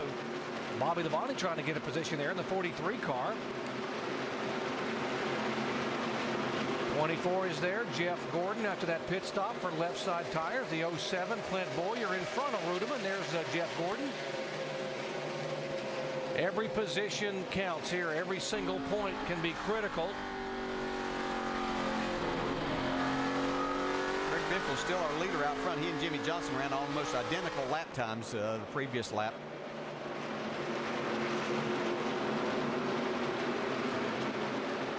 Greg Biffle has now led 3 times today for 50 laps and just pulling away somewhat from Jimmie Johnson. Yeah, they've been 100th of a second apart the last 2 laps. Biffle was 100 faster the previous lap. Jimmie Johnson's 100 faster there, so he's going to have to do more than that to catch him and make a pass here. 7 laps to go. See that 31 and the 88, they've had a little pushing and shoving here just about 15 laps ago. Yeah, we saw these guys racing each other real hard, and I saw Jeff Burton really kind of roughed Junior up when he went by him, and that's not normal what you see out of Jeff Burton. No. Maybe they had a little contact earlier. I'm sure it was, but you ruffle Jeff Burton's feathers, and you'll find out that you'll have a little bit of a battle on your hands.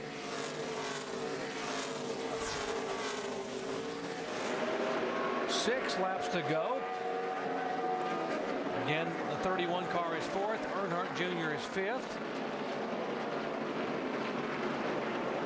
Margin up front. Biffle now half a second over Jimmy Johnson. Yeah, two different lines there. You can see Junior running the higher line, Jeff Burton right down on the very bottom. You see our leaders go by right there. Jimmy Johnson's closed in just a little bit. Got kind of a nice run off turn 4 that last time in. About 700th of a second. Jimmy Johnson beat Biffle the last lap. He's not going to give up on this thing until the checker flag's waving, I can tell you that. Well, he's driving it off in the corner. I can see that.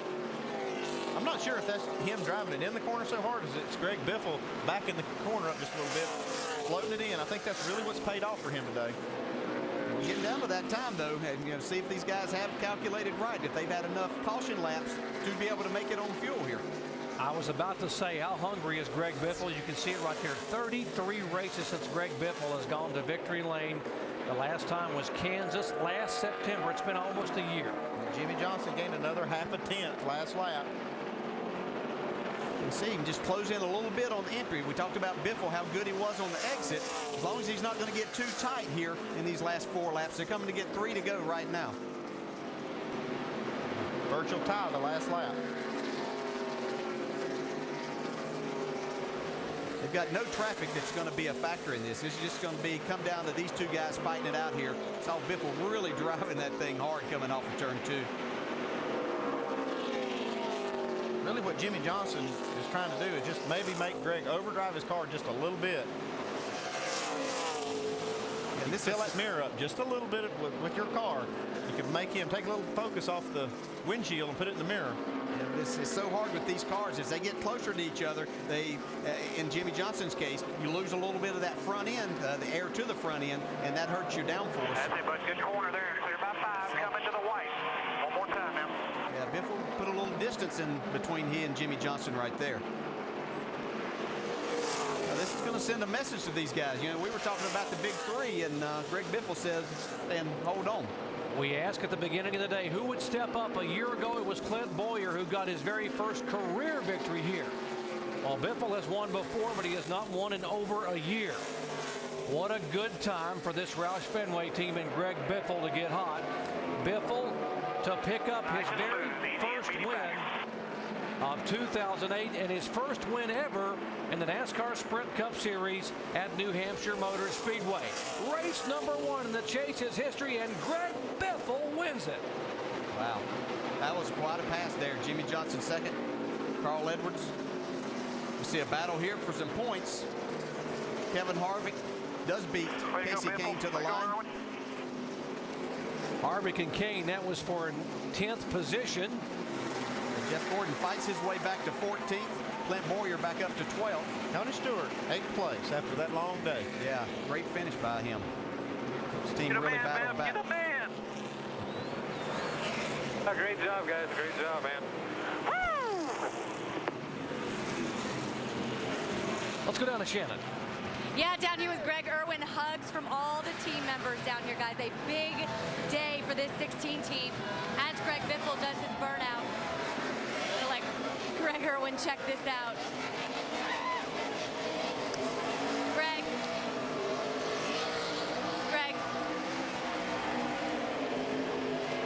Congratulations on this great win, Greg. Watching your driver do a burnout. Gotta ask you, you guys shot out of a cannon on that last run. How much were you guys holding back? Probably only Greg Biffle knows that. I'm going to say quite a bit. He's been racing smart all year. This team has been hanging tough all year. We've been in it, and hopefully now they're going to see what we can really do. The Dish Turbo HD car had it. Had a good day in the pits. And I can't say enough about all the guys at Roush Fenway, because this is the strongest team I've ever been a part of, and I'm proud and I'm happy for Greg to be back in victory lane. That's where he deserves, and I'm happy for these guys. It's a great day. It's a good well, day. the statement definitely is that Greg Biffle is here to play in this chase, guys. Almost saw a smile out of Jack Roush right there. Well, last night, Greg Biffle's Red Sox pulled off the comeback in the late innings. Today, at New Hampshire Motor Speedway, the Roush Fenway team of Greg Biffle pulled off the comeback to head to victory lane. Back in a moment.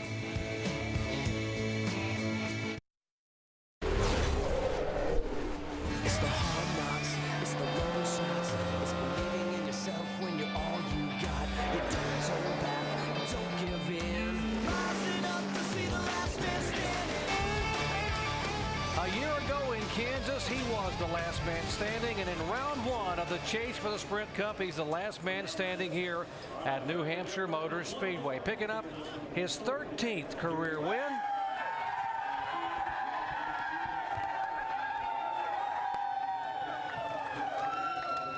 Let's go down to victory lane and Dave Burns. Where we're ready for him and his crew was ready for him too. High fives all around for Greg, who seemed to be battling two issues during the day that slowed the car down: brakes and then questionable fuel mileage at the end there. Greg, were you holding back on both accounts till the end? Yeah, I was. This Turbo HD Ford really wanted to go, but I was holding back at the end there, the middle part of that run.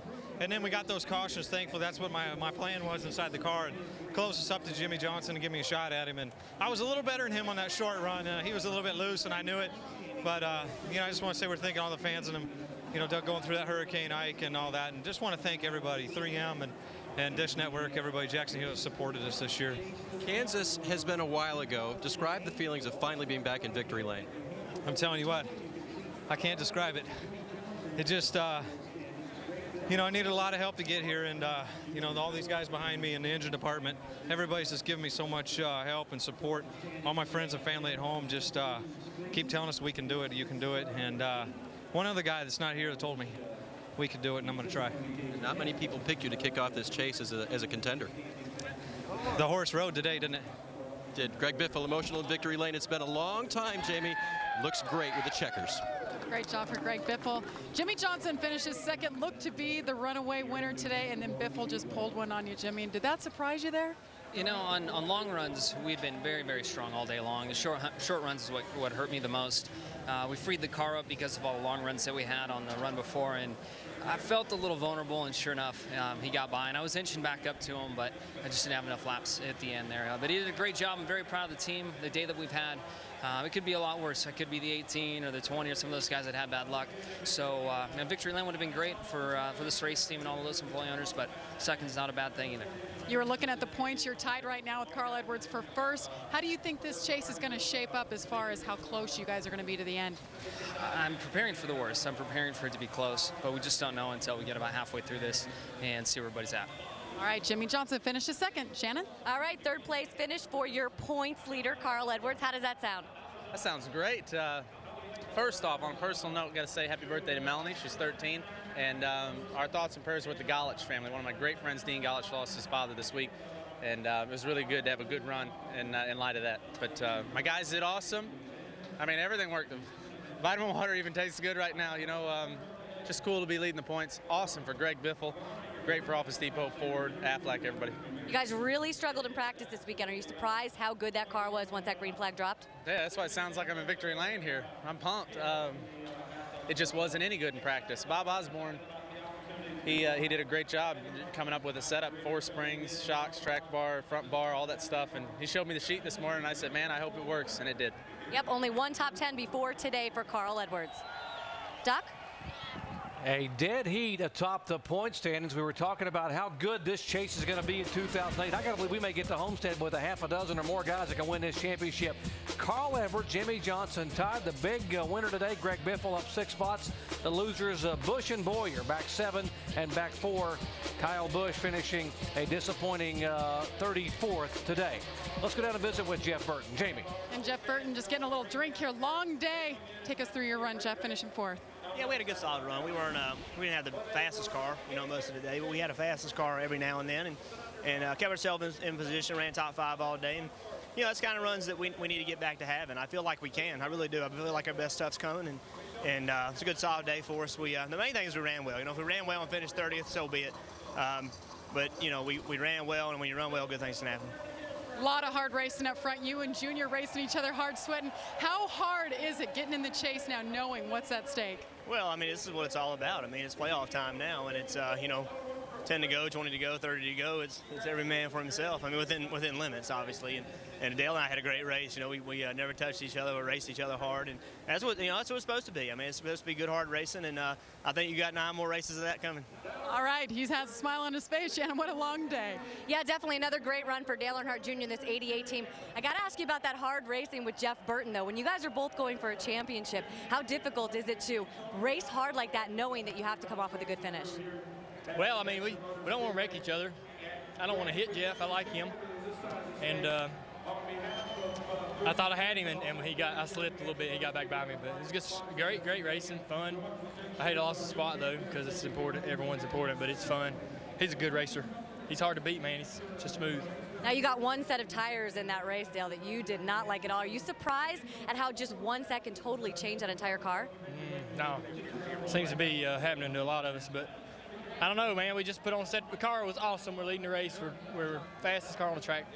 And we put on a set of tires and we fell all the way to 10th or whatever. I mean, where are you going to point the finger other than the racing tire we just put on the car? But we put on another set and we're fine. We went back to good, and we just lost all that track position. It's too short a race. But one thing I am happy about is my guys got me a lot of spots back on pit road that I lost. So it's really, really hard to gain spots on pit road, and they gained a bunch today. So I want to thank them for that. Yeah, it certainly was a great day for those over-the-wall guys on the 88. Mike? And a solid day for Denny Hamlin as well. Top 10, finishing 9th. In the grand scheme of things, how good a day was this? It was an okay day. We ran really well. We ran in the top 3-4 cars for the most of the day. It's just, we were one of those guys that had to pit for fuel. We just couldn't make it.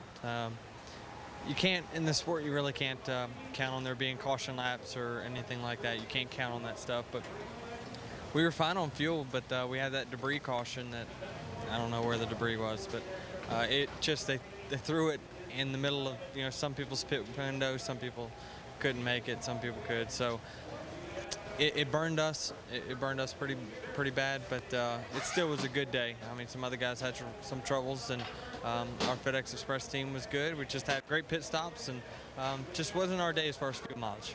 I saw you debriefing with your crew chief, Mike Ford. Looking forward, what were you guys discussing that might help you get better as we play out these final 9 races?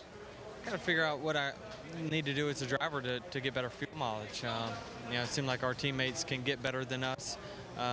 Week in, week out, they're 2-3 tenths better on fuel mileage than what we are. So I've got to figure out as a driver what I need to do to change my style to get better fuel mileage. Denny Hamlin still in the big picture. Pretty good day. He's up to 6th in the standings, Alan. All right, Mike, thanks. So race 1 of the 2008 chase for the NASCAR Sprint Cup has been won by Greg Biffle. And Rusty, you're not surprised by that? I'm really not surprised about it. We've been seeing him coming on a lot lately, guys. He's been running really well. So to get his first victory of the year, that's pretty cool. But the guy I was surprised about, Kyle Busch. Oh, yeah. Man, 12 laps down, a big crash. We didn't see that one coming. Yeah, story of the day was the championship leader coming in, had a mechanical problem on his car early. Before they could really get it fully repaired, it got away. Well, I tell you, and he gave away all 80 of those bonus points in one afternoon. It's just that he's got to be sick to his stomach. We go to Dover next. I bet he can't wait to get to Dover next week and try to pick up those points again. That is a bad feeling. Kyle earned those points by winning races all season long, and now he finds himself way back 8th in the championship. And the other story of the day, as far as championship guys are concerned, Matt Kenseth just in the wrong place at the wrong time. Well, he really was. I mean, the 45 car and him got together and into the wall. And, we saw this thing same place, same time, basically last week in turn 1 and turn that area down there at Richmond, Virginia. Wiped out with another car, got the car tore all up big time. And we just don't generally see that out of Matt Kenseth. Yeah, McCumbee gets into him and turns him, and David Gilliland hits him right in the door. I'm glad to see Matt's okay. But, boy, what a disastrous day for Matt Kenseth. So those drivers need to go to Dover next week, and for that matter, all the rest of the races, and have great finishes and see how the rest of this unfolds. And as far as Greg Biffle, Doc, he started off the best way he possibly could have. Finally getting back in the chase for only the 2nd time in his career. I mentioned at the top of the day, the last time Greg Biffle was in a chase was 2005, and he ended up finishing 2nd in the points, just 35 points behind Tony Stewart. Came that close to becoming a Cup Series champion. Yeah, a great day for him, and I think it's pretty cool. Biff told us he was sitting there just waiting for his chance, saving a little bit of fuel during that run. He got the cautions that he needed, and then he was able to make the pass. And he pounced on those guys. And I'll tell you what I'm impressed by. How about Dale Earnhardt Jr.? A great race. He's proven that he's going to be a championship contender, too. He closed up his point gap from the leader in this race, and he's sitting there and only 50 points back. And we finally saw Dale Earnhardt Jr.'s car go away, and he did some things, and it finally came back, which is not something we've seen recently until last week at Richmond. They finally were able to get this car back and make him competitive in the late laps. This is his first chase in a Hendrick car, and these guys have shown that they're really poised for this time of year. And boy, how about Jack Roush here? He looks happy, doesn't he? Remember, it was a Jack Roush car that won at Dover last year in the chase. It was Carl Edwards who got the win, but today the celebration is ongoing there in victory. And let's check in with Mike, who's got Steve Addington, the Kyle Busch crew chief. Yeah, we're catching up with him. You can see the disappointment on his face. Steve, how would you describe this day? Not very good. If you watch what I watched, we had a part failure. That's one of those things you can't do nothing about. And we weren't very good at when we unloaded here, but I felt like we did the right things, and we're going to have a good race car, and part failure cost us. So we'll just have to go back and reevaluate. And they've got 9 races to regroup, Alan. Yeah, Kyle Busch's team finds themselves now 74 points in the hole after starting the day 80 points ahead of a number of the drivers in this chase for the championship. And it is on to Dover, the Monster Mile next week. Great racetrack, should be a great race. It's a wonderful racetrack. You talk about eating up parts now. The Monster Mile will flat tear a car up. So if they had a problem here, wait till next week. Nationwide Series back on Saturday after a weekend off, ESPN 2, 3 Eastern Time, and then our NASCAR Sprint Cup Series coverage Sunday presented by the Principal Financial Group, ABC 1 Eastern Time. Can't wait. I cannot wait. Dover may be my favorite racetrack. You see those cats come under that tunnel? They are toting the mail, baby. It's such a fast racetrack at Dover, Delaware. If you crash, you're going to end up on the inside really wiped out. Exactly. But it's a fast one there. So a day of difficulties for some, including the championship leaders starting the chase. A day of great rallies for others, like Tony Stewart. Came back from a problem, some lost track position with a top 10 finish, and kept himself in the hunt for this championship. But nobody had a better day than Greg Biffle, who has started off his bid for the NASCAR Sprint Cup Championship this year with a win here in Loudon, New Hampshire. ABC World News or your local news next, except on the West Coast. Thanks for watching ESPN on ABC. Your winner in New Hampshire today is Greg Biffle. There comes a time in all our lives when your back's to the wall.